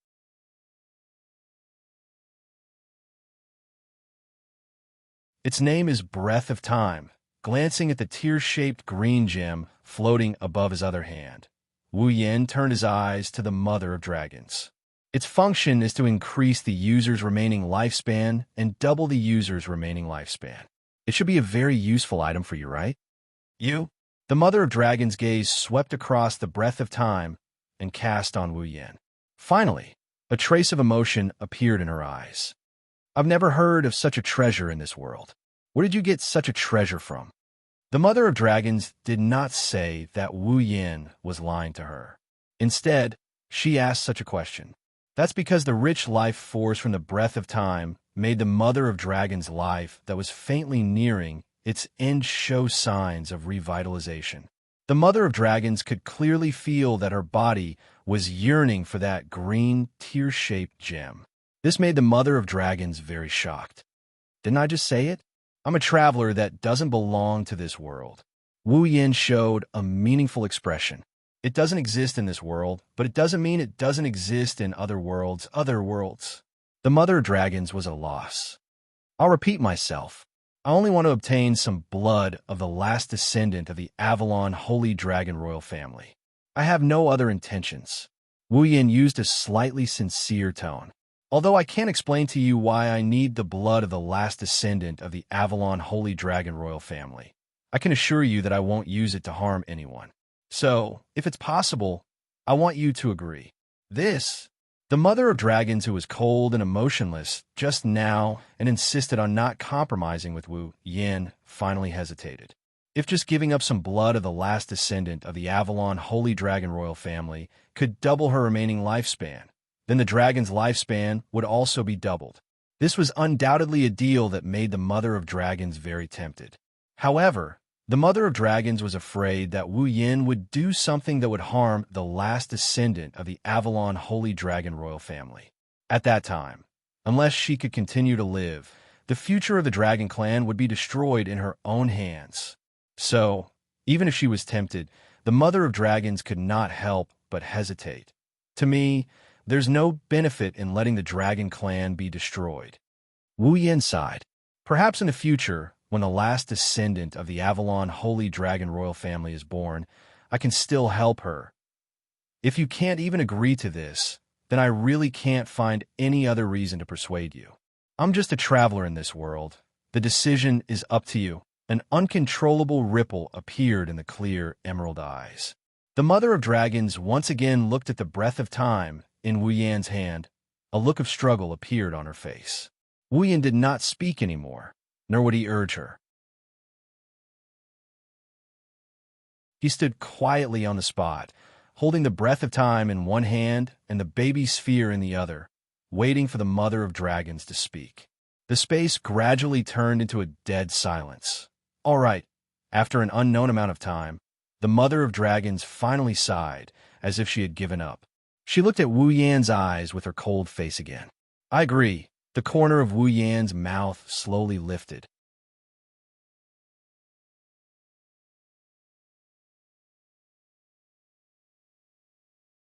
Chapter 13:11. So, this is the last descendant of Avalon's Holy Dragon royal family? In the temple, Wu Yan stood not far from the Mother of Dragons. He raised his eyes and looked at the glowing sphere floating in front of him. His wine-red eyes showed a hint of surprise. Just like how the Mother of Dragons wanted to entrust her offspring to, without the control of the Mother of Dragons and the human body, the appearance of a dragon's offspring was like a glowing sphere. However, the sphere floating in front of Wu Yan's eyes was incomparable to the one lying in Wu Yan's hand. Their appearance was almost the same. They both looked like glowing spheres without any sense of substance. It was as if the sphere was formed by the light source itself. It even gave a feeling that it was impossible to touch. However, the sphere in Wu Yan's hand was only about the size of his palm. The sphere floating in front of him was bigger than his current height of 7 years old. It had a diameter of 1 meter. It was like a small sun. Even though it wasn't born yet, a rather strong mana was already fluctuating around the sphere. He believed that when the sphere turned into a complete life form, its mana would be even stronger. It was only now that Wu Yan finally understood why Yak, who was born less than a month ago, had enough mana to make the Holy Knight armor. Yak's potential wasn't something an ordinary dragon could compare to. No wonder that little girl is so arrogant without thinking. Wu Yan directly expressed his inner thoughts. Looks like she does have the capital to be arrogant, The Mother of Dragons frowned when she heard Wu Yan's words. Little girl? Well, don't mind it. Realizing that he spilled the beans, Wu Yan bitterly laughed out loud. Seeing that Wu Yan didn't seem to have the intention to explain, the Mother of Dragons opened her mouth. She seemed to want to ask something, but in the end, she gave up and took a step back. You said that you have a way to obtain the blood of dragons when they are still in their infancy state. Then I'll leave it to you, she said as she spoke. The Mother of Dragons also nailed her gaze on Wu Yan like a steel nail. Her eyes were filled with unprecedented seriousness and vigilance. As the emotions in the dragon mother's heart changed, a strange ripple appeared in the surrounding space. Although Lin Li could not sense a drop of mana fluctuation from it, he could still feel it. Although there wasn't any mana fluctuations, Wu Yan felt like he was being stared at by many pairs of eyes. Even his skin was prickling. This space was directly constructed using the magic of the Dragon Clan. It didn't really exist in the world. It could be considered as a space of consciousness or an illusion space. What was the use of this space? Wu Yan was a Mother of Dragons. Dragon Mother of Dragons was definitely able to monitor his movements from all aspects. To the Mother of Dragons, or rather to the dragon race, the last descendant of the Avalon Holy Dragon royal family was too important. She couldn't afford to be careless. Wu Yin could understand why the mother of dragons was so vigilant. He also didn't mind. He just walked forward and slowly extended his hand. The surrounding air seemed to have become sticky with Wu Yan's movements. His skin that was getting more and more painful from being stared was also transmitting a message. However, Wu Yin turned a blind eye to all of this and put his hand on top of the glowing sphere system. Closing his eyes and sinking his consciousness into his mind, Wu Yin silently issued an order to the system. Blood extraction. Beep. Blood extraction in progress. Extraction commencing. The system's notification tone flashed and disappeared, leaving an inexplicable echo in Wu Yan's mind. In the next second, a strange fluctuation was guided from Wu Yan's hand into the glowing sphere and quickly took effect. Ding. Blood extraction successful. Obtained a drop of Avalon Holy Dragon Emperor's original blood. Avalon Holy Dragon Emperor's original blood. Special item. The most original blood extracted from the last descendant of the Avalon Holy Dragon Emperor before he was born. Due to the extraction by the system, it has a magical effect. If consumed by a vampire who relies on blood as their foundation, it can strengthen the vampire's ability. If consumed by a vampire's true ancestor, it can raise its level by 1. Note, due to the extraction by the system, it can only be effective if consumed by the system's user. The effective range is before level 90. Once the user reaches level 89, the consumption will be ineffective. Ding. Dungeon Quest 1 completed. Obtained 10,000 equipment points, item points, ability points, and summoning points. At the same time that the blood extraction was successful, the system's notification that the Dungeon Quest 1 was completed also rang and echoed in Wu Yan's mind. However, Wu Yan's thoughts were no longer on the system's notification, but on the Avalon Holy Dragon Emperor's original blood feedback. Special item? Magical effect? Vampire's true ancestor consumed it and raised its level by 1. His calm heart suddenly trembled and stirred up shocking waves. Wu Yan's consciousness confirmed the information about the Avalon Holy Dragon Emperor's original blood over and over again. His heart was filled with disbelief. He was the vampire's true ancestor. In other words, if he consumed the Avalon Holy Dragon Emperor's original blood, his level would be raised by 1, and it would be effective until he reached level 90. His heart trembled fiercely. The disbelief in Wu Yan's heart gradually faded and was replaced by indescribable ecstasy. Wu Yan made a prompt decision and ordered in his mind again. System, extract blood. As soon as his voice fell, several notifications echoed one after another. Ding.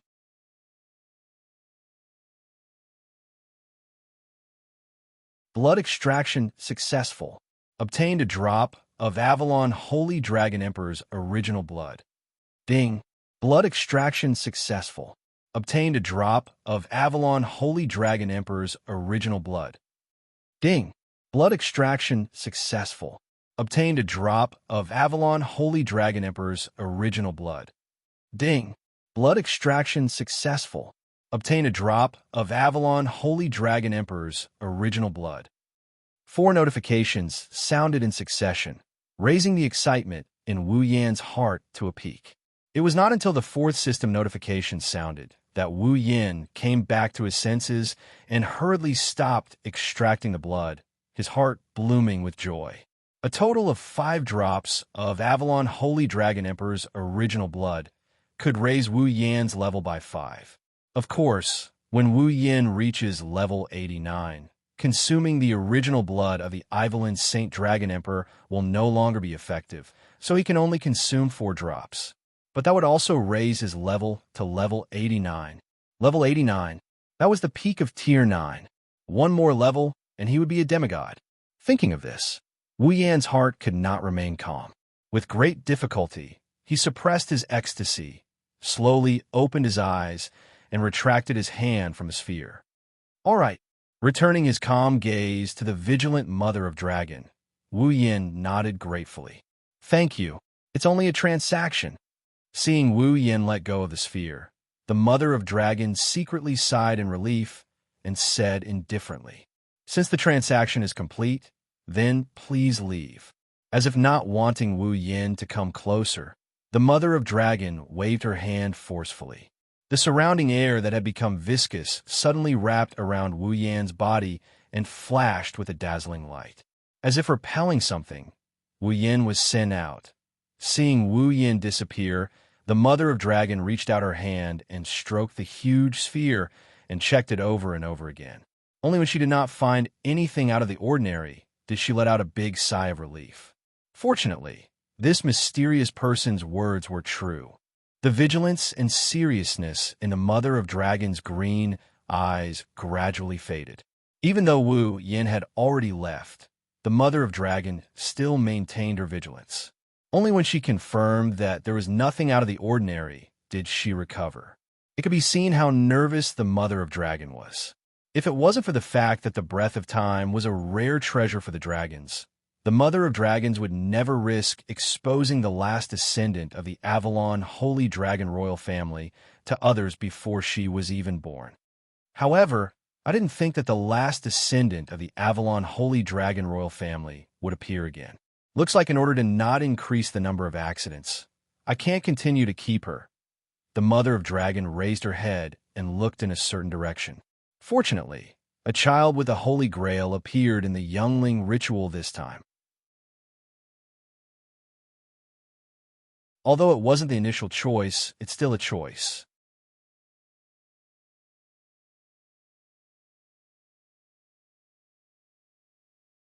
Chapter 13:12. Avian Forest. In the sky, strange-looking wild birds flew across the sky with the same strange cries. The surroundings were filled with cicada-like cries. The sunlight gradually transitioned from an intense golden color to a somewhat dusky sunset. The shadows of the trees gradually elongated, and the color of the forest was gradually dyed with the overly sorrowful color of the setting sun. In the dim forest without any human presence, only the sounds of birds, beasts, and insects, Wu Yin stood there quietly, as if he was asleep. He breathed rhythmically, until a certain moment, Wu Yin, who seemed to be asleep, suddenly opened his eyes. His breathing quickened as if he had a nightmare. This place. Exhaling softly, Wu Yin looked around. Already back. Looking up at the setting sun, Wu Yan's lips slowly curled up. His trip back in time this time had not been in vain. Not only did he complete the first dungeon mission, but he also gained a lot. Before coming here, Wu Yin did not expect that he would be able to obtain an opportunity to level up here. With the newborn blood of the Avalon Saint Dragon Emperor, he could reach level 89, the pinnacle of rank 9, and have the qualifications to reach the demigod realm. Once he achieved the demigod body, he would be qualified to be called a true powerhouse, right? Thinking of this, Wu Yin felt a burst of joy. System, you're a good person. Wu Yin sent a card to the system without a care in the world. With a happy mood, he didn't leave the forest. He stood there and waited for time reversal to run out so he could return to the original timeline. Wu. At this moment, a sound like someone crying suddenly entered Wu Yan's ears. Wu Yin was a little surprised. Wu, Wu. The crying sound became clearer and clearer. This time, Wu Yin could clearly distinguish the owner of the sound seemed to be a girl. A girl? Crying? Is it a child participating in the newborn ritual? Wu Yin frowned. Looking at the source of the sound, he hesitated for a moment. Then he stepped forward and walked in the direction of the crying sound. Dense trees surrounded him. In front of him was a messy grassland. Wu Yin walked forward. Pushing aside the grass blocking the way, he walked towards the crying sound that was getting clearer and clearer until he pushed aside the last bush. After walking into an open space, the owner of the crying voice entered his field of vision and entered his eyes. It was a girl with short blonde hair, about 7 or 8 years old. Her dazzling blonde hair shone brightly under the sunlight. The girl was wearing an expensive dress, which looked very out of place in the desolate forest. She was holding a stuffed doll in one hand, which looked like a cartoon dragon. Her other hand was placed under her eyes, and she was wiping some sparkling liquid. Those were the tears that fell from his eyes. Looking at the small girl's body that had already accumulated a rather large wetland, it was obvious that she had been crying for quite some time already. Seeing this, Wu Yin rubbed his forehead with a headache. He pushed aside the grass and walked in front of the little girl. After hesitating for a moment, he lowered his voice. "Girl, what's wrong? Why are you crying here?" Seemingly startled by the sudden voice, the girl quickly raised her head, revealing a tear-stained face. It made Wu Yin hold his breath. It was because the tear-stained face that appeared in front of him, although extremely young and tender, was also very beautiful. However, the icy blue eyes that came into view were filled with tears. The rims of the eyes were red, and there were already signs of swelling. "You, who are you?" The little girl was stunned when she saw Wu Yin appear in front of her. She quickly wiped her tears, wrinkled her nose, and imitated an adult's tone. Outsiders are not allowed to enter during the childbirth ritual. "Big brother, why are you here?" "Big brother?" Hearing the girl's words, Wu Yin was stunned for a moment. Only then did he realize that he had returned to his original size. It seems that the illusion technique's effect has disappeared. The childbirth ritual is going on here. If you're not here, please leave quickly. The girl saw that Wu Yin didn't answer her question and didn't get angry. She lowered her head and said in a low voice, "I still have to continue looking for the mother of dragons." After saying that, the girl turned around and wanted to go deeper into the forest. Seeing this, Wu Yin quickly said, "The sun is setting. The sun is about to set, and the youngling ritual is about to end. Even if you continue walking, you won't be able to find the mother of dragons." "Of course not." The girl turned around and shouted at Wu Yin in an agitated manner. "As long as the sun hasn't set, I will have a chance to find the mother of dragons, get a baby, and become a dragon breeder." The girl's excited shouts scared Wu Yin. Seeing the tears that she had just stopped rolling down her cheeks again, Wu Yin scratched his cheeks and asked her suspiciously, "Why are you so obsessed with becoming a dragon breeder?" Because... The girl's pair of bright eyes were finally filled with tears again. "Because I have to have my own fall." This, Wu Yin didn't understand. "Why is that?" Because... The girl's pretty face was filled with tears. At this moment, the girl's voice was filled with determination. "I want to be a great knight." "Knight?" Wu Yin paused and smiled bitterly. "Knight. That's right." The girl clenched her fists, but immediately lowered her head with a pale face. "But the youngling ceremony is about to end. The mother of dragons didn't entrust her youngling to me. I've already failed the selection. I failed to live up to the expectations of my royal father and royal sisters. I can't become a great knight anymore. Whoa." The girl couldn't help but feel sad. Tears rolled down her face, and Wu Yan's hair went numb from crying. Okay, don't cry." Well, however, the wound in the girl's heart was completely touched by Wu Yan. She couldn't stop her tears. Scratching his ears and cheeks, he paced back and forth on the spot. Listening to the girl's cries, his heart felt like it's being squeezed by a hand. It desperately thought of words to comfort her. Suddenly, Wu Yan seemed to have thought of something. With a flip of his hand, a glowing ball appeared in his hand. That was the youngling that the mother of dragons wanted to give him. Okay, don't cry." Wu Yan walked in front of the girl. He squatted down. "Didn't you want fall? I'll give you one, okay? Give me one." Maintaining her crying posture, the girl was stunned on the spot. Wu Yan immediately grabbed the ball in his hand and pressed it on the girl's chest. Wong! The ball suddenly emitted a strong light and entered the girl's body. The girl's clothes fell apart with a bang, revealing her white body. A strange force acted on the girl's body, causing her to let out a muffled groan. Then a star carving slowly appeared on the girl's chest and imprinted itself into her body. At this moment, the girl felt something seemed to have changed in her body. Feeling the change clearly, the girl's eyes violently fluctuated. As if she was sleep-talking, she murmured, "I have fall? Wu Yan showed a big smile. "I'll give you fall, so don't cry anymore, okay? But, Although the girl did not understand what had happened, she knew that it was this gentle big brother before her who had given her the fall she had always dreamed of. Is this okay? Well, it's useless to give it to me anyway. I don't really need it. If you need it, I'll give it to you. Wu Yin waved his hand carelessly, but his eyes suddenly focused. He could feel a strange pulling sensation tugging at his body. This was the sign of his return. Wu Yin immediately stood up. Okay, I'm leaving. Remember not to cry anymore. With that, Wu Yin turned around and walked into the nearby bushes. Wait. The girl hurriedly chased after him. Big brother, what's your name? Me? Wu Yin turned around with a smile in his eyes. I'm Wu Yin. Wu Yin. The girl repeated the name, memorizing it in her heart. Seeing Wu Yin turn around again, she quickly ran after him. Big brother Wu Yin. Wait. The girl grabbed Wu Yin's clothes, making Wu Yin slightly anxious. He didn't want anyone to see him mysteriously disappear. What's wrong? This is for you. The girl solemnly raised the stuffed doll in her hand.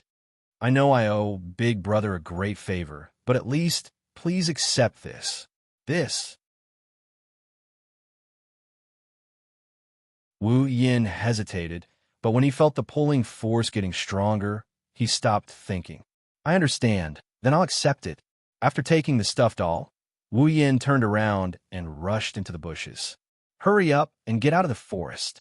Just as he said that, Wu Yin dashed into the bushes and disappeared from the spot in the next second. The girl stared blankly in the direction Wu Yin disappeared, her hand on the star carving. Wu Yin.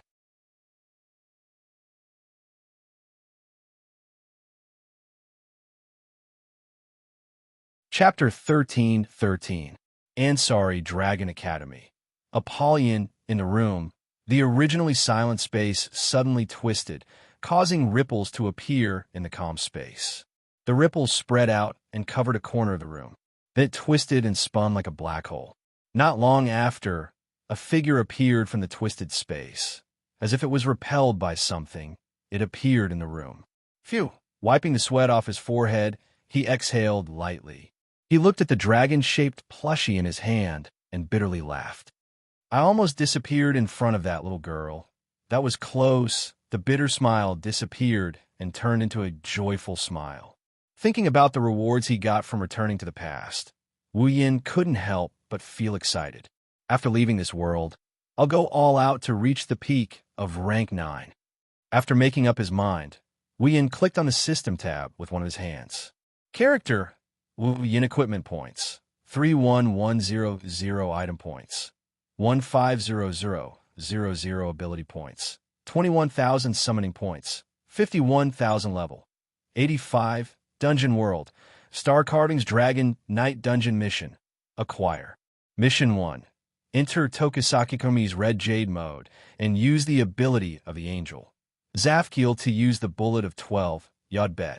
When the Mother of Dragons placed the last descendant of the Avalon Holy Dragon royal family in the Abian Forest, she would obtain a drop of the first blood of the last descendant of the Avalon Holy Dragon royal family before she was born and placed in the Abian Forest.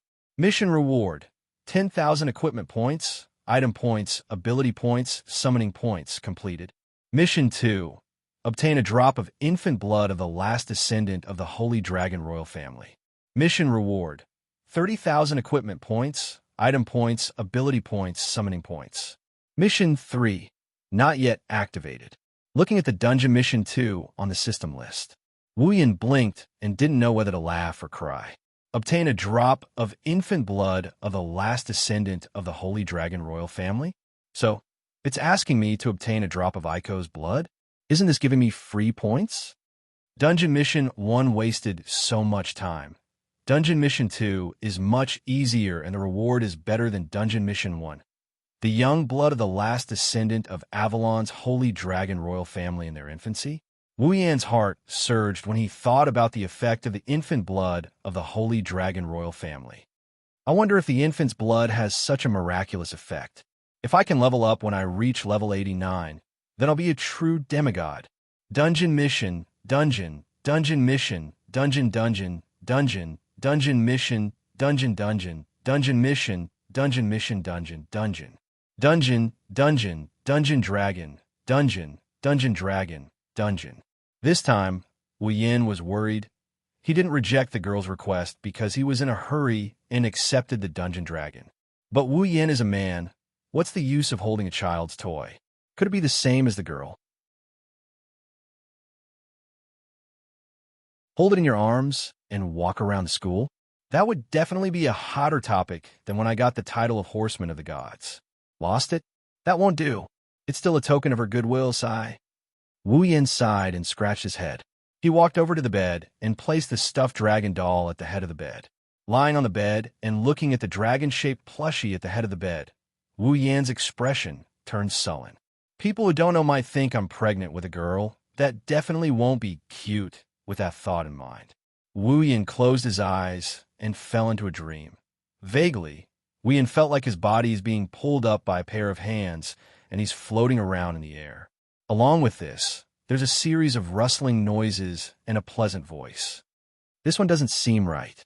This one doesn't seem right either. This one isn't bad, but isn't it too gorgeous?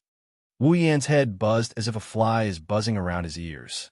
It's so annoying that he couldn't take it anymore, and he slowly drove away his drowsiness. He opened his eyes. Dazzling sunlight attacked Wu Yan's eyes, dispelling the last trace of sleepiness in Wu Yan. Wu Yan opened his eyes. Then a purple light flashed into his eyes. This made him widen his eyes in shock. Lord Lune, you're awake? He saw Corset standing in front of Wu Yan with an undisguised smile on her face. Her purple eyes met with Wu Yan's, which made her look extremely youthful and beautiful. Any normal boy would be tempted by such a pretty maid. But Wu Yan wouldn't. It's not that Wu Yan wasn't a normal boy, but the situation at this time was too strange. Wu Yan left his bed and stood upright in front of Corset. Corset raised her small face and smiled at him, but her hands were on his body. She took off all his clothes in an extremely fierce way. Aware of what he was facing, Wu Yan suddenly felt a chill down his spine. He didn't care how he got out of bed and practiced the skill of sleeping while standing. He quickly raised his hands like he was surrendering. His face was stiff. Corset smiled at him while taking off his clothes. Wu Yan's face was full of anxiety. If you want, you can tell me. I won't mind. You don't have to do it in this way. You think too much. Before Wu Yan could finish his words, Corset interrupted Wu Yan with a smile. I'm just helping Lord Lune change his clothes. Change my clothes? Wu Yan was stunned for a moment. He found that the bed where he was supposed to be lying was now full of various styles of clothes. Wu Yan opened his mouth wide. Where did I get these clothes? I don't remember having so many clothes. I bought these on the street when I was bored. Originally, I wanted to let Her Royal Highness use them when she needs to dress up as a man. But now, Lord Rune has taken advantage of them. Why did you give me these clothes? Could it be that Lord Lune has forgotten that today is your date with Lady Lebecca? Hearing Corset's words, Wu Yan reacted abruptly. That seems to be the case. So, in order to prevent Lord Lune from being too abrupt, I took the initiative to bring these clothes. I also took the initiative to let Lord Lune get out of bed unconsciously and helped Lord Lune change into these clothes. You seem to have said something very important. Wu Yan's mouth twitched when he saw Corset's unchanging smile. Getting out of bed unconsciously? How did you do it? Being too formal will make a man's charm plummet. Corset smiled meaningfully. As a maid, how can I not master some special skills? In this era, maids are scary. Lord Lune, I'm sorry. Don't be shy, I'm not praising you. Wu Yan said weakly. Speaking of which, why are you here? Why did you help me change into these clothes? Did Lord Lune forget? Corset blushed. She held her small face with both hands and bashfully pinched it. From today onwards, Corset will be Lord Lune's maid. Although it's only in the morning, I only asked you to make breakfast for me. Wu Yan weakly defended himself, but he was stopped by Corset's smiling eyes. Lord Lune, are you dissatisfied with my service? Seeing Corset's smiling face, Wu Yan felt a chill in his heart. He quickly smiled awkwardly. How? How could that be? That's good. With a smile that did not change from the beginning to the end, Cosette stretched out his hand. Then, in order to not keep Lady Leibecca waiting, let's hurry up and get changed. Seeing Cosette slowly approaching him like she's having some fun, Wien suddenly felt like asking her to come over was the worst decision he's ever made since he came to this world.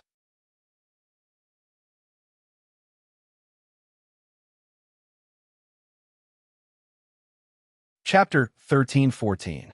1314. For the rest of my life, I dedicate this chapter to all the girls. Congratulations to Yunchi Chingu for becoming the head of this book. Many thanks to 06066060 for the 8,888 renminbi tip.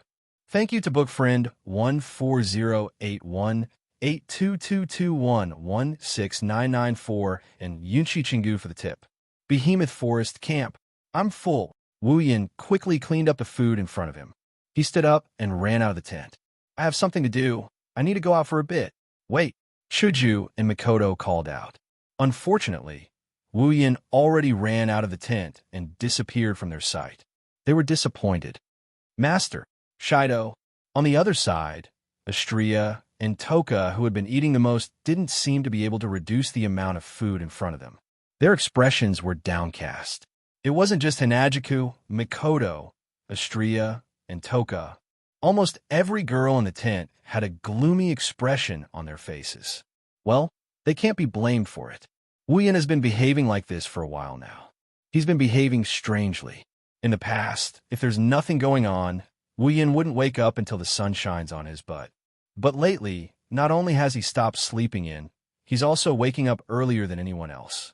At night, with Wu Yan's moral integrity, if he doesn't drag one or a few girls home to roll in the sheets with him, he won't be able to sleep peacefully. Even if he can't get anyone to roll in the sheets with him at night, he will stick to the girls like sticky candy until they are willing or throw a tantrum. Only then will he leave. But now, Wu Yin would sleep like a log in his tent at night. Even if the girls came to him and tried to seduce him, he wouldn't sleep. He would use the excuse of being too tired. Hugging the naked bodies of the young girls, he fell asleep without doing anything. He was more of a gentleman than a gentleman, almost becoming Lu Xiaohui. Also, today, Wu Yin left early and returned late every day. It was the same in the morning. After finishing his breakfast, he couldn't wait to go out. Then, he would come back in the middle of the night with a tired face and lie down in the tent. Abnormal. This is too abnormal. I think so. It's not that simple. In the silent tent, Shokuho Misaki calmly opened her mouth. No matter what, his behavior is too abnormal. It's suspicious. You're right. Kotori stopped eating her lollipop. She was in deep thought. This doesn't seem like Oni-san. Did something happen? It was rare for Kurumi to be so serious. Given my husband's personality, if something were to happen, it's very likely that he would hide it from us and bear it alone. Master, Ikaros raised her beautiful face. Her eyes were full of worry. Isn't that too despicable? Mikoto slammed the table and stood up after hearing Kurumi's words. Our lives are intertwined. We're a community with a shared destiny. If he still wants to bear everything alone, I won't forgive him.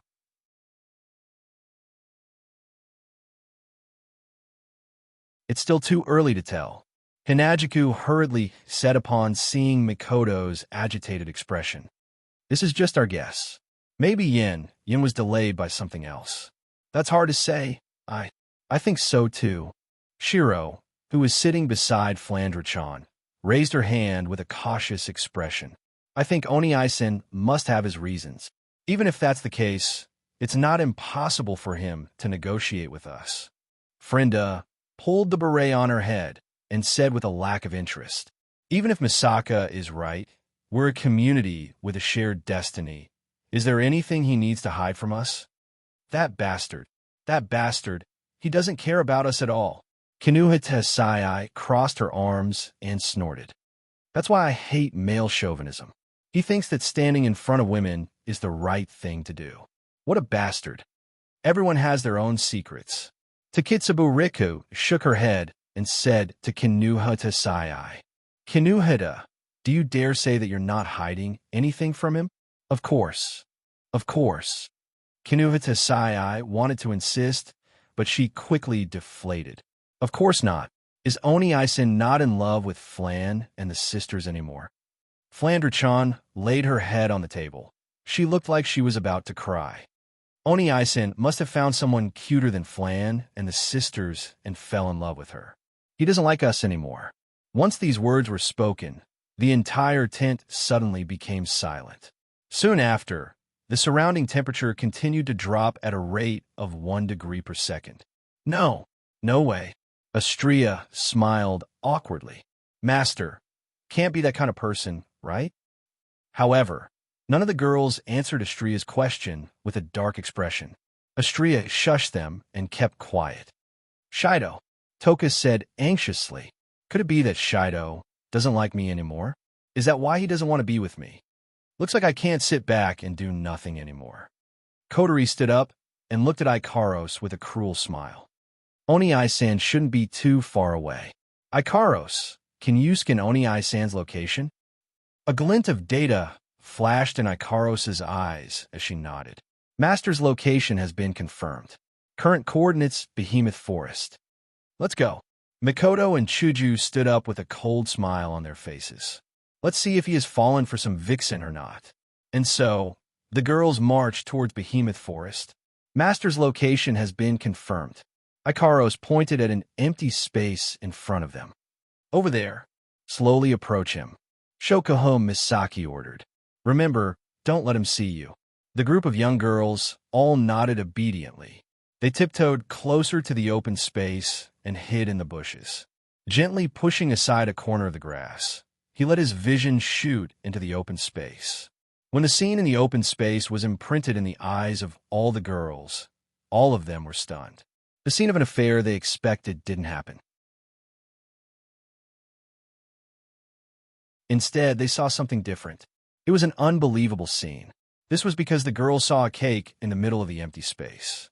It was a huge cake. It was 3 to 4 meters in diameter. It was a huge cake that was more than 2 meters tall. Around the cake, Wu Yin was holding some utensils. While baking some small cakes, he added them to the big cake to increase the surface area of the big cake. This is... The girls looked at each other in dismay. What's going on? Boo, who is it? The moment the girls made a move, Wu Yin noticed them. Who's there? It's us. Looking at Wu Yan's cold expression, the girls quickly came out from the bushes. Wu Yin was stunned, and he exclaimed in surprise. Why are you here?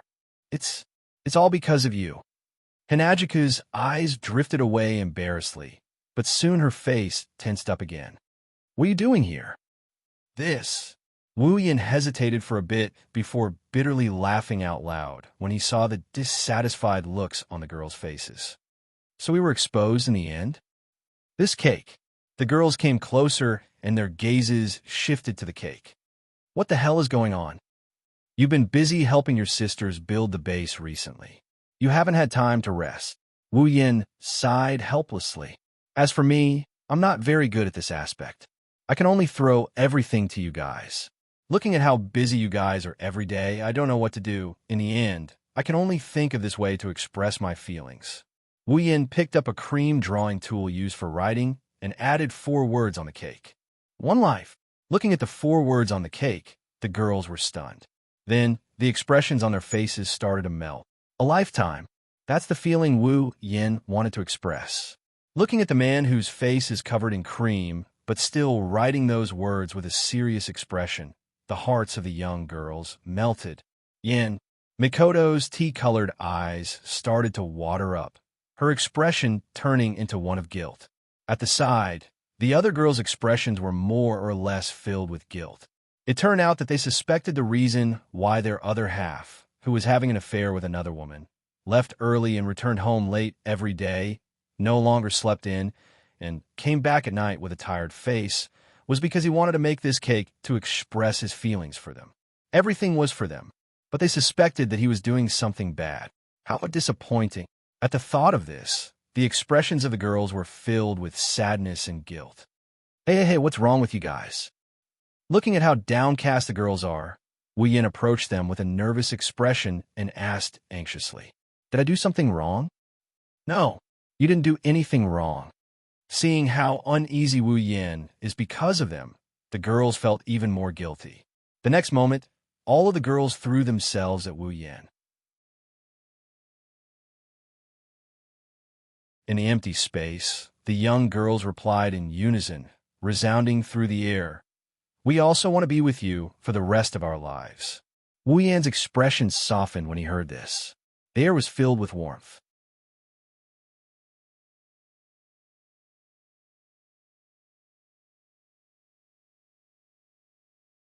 Chapter 13:15. Ansari State, St. Dalem Square. This is a very special square, because in the center of the square, there is a stone statue. That is the stone statue of the first Night King of the Lorraine State, also known as the Holy Statue. It is one of the historical sites in Ansari State.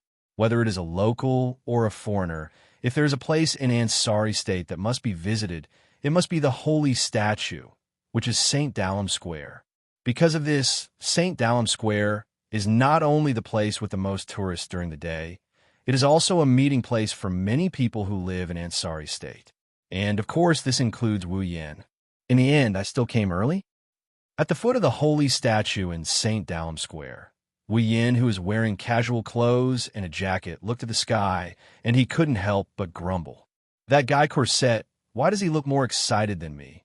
Rushing me out in such a hurry. There's still an hour before the appointed time. How could Lebecca come so early?" As the #1 celebrity in the Ansari State Dragon Riding Academy, and the idol of all the boys and girls in Ansari State, to Lebecca, dating with Wu Yin might just be a routine.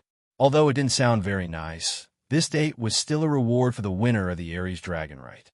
It couldn't be considered a real date, and Lebecca was only fulfilling her promise.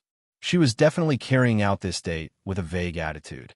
Therefore, with Lebecca's character, even if she won't be late, she shouldn't be too early, at least not as early as an hour in the morning. Wu Yin thought so. But in the next moment, the scene that appeared in front of Wu Yin mercilessly shattered this thought in his heart. Nobody knows when it started. The entire St. Dalem Square was silent. The scene that was still a bit noisy a second ago. At this moment, all the voices seemed to be extinguished by something. They were cut off in the air. Every man, woman, old, young, and young at the scene. All of them seemed to be holding their breaths. They didn't even dare to make a sound. All of them turned their gazes towards one direction. Their eyes flashed with a somewhat dull look. Wu Yin followed everyone's line of sight and looked ahead. He was also stunned by what he saw. That was because, in that direction, a young girl was walking into the plaza with extremely elegant and noble steps. Looking at the young lady who was slowly walking towards the center of the field, everyone's eyes lit up at the same time. That is breathtaking. Under the sunlight, the young girl was wearing a pure white blouse. It was very crisp and neat. It set off her voluptuous and explosive chest. Both sides of her chest spread down in an extremely seductive trajectory, drawing out slender curves. Her lower body was a pure black miniskirt, matched with knee-length stockings and knee-length boots. The extreme black and white color seemed to be the only color left in the world. Her fiery red hair was gently tied up by a white ribbon and placed on the left side of her head. It drooped down on the young girl's chest. Clear emerald was the color of the young girl's pupils. It embellished that beautiful and charming face that was suffocatingly beautiful. Taking a step forward, the sound of her boots landing on the ground could be clearly heard throughout the square. Red hair, white blouse, black miniskirt, stockings, boots, and emerald eyes. For colors like the sky converged on that beautiful figure that didn't seem to belong to this world. In this world, there seemed to be only one person left. Everyone's gaze couldn't leave that beautiful figure. Their eyes followed her as she walked. However, she didn't care about the surrounding gazes at all, as if she was already used to it. While walking into the square, she lightly shifted her gaze. When she saw Wu Yin standing under the holy statue, the young girl's eyes lit up. A smile that made everyone's heartbeat faster appeared on her face. She slightly quickened her steps. Under everyone's gaze, she arrived in front of Wu Yan. Seeing Wu Yan's shocked expression, the young girl raised an eyebrow and said in amusement, "What's wrong? You don't recognize me?" Hearing that sweet and dignified voice, Wu Yan blinked and asked with uncertainty, "Lebecca? You really don't recognize me?" Lebecca let out a bitter laugh, but she quickly regained her smile. "Well, I didn't waste my time getting up early in the morning to dress up. Looks like the effect is pretty good." Hearing Lebecca's blunt words and the intoxicated expressions of the passers-by, Wu Yan finally reacted and shrugged. "Not only is it pretty good, it can't get any better. No one recognizes you as the strongest student council president, because this is the first time I'm wearing casual clothes in public." Lebecca easily said something that could easily be misunderstood and flattered. Then she sized up Wu Yan. "You're dressed pretty well, too. This is all thanks to Corset." Speaking of that heaven-defying maid, Wu Yan felt his strength begin to drain away. "She's even more nervous than I am about this date. I really don't know what she's so excited about." "Corset." Lebecca paused for a moment, then revealed a faint smile. "Speaking of which, she's now your personal maid in the morning. You should be able to take advantage of this opportunity to do some things you normally wouldn't dare to do." "That's a very ambiguous statement." Wu Yan chuckled in an embarrassed manner. "It's not like you don't know how heaven-defying Corset is. If I really make a move on her, I might fail miserably before I can even take her down." "Aren't you underestimating yourself too much?" Lebecca said with a smile and a deep meaning behind her words. "If you really take action, maybe Corset won't refuse you." "You're not sure? How is that possible?" Wu Yan's first reaction was to laugh. It's a very funny laugh. "I've only known Corset for less than a month. The chances of us meeting are even rarer. How could Corset—" "Is that so?" Lebecca interrupted Wu Yan. Her eyes contained a different kind of emotion. "But we've only known each other for less than a month. Haven't we already progressed to the level of a date? This is the reward for the Ares Temple's dragon sacrifice." Wu Yan sighed. "If I held a bouquet of flowers like those people who wanted to pursue you, shouting, 'President Lebecca, I love you, and please go on a date with me at the same time,' would you agree?" Lebecca muttered to herself, her expression serious as she pondered. After a while, she raised her head and revealed a flower-like smile. "If it's you, Rune, I'll definitely agree." "Huh?" Wu Yan's face froze up. He couldn't believe what he just heard. He looked at Lebecca with a suspicious look. "Are you sure?" "I'm sure." Lebecca nodded heavily. She looked at Wu Yan's face with an inexplicable tone. She spoke in a serious tone. "After all, you're the first person to talk to me normally as a man and as a woman." "What do you mean?" Wu Yan furrowed his brows when he saw Lebecca's strange behavior. "The way you look at women.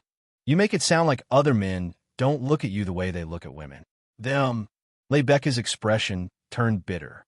"Instead of saying that I'm looking at a woman, it's better to say that I'm looking at the most reliable student council president and the Saint Dragon Knight." "Oh?" Wu Yan narrowed his eyes, and he rapped her on the head with his knuckles. "You." Lebecca held her head in pain. She looked at Wu Yan in shock. She didn't expect him to treat her like this. "Let me use your words. You're underestimating yourself too much." Wu Yan pursed his lips. "Even if you disregard your identity as the student council president and the Sacred Sky Dragon Knight, you're still a beautiful woman." Wu Yan pointed to the passers-by. "Their gazes are the evidence." Lebecca couldn't help but look around. Immediately, she caught sight of the stunned and envious expressions of the passers-by. Due to her disguise, the passers-by didn't know this beautiful girl was the student council president. As Wu Yan said, their gazes were the most direct evidence of Lebecca's identity as a woman. Lebecca's eyes flickered. She smiled. Her smile was extremely beautiful.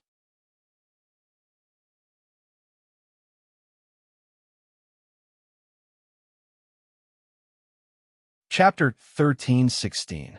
Ansari City District. Wow, what a beautiful girl. Where is that girl from? I've never seen her before. Is there such a beautiful girl? in Ansari City? Who was that man beside her? He can't be that beauty's lover, right? That beauty is holding his hand. They must be lovers. Damn it, I'm so envious. That man. On the streets of the city district, the passers-by all stopped in their tracks, attracted by Lebecca's heaven-shaking beauty. They widened their eyes. They looked at Lebecca in awe while pointing at her in excitement. However, when they noticed Wu Yin walking next to Lebecca and Lebecca holding onto his arm, their enthusiasm dissipated like a splash of cold water. They started pointing at Wu Yin and started gossiping.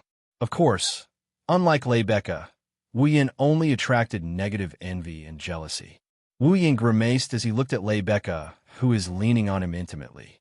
She hooked her arm around his, and she leaned on him with a smile on her face. She's one step away from leaning into his embrace. His bitterness deepened. It was bitter to say it. Wu Yin, on the other hand, felt troubled and puzzled. Naturally, he was annoyed by Rebecca's intimate actions. His hand had completely sunk into the other party's voluptuous breasts, feeling that amazingly soft touch. While the fire in his heart continued to burn, his absent-mindedness affected his state of mind. Even his steps became light as a feather. He almost made a fool out of himself. What he didn't understand was Lebecca's attitude. Ever since the conversation in St. Lamb Square, Lebecca suddenly became incomparably passionate, like a lover who is passionately in love. Not only did she insist on holding his hand, she also ignored the scrutinizing and unbridled gazes of the surrounding people. This made Wu Yin very confused. The rumored strongest student council president of Ansari City's Dragon Riding Academy. She was usually upright and awe-inspiring, in addition to her awe-inspiring performance and extremely beautiful appearance. Once she released her passion, even Wu Yin almost couldn't take it. It was no wonder that Wu Yin didn't understand. After all, it was the first time he saw Lebecca like this. He couldn't help but reach out his hand. As Lebecca stared blankly at him, he touched her forehead and then touched his own as he muttered to himself, "That's right, master. I don't have a fever." As soon as he said that, with a slap, a weak yet powerful hand mercilessly slapped Wu Yan's shoulder, making him cry out in pain. He looked at Lebecca, causing her to look unhappily. "Do you know that your behavior just now was very rude?" Sorry. Wu Yan rubbed his shoulder and smiled apologetically. "I just didn't expect, Lebecca, you would be so passionate when you're on a date. When you're on a date, you must use a different way to interact with the opposite sex.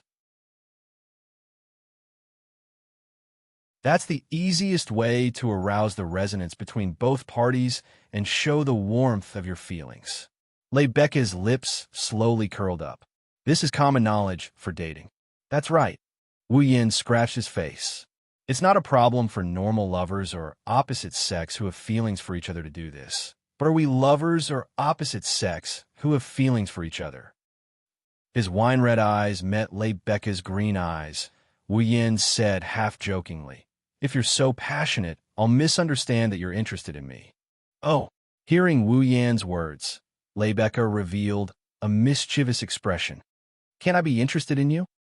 I think you're hinting that you're very easy to capture." Wu Yin rolled his eyes. "We've only known each other for less than a month, and you're already interested in me?" "Less than a month." Lebecca was silent for a moment before she suddenly said, "Speaking of which, it's quite unbelievable." Wu Yin looked at Lebecca with a confused look. "What do you mean?" "You're clearly a suspicious person with an unknown identity and origin. You were coincidentally discovered by me when the star spirit went berserk less than a month ago. Yet now, I'm on a date with such a suspicious person." Lebecca looked at Wu Yin with strange emotions in her eyes. "Isn't this unbelievable enough?" Wu Yin paused for a bit. He also fell silent for a moment before asking, "You know I'm a suspicious person. Then, why are you trying to get closer to me like a moth drawn to a flame?" "A moth drawn to a flame?" Lebecca froze for a moment before smiling bitterly. "That's quite an apt description, isn't it?" Wu Yin lowered his voice and said indifferently, "After all, I might be someone from the Cypheros Empire. I might also be someone who wants to harm the Ansari Dragon Academy, or even the Lorium Knighthood. I might also be a spy from another faction who infiltrated the Ansari Dragon Academy to obtain information. Who knows? No, you can't be someone from another country. Lebecca shook her head. You have star carving and fall. You are a dragon breeder, which means that you are from the kingdom of Knights of Lormont. The mother of dragons will not entrust her offspring to anyone other than the kingdom of knights. There are exceptions to everything. As far as I know, the mother of dragons once made an exception and allowed someone from the Sheplon kingdom to have her offspring and become a dragon breeder. Wu Yin refuted, but Lebecca shook her head again. That's because that person was from the Sheplon kingdom, and the knighthood of Lorea is a vassal of the Sheplon kingdom. That's why there was an exception. Besides, even if there was an exception, the mother of dragons wouldn't entrust her offspring to someone who would harm a knighthood. What if I'm not a dragon breeder? Wu Yin self-destructed in a shocking manner. My star carving might be a disguise, and you've never seen my fall before, have you? This time, Lebecca fell silent. Even if that's the case, I still pulled closer to you like a moth drawn to a flame, just like you said. Lebecca said resolutely after a while. Perhaps this is irrational, but I do believe you subconsciously. Perhaps this is a woman's intuition? Wu Yin didn't know whether to laugh or to cry. That's not something that the highly capable student council president would say. Isn't that why I said it's inconceivable? Lebecca smiled and lifted her head. The sunlight shone on her face, making her as beautiful as a goddess. There are indeed many mysterious things about you, but they're far from suspicious. One day, I will uncover all these mysteries, and you'll have no more secrets from me. Wu Yin looked at Lebecca in astonishment. Lebecca responded with her usual confident smile. Wu Yin chuckled helplessly. Is this a declaration of love? It can be considered a declaration of challenge. Wu Yin and Lebecca smiled at each other. They ignored the gazes of the passers-by and intimately stuck to each other, beginning a true date. Ansari State Dragon Riding Academy, Epona, under the setting sun, Wu Yin sent Lebecca to the entrance of Epona Lodge. He looked at the incomparably beautiful girl standing in front of him and sighed. I say it's a date, but I'm not familiar with Ansari City at all. I just want you to take me shopping and familiarize me with the roads. Then I'll treat it as a prelude to our next date. Rebecca didn't mind making such a declaration. She walked up to Wu Yin with a grin on her face. She stood on her tiptoes, and before Wu Yin could react, she placed her lips on Wu Yan's cheek, and she kissed him with a soft chirp. Wu Yan's eyes widened when he felt the fragrance and touch on his cheek. A farewell kiss is the perfect ending to a date. This is common knowledge when dating, Lebecca leisurely said after a light kiss. She then turned around and walked into the dormitory with a smile. Wu Yin rubbed his cheeks. He looked at Lebecca's cheerful back, and he couldn't help but reply to her. Remember to kiss me next time. That will depend on your performance. A confident smile appeared on Lebecca's face. She recovered her usual heroic demeanor and walked into the dormitory. Today was destined to be a beautiful day.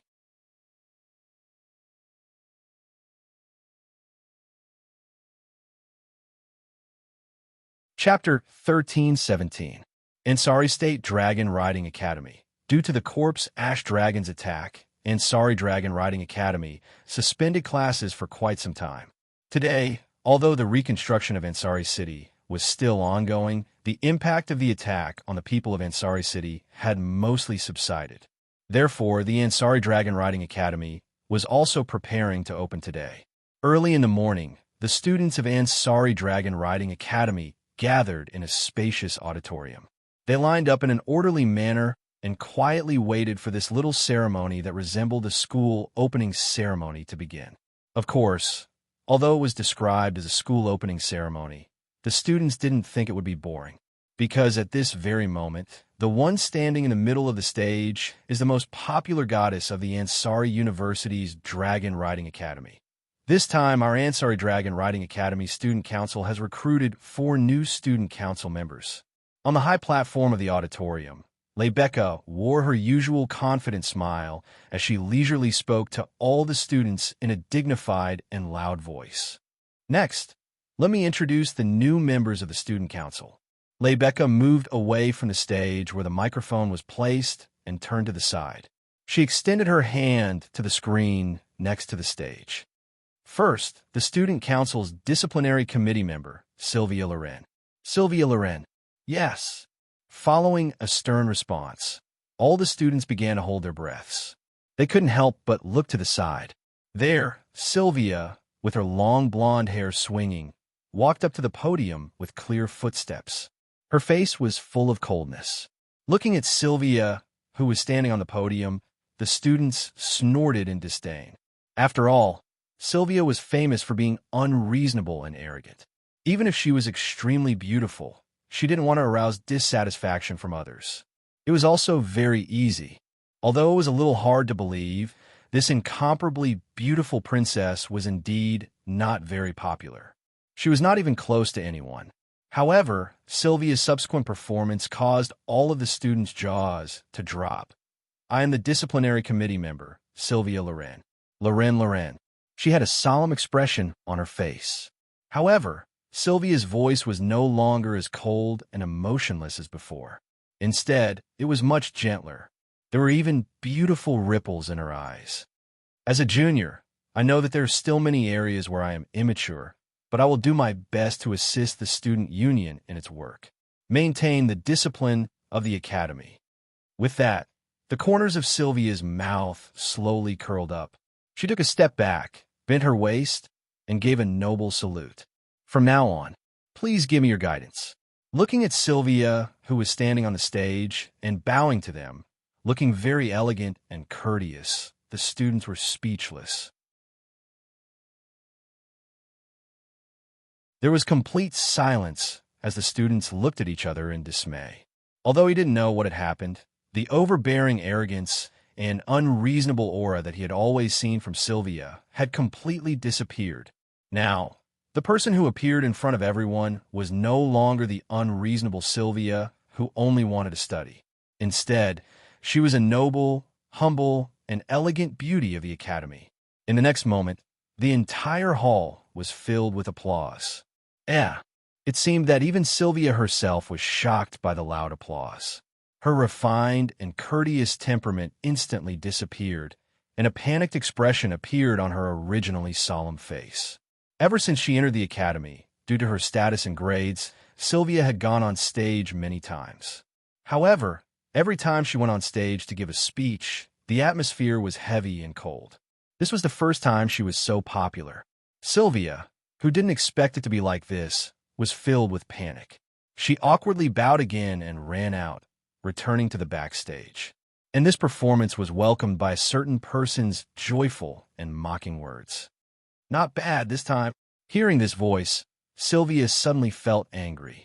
She raised her head and hatefully looked at Wu Yan, who had a detestable smile on his face, and angrily said, "It's all because of you. You said you didn't like the way I spoke in the past. You made me spend so much effort to study the etiquette of speaking. In the end, I became a laughingstock. What are you talking about?" Wu Yan rolled his eyes at the angry Sylvia. This applause represents the students' welcome to you. Who knows how many times better than before, but you still aren't satisfied. Roland is right, Your Highness. Yashur also spoke up. Her Highness is so much better now compared to before. Sylvia couldn't help but blush when she heard this, and she turned her face away. It's nothing. Looking at Sylvia's blushing face, Yashur couldn't help but laugh, but soon he couldn't laugh anymore. Next, the Academy's #1 problematic student, General Affairs Yashur, Blake. The entire hall went silent once more. Seeing this, Yashur's face turned bitter. Compared to Sylvia, you're not that popular. Wu Yan playfully patted Yashur's shoulder. Well, since Sylvia has turned over a new leaf, you won't be too bad either. Don't worry and go up. Can you not say I've turned over a new leaf? You're making it sound like I was a horrible person in the past. Sylvia voiced her opinion, but Wu Yan ignored it. However, Wu Yan's words gave Yashur a boost of confidence. He nodded firmly and walked up to the stage. But if one looked closely, one would notice that Yashu's face still carried a hint of nervousness. Is he all right? Sylvia sighed. He looks really nervous. Do you think everyone is like you? Majestic, and has nothing to do with nervousness? Wu Yin pursed his lips. For a commoner who has never shown his face in public, being able to go up on stage is already something worthy of praise. Don't make it sound like I'm different. I get nervous too. It's just that I've been through a lot of situations like this ever since I was little, so I don't have stage fright on the surface. Sylvia looked at Wu Yin in dissatisfaction. Besides, you don't look nervous either, do you? Huh, me? Wu Yin was taken aback. He shrugged his shoulders. Even though we're on different sides, I've been through plenty of situations like this as well. Rather than saying that I'm not nervous, it's more accurate to say that I'm used to it. You've been through plenty of situations? Sylvia looked at Wu Yin with a frown. Do all guards have to go in and out of those situations? Yeah, I'm talking about the past, not the present. Who told you that I used to be a guard? Wu Yin raised an eyebrow and said with a half-smile. Who knows, I might even be the fiancé of a princess. Is that so? Sylvia turned her head away. She didn't listen to Wu Yin. Wu Yin sighed helplessly. He wasn't lying. Even though they're not in this world, Sylph is still a princess, and he is indeed her fiancé. Next up, let's welcome the genius dragon rider, the one who has never lost a single battle since he entered the school. He is known as the Divine Rider and is now the assistant of the student council. Randall. Unknowingly, Yashur had also returned to the backstage and ended his speech. Lebecca made an introduction with slightly clearer words than before, causing a burst of applause in the auditorium. Compared to Sylvia and Yashur, Wu Yin is much more popular. I am Randall, the assistant of the student council. Randall. Standing on the podium, Wu Yin had a calm expression on his face. Originally, the student union didn't have the position of assistant, but since the vice president and secretary of the student union were often absent for no reason, the president created the position of assistant. I will take over the vice president and secretary's work and be responsible for assisting the president. If there's anything you need my help with, feel free to look for me. I will be more than happy to do so. Oh, as soon as he finished speaking, the students immediately clapped and cheered. Lebecca and Sylvia clapped their hands when they saw Wu Yin standing on the stage with a carefree expression on his face. They revealed heart-wrenching smiles.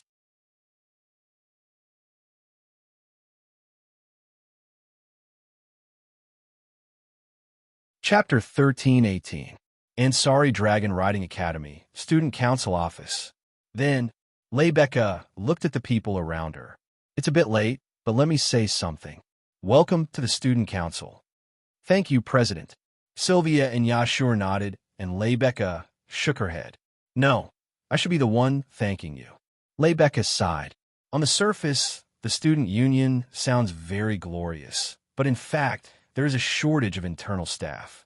The vice president and the secretary are absent all year round, so the entire student union has long shown signs of not being able to operate properly. The fact that all of you can join the student union has allowed me to catch my breath. Guild leader, you mustn't say that. Yashur was flattered and shook his head. If a problematic student like me can help a little, I definitely won't refuse. Me too. Sylvia nodded solemnly. I've always thought that I can do what others can do with a little effort. But now, I've completely realized that there are still many areas where my ability is lacking. Take the corpse dragon incident, for example. At that time, I couldn't even help at all. Princess, what are you saying? Yashur looked at Sylvia in shock. If it wasn't for Princess and Lancelot's help, I wouldn't have been able to defeat the corpse gray dragon alone. However, Yashur's comforting words were met with Sylvia's sharp gaze. You bastard. Don't you know what you've done? Looking at Sylvia's somewhat angry expression, Yeshu was stunned on the spot. Even if it's just a rushed holy knight armor, you're still wearing it. Sylvia clenched her teeth, unwilling to give up. In other words, you were a true sacred sky dragon knight back then? Hearing this, Yeshu opened his mouth and finally realized what kind of level he had reached at that time. Sacred Sky Dragon Knight. Not only was it the symbol of the highest level of power in Lorraine, it was also a symbol of high status. In Lorraine, no matter what kind of person they were, even if they were a commoner or a slave, once they became a sacred sky dragon knight, their status will be comparable to nobles. Sylvia was right. Even if it was a half-baked paladin armor, Yashur was still equipped with it. Then, he was a genuine Saint Heavenly Dragon Knight. You have the ability to ride any dragon and walk in front of everyone to become a sacred sky dragon knight. Do you know that I can't even get these things even if I wanted them? Sylvia's face was filled with anger. Since you have such outstanding talent, you should keep learning and make full use of your talent. Otherwise, how can a person like me, who has no talent and doesn't even know where to start working hard, feel satisfied? That. Yashur raised his hand tremblingly. I don't think Princess has no talent. Sylvia glared fiercely at Yashur, who immediately shut up. In short, you can't be as sloppy as you used to be. He's been labeled as a problematic student, Sylvia sternly said to Yashur. Even if it's for the sake of the student council's image, you have to produce results that everyone recognizes. Sylvia is right, Yashur. Yashu. Wu Yin, who was sipping his tea, looked at Yashu. I know you don't have much self-awareness right now. After all, your fall wasn't even born not long ago. Now that you've suddenly become a noble like Holy Dragon Knight, you definitely can't get used to it. However, you've indeed reached the top in one step. You can't act recklessly like before. Just like last time when you interfered in the battle with the corpse Grey Dragon. Let's not mention that time. Lebeka was almost hurt. Yashio lowered his head, his expression more or less filled with guilt. I'm sorry. I know you're worried about Yak, but there are more solutions in that situation. Wu Yin patted Yashur's shoulder. Like Sylvia said, she has her shortcomings, and so do you. You have to train yourselves in the student council from now on. While you make up for your shortcomings, you have to make use of your strengths as well. Wu Yin glanced at Sylvia when he said this. Don't use your lack of talent as an excuse when you can't do something. Everyone has their own strengths. I hope you can understand this. Sylvia and Yashur's expressions instantly turned serious as they responded. Yes. Rebecca couldn't help but smile when she saw how easily Wu Yin stirred up Sylvia and Yashur's conviction. I'm relieved to see you like this. I hope you'll take care of me in the coming days, Roland, Yashur, and your highness. I will do my best. Sylvia stared at Rebecca with determination in her eyes. But President, I didn't come to the student council just to do my part. I also came to train myself. So, at least in the student council, please don't treat me as the princess of the royal family of knights. In the future, President, please call me by my name. Leska hesitated for a moment, but when she saw the stubbornness in Sylvia's eyes, she nodded with a smile. Okay, I understand. Rebecca picked up the teacup on the table and raised it. Then let me replace wine with tea to welcome you all once again. Welcome to the student council. Cheers! Cheers! Wu Yin, Sylvia, and Yashu also raised their teacups and clinked them against Lebecca's teacup. Amidst the crisp sounds, the four people present drank up the black tea in their teacups at the same time, celebrating the formation of the new student union. Okay, the welcome ceremony will end here. If there's a chance in the future, I'll make it up to you all. Placing the teacup on the table, Lebecca withdrew her smile. Next, I have something important to tell you all. Sylvia and Yashur shivered when they saw Rebecca's smile disappear. Even Wu Yin narrowed his eyes. For Lebecca to treat it so seriously, it must not be a small matter. It's actually like this. Rebecca bit her thumbnail and revealed a serious expression.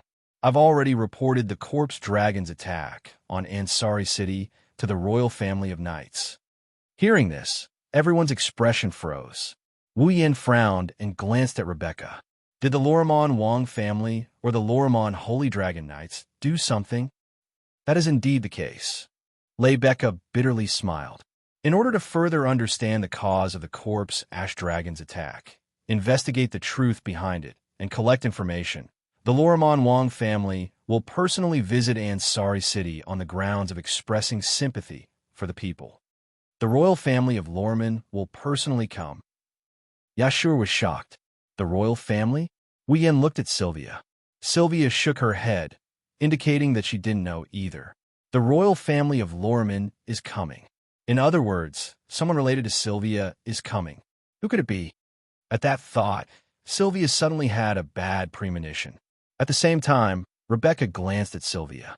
It is said that the one who came to Ansari City this time is the first princess of the Knight's Kingdom of Lorraine, Veronica. Veronica Lorman. Sylvia's pupils shrunk to the size of a needle. The royal family of Lorman? Wu Yan flinched. Yasho gasped as well. The royal family of Lorman? Isn't that? That's right. Rebecca nodded. The person coming is Sylvia's sister. No.